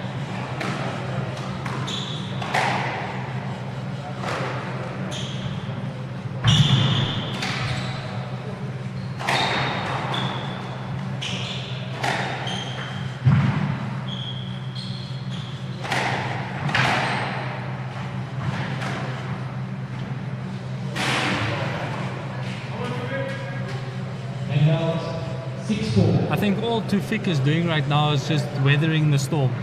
He's just making sure the ball's coming back. He's picking up all the balls, and Ali is getting forced into trying to do something different because Tufik is picking up everything, and Ali wants to try and finish the rally instead of also just going back to basics, exactly like I'm saying right there. He's getting forced into playing shots that doesn't need to be done, very impatient, and Tufik is just weathering it. That's all he's doing.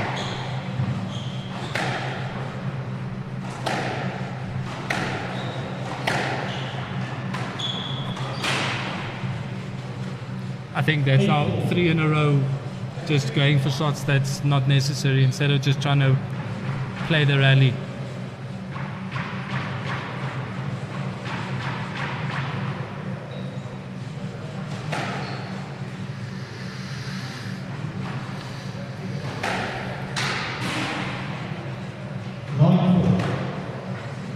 I think Ali's pretty much given up. He doesn't want to waste too much energy.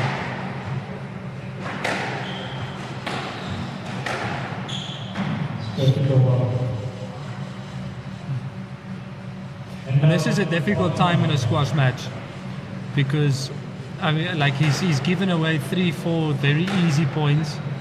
He's so far down, but the momentum in a squash match is so important. So even if he loses this set, but he can take another 3-4 points, the momentum is on his side. And that's the funny thing about squash. You can be so far back, but the momentum switch can change so quickly in squash.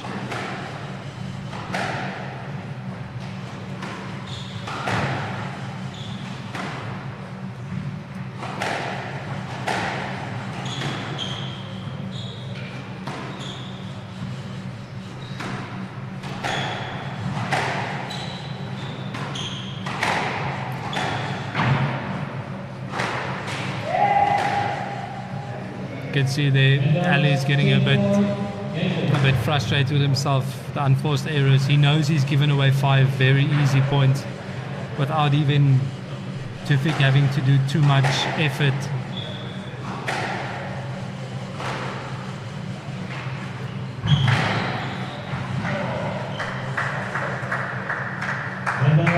16 game weight.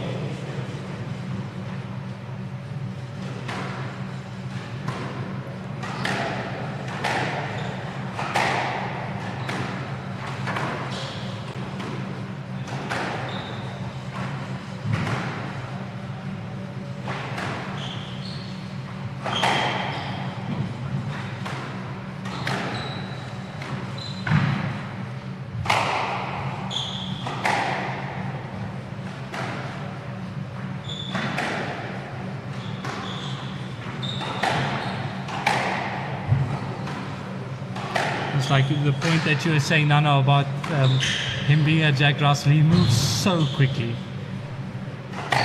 You think he's out of position and then he's there. Oh, such a great shot. Like you said, that's the explanation right there. I mean, it's just ridiculous quick movement there from the number one seed. It's unbelievable. Yeah, evening the score after 25 minutes. One set all.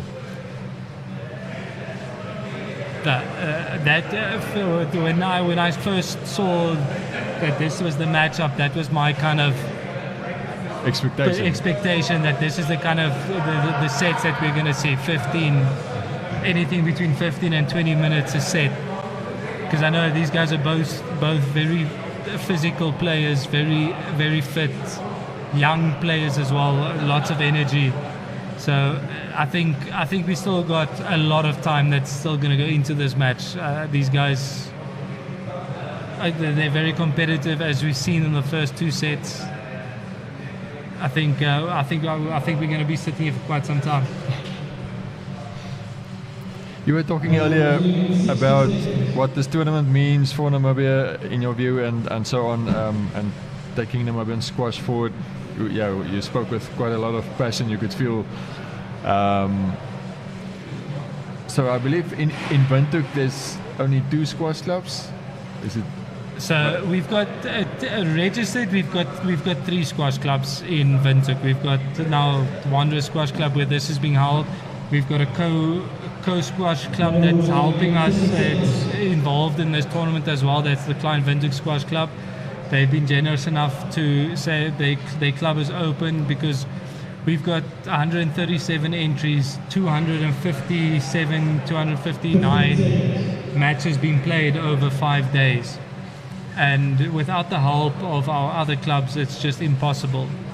Then you've also got UNAM, the university itself. They've got 2 squash courts as well that's been driven by Carl Kriel, one of Namibia's also top squash players. Youngster. He's still a youngster. He's still studying at UNAM.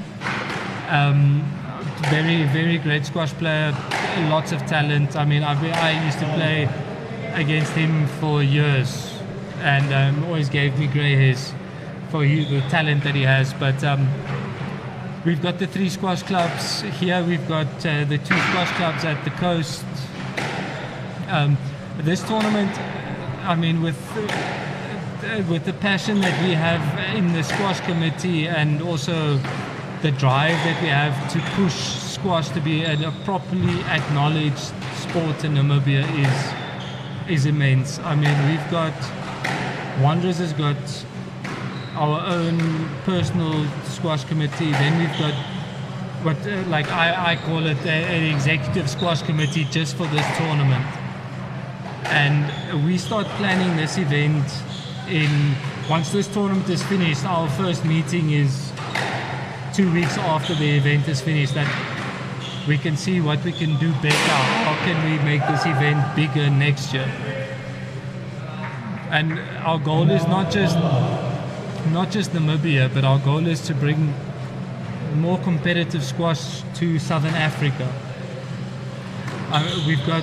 South Africa's got immense talent in squash. One of our neighboring countries as well, Zambia, is unbelievably strong at squash. They've got so many good players. Numerous of them have come and played at this event. So we've got a lot of plans, and we're going to start trying to pushing those plans, and then always host, making sure this is the big one for the year.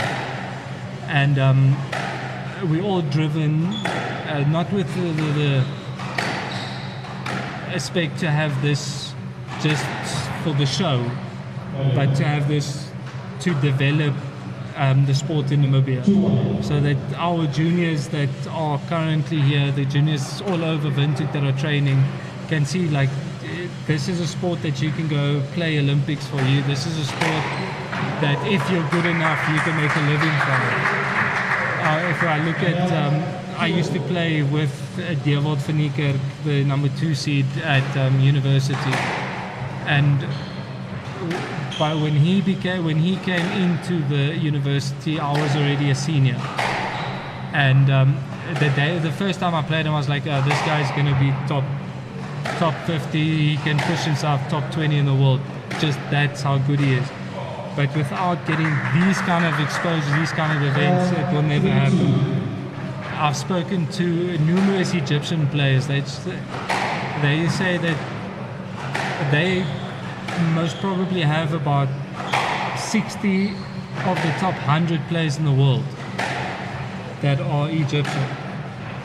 So it's also an African country, so why can't we strive to get maybe 3, 4, 5, 10 from Southern Africa that are in the same class? And we've seen that, I mean, Francois Hanekom Jr. is definitely a squash prodigy that's coming through the lines now. He lives and breathes squash besides getting all his stuff done at school, and he's just an unbelievable talent and we need to look after him. We need to make sure that he gets the proper exposure, and with these kind of events that's possible. I mean, we've got about, I could be under correction, but I think we've got about 20, between 15 and 20 players in our normal A division that are foreign players, and that's the way we prove our game. It's from playing people on a different level that can show you, okay, but I can do better. There's areas that I can improve on. No matter, even if I'm number 1 in Namibia, there is still an area to be better in.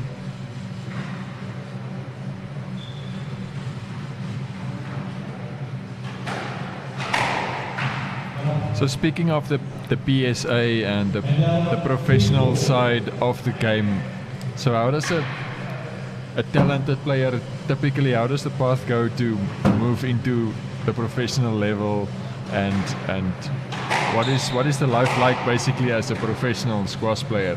The right path for a squash player? That's a very good question, Andrew. Because I mean, you can always register. The PSA is an open source, so if I want to, I can register on the PSA and play as many tournaments as I possibly can. But what the PSA has done in the last couple of years was they've made the bracket bigger. So a couple of years ago, you had a minimum prize money fee to be able to host the PSA event. And I think the PSA went and looked at the whole structure and said, but this isn't working. We're not opening ourselves up enough for all the players worldwide, not just locally, worldwide. So they came up with the PSA World Tour and the PSA Challenger Tour. So the PSA Challenger Tour is from a satellite tournament to, I could be corrected, I think 15K would be hosting now is the minimum or the maximum requirement for a challenger tournament, and then above that becomes world tour. So the PSA opened themselves up to a bigger broad of players that are able to register, able to play on the tour, and from there they built the numbers. When I used to play the PSA, we had I think the PSA was accumulated of 400 players worldwide on the PSA circuit. Now we're looking at 8 to 1,000 players that are constantly on the tour playing, registering for tournaments. So I think the PSA, that was, I think, one of the reasons why we were able to get the Olympic status, because of the way it was restructured. Jeez, that was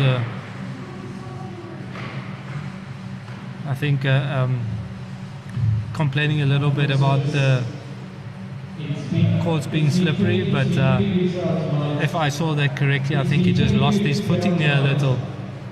You had to change direction very quickly in the sprint.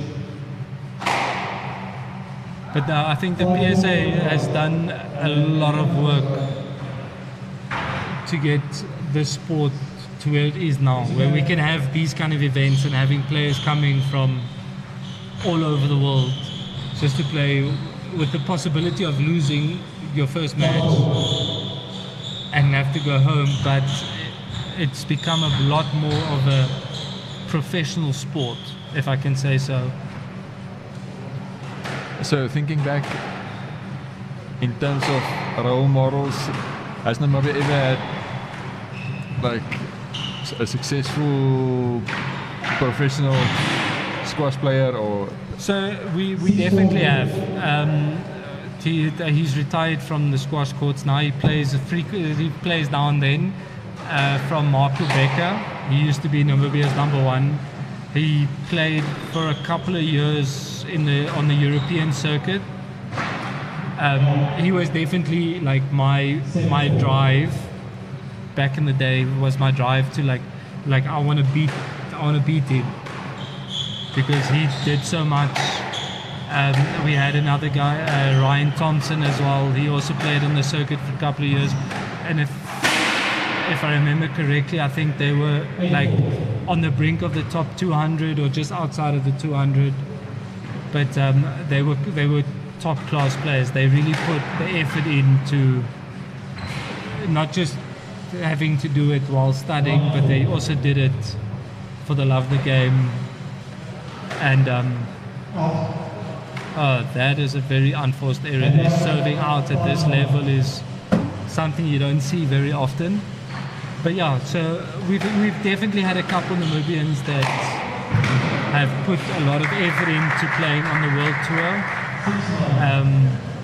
Only the biggest problem is when it comes to playing from the Namibian perspective is if a Namibian has to play on the world tour, you have to breach out. You can't play in Namibia or South Africa. You have to go to the Europe or to the States, where there's a lot of tournaments. And unfortunately for us, that costs a lot of money. But at the rate that the squash in Namibia is growing right now, I think a lot of the corporates are starting to see what squash is. I mean, we've seen the development of this tournament in particular. Every year that we host this tournament, we get new sponsors on board. So it's not just from the tournament, the 2, 3, 4 sponsors that we have. It's other corporates that are seeing what we're doing, from our branding exposure, from the advertising schemes to everything. I mean, we've got big corporates involved. Of course, we've got BDO, we've got Powerline Africa, Novel Namibia, and these guys have all seen that the amount of work and the amount of appreciation we put in for our sponsors is unbelievable. We've got Number Poultry that decided they're getting on board this year because it's just the amount of work that's been done behind closed doors to make these kind of things possible. I mean, Ikoso is a fantastic Namibian company, proudly Namibian, and they came on board purely because of the advertising that we produce for the rest of the sponsors. They just said, like, we would like to sponsor not just because of the squash, but because the amount of advertising that they're getting from this kind of event. As we see, they're now getting back to a little bit of squash, not just the tournament itself. Ali was able to claw himself away there again in the third set. We're 39 minutes in after 3 sets. Ali leads 2 games to 1.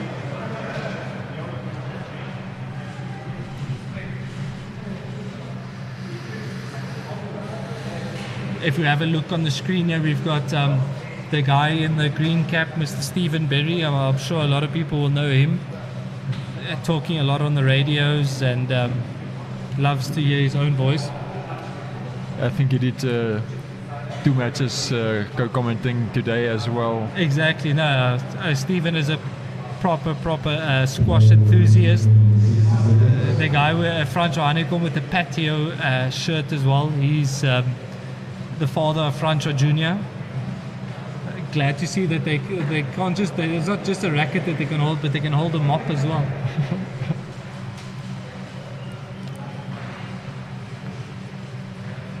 And of course he can hold the golf club. Which is 100% correct.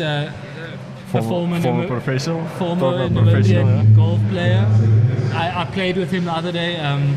Still strikes the ball unbelievably well. He made me look very bad on the golf course with his remote control golf bag. But yeah, no, lots of talent here at the Wanja Squash Club. I think what I can say to all the viewers and listeners, like, guys, tomorrow's quarterfinals. No matter what happens at this match, we're sitting here, I don't know what the time is now, it's probably very late. These guys started playing at 5 o'clock this afternoon, and we're closing it on 10 o'clock. These guys are unbelievable athletes, and it's just going to get better and better and better. Tomorrow's quarterfinals, I think we've got a jam-packed, action-packed quarterfinals that's going to be waiting for us tomorrow.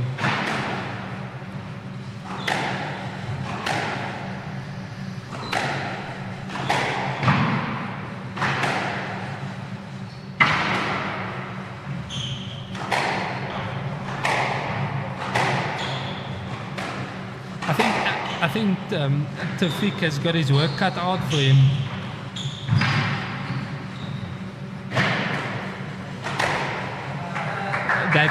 That is what I call the Egyptian flair. They are not scared to do anything on the squash court.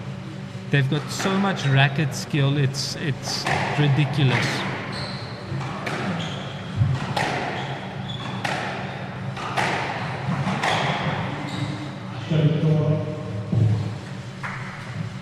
Stroke there, Tawfiq is not happy with that one, but I fully agree with JP there, the referee. Very much in the way there. Tawfiq, I think, is getting a little bit impatient here.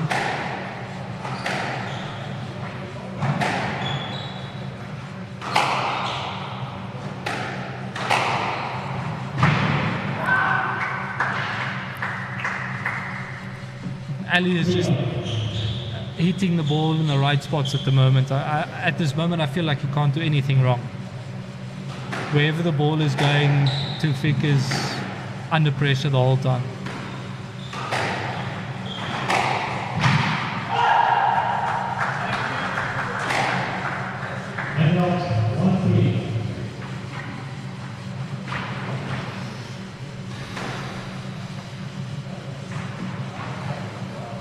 Now, Andrew, tell me, have you enjoyed the squash so far the last 2 days? Yeah, I did. I think I'm also looking forward to the knockout phase of the tournament. I think it's, of course, every player also brings his own character to the game. Yes. Yeah, unfortunately, we weren't able to watch what was going on the other court with the 2 Egyptians play against each other. Like, there's so much love for each other in the game, but also so competitive when they play against each other. I think they played for 89 minutes, and at the end they were just like so, like the aggression, the passion that they had on the court was unbelievable. So I think from tomorrow, with it being quarterfinals, when it becomes extremely, not that it's not extremely serious for these guys from round one, but I think from tomorrow, like, we're going to see so much passion on the court, so many like chest pumps and loud cries, and my point exactly just like that.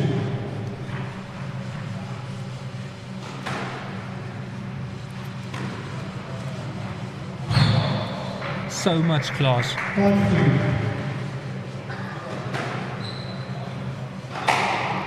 Andrew, I know you also played Premier League cricket for Wanderers. So, do you think there's enough cricket fields in Egypt? Talking of the racket skills.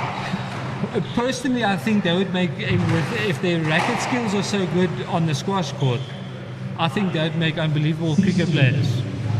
With the amount of wrist work that they can do, like if we look at the Indian cricket team, the way that they work their wrist, even though they lost 2-0 to South Africa today in the cricket series that happened there, but they've got so much flair, so much skill with their wrists, and in squash, it's a factor when it comes to your talent, what you can do with not just the racket, but the way you hit the ball, the way you can manipulate where the ball is going from your wrist.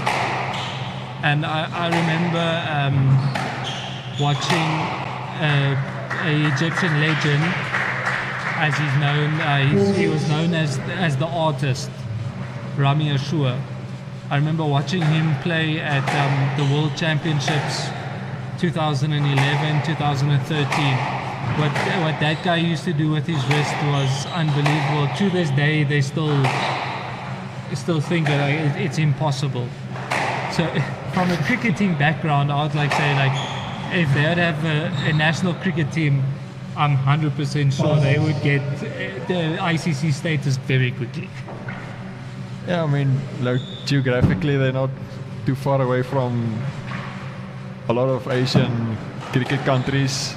So, yeah, I'm sure the game can actually develop quite fast. Definitely. In terms of exposure. I think like Egypt is a sporting country. I mean, they've got their soccer is absolutely amazing. I mean, African champions numerous times. They've got players playing in the Premier League and everything. So I think whatever they take as a professional sport, they excel in. And also being so close to the rest of the world, they it's a lot easier to get the better exposure. I know a lot of the players from Egypt, a lot of them personally, especially like Mohamed Al-Shabagi, that's in the top 10. He's the ultimate longest racket player to be in the top 10 in the world for so many weeks. Better than Roger Federer, Rafael Nadal, all those amazing tennis players. And because they've got the opportunity to be so close to the rest of the world, being on the top of Africa, they just jump over the border and they're playing in the European circuit. And they obviously get a lot more exposure. But saying that, you need to have the skill. And a lot of those players have proven themselves over and over again that they are. That's why they're the best in the world.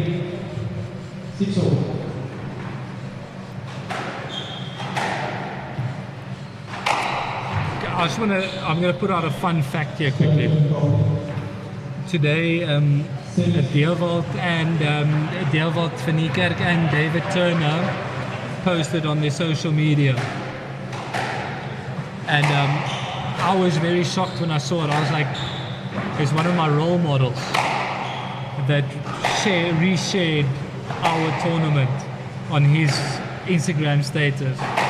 And he was also former world champion, British number 1, which was so amazing was to see. It was like Nick Matthews that reshared all the posts that these guys have been making of our tournament. Just shows how big, like how much exposure this tournament is getting just from the international players coming here. I was shocked. I was like, this guy's my role model and he's posting about our tournament that we're hosting at the bottom of Africa.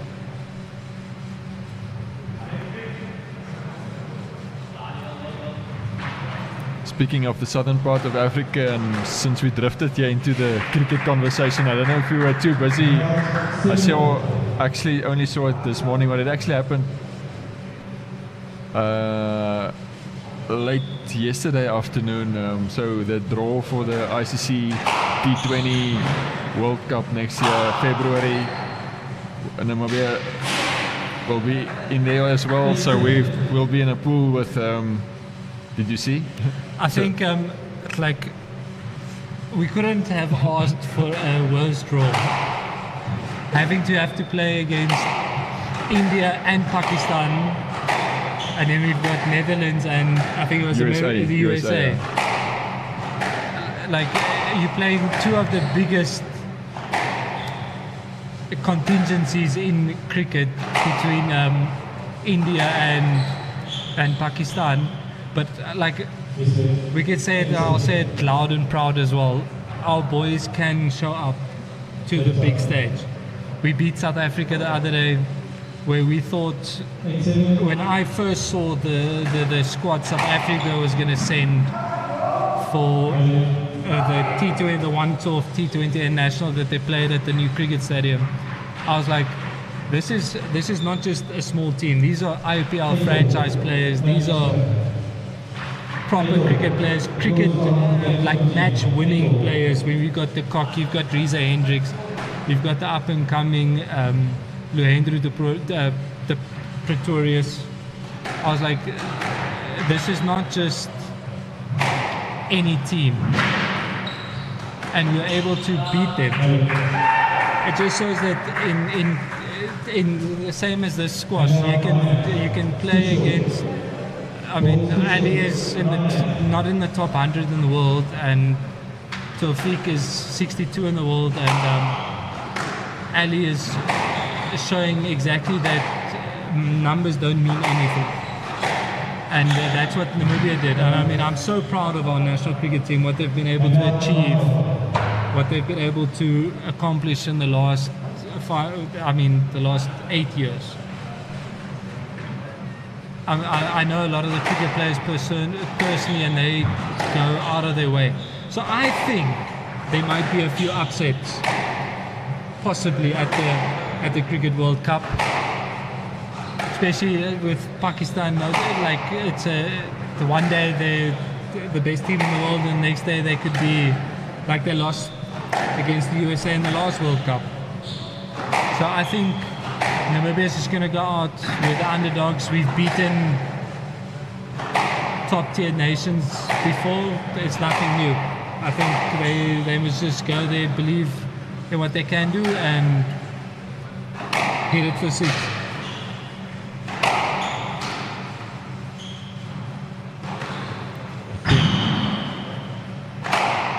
Tense point in the context of this match. Yeah, for Tawfiq, this is a massive point. To get that 1 point advantage, 2-1 down is massive. You can see the players have gone back to playing a bit more balls to the back, to hit the back glass, waiting for an error to capitalize on.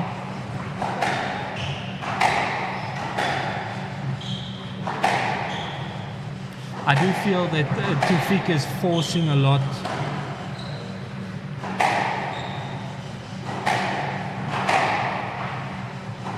Ali just feels, I just see like he's a bit more composed. Oh. Ali talking to his contingency here on the stand. I think that was a massive point for Tufik. I think if he can capitalize on this set, we're going to be in for a massive fifth set.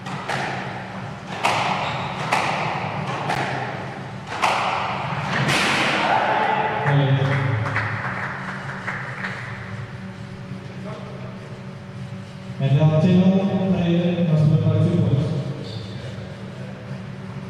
Big point here. Either way where this goes, this is a big point.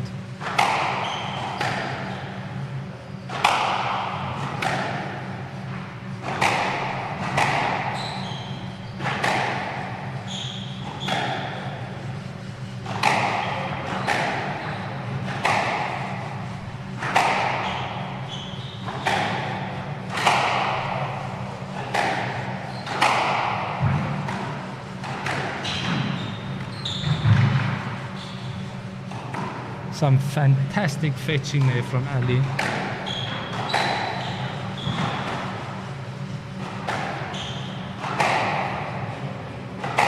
Ladies and gentlemen, this is best squash in the world right now. Stroke ball.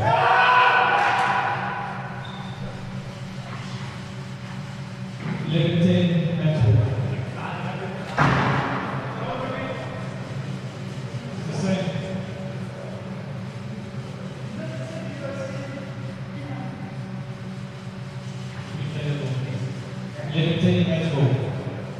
Ali's got match ball here on the number 1 seed in the tournament. This is, like I said in the beginning, Ali is on a massive high right now about taking out the guys in the top 100 at the moment.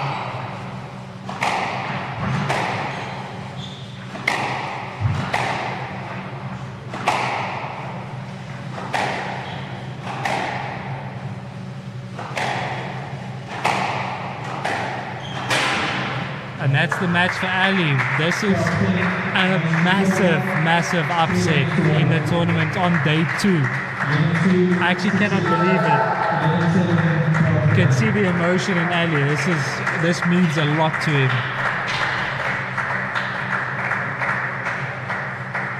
56 minutes in 4 sets. It's crazy the amount of work that they just put in.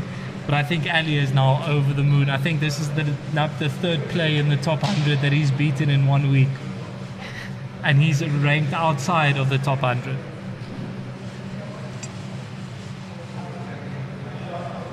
Yeah, unbelievable result here in Windhoek.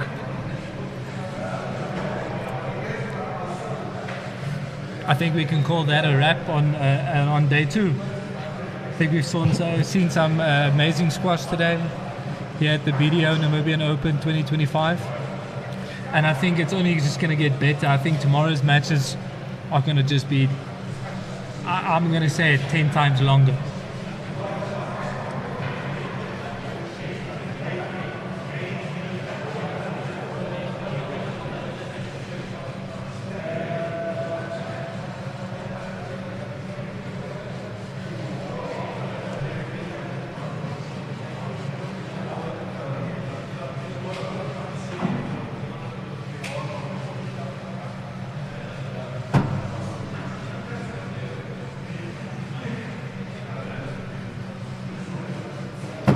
So tomorrow we're going to see some massive games. I mean, Damian Groenewald from South Africa came up with a blistering start in his match today, winning 3-2 after being 2-love up. Managed to fight himself back in the 5th after being 2-love up, going level at 2-all and then winning in the 5th. We've got Yannick Omlar against Mohamed Gouam, which is going to be a massive match. Yannick all the way from Germany playing really, really well tonight. And then we've got the battle of last year, where we've got Dewald van Niekerk, the number 2 seed, against Abdullah Amir Hafiz. They played each other twice last year, once at this specific event last year and then once at the All Africa Championships last year as well. So I think Dewald has got a 2-love lead on him, and he's definitely going to want to extend that lead onto 3-love tomorrow.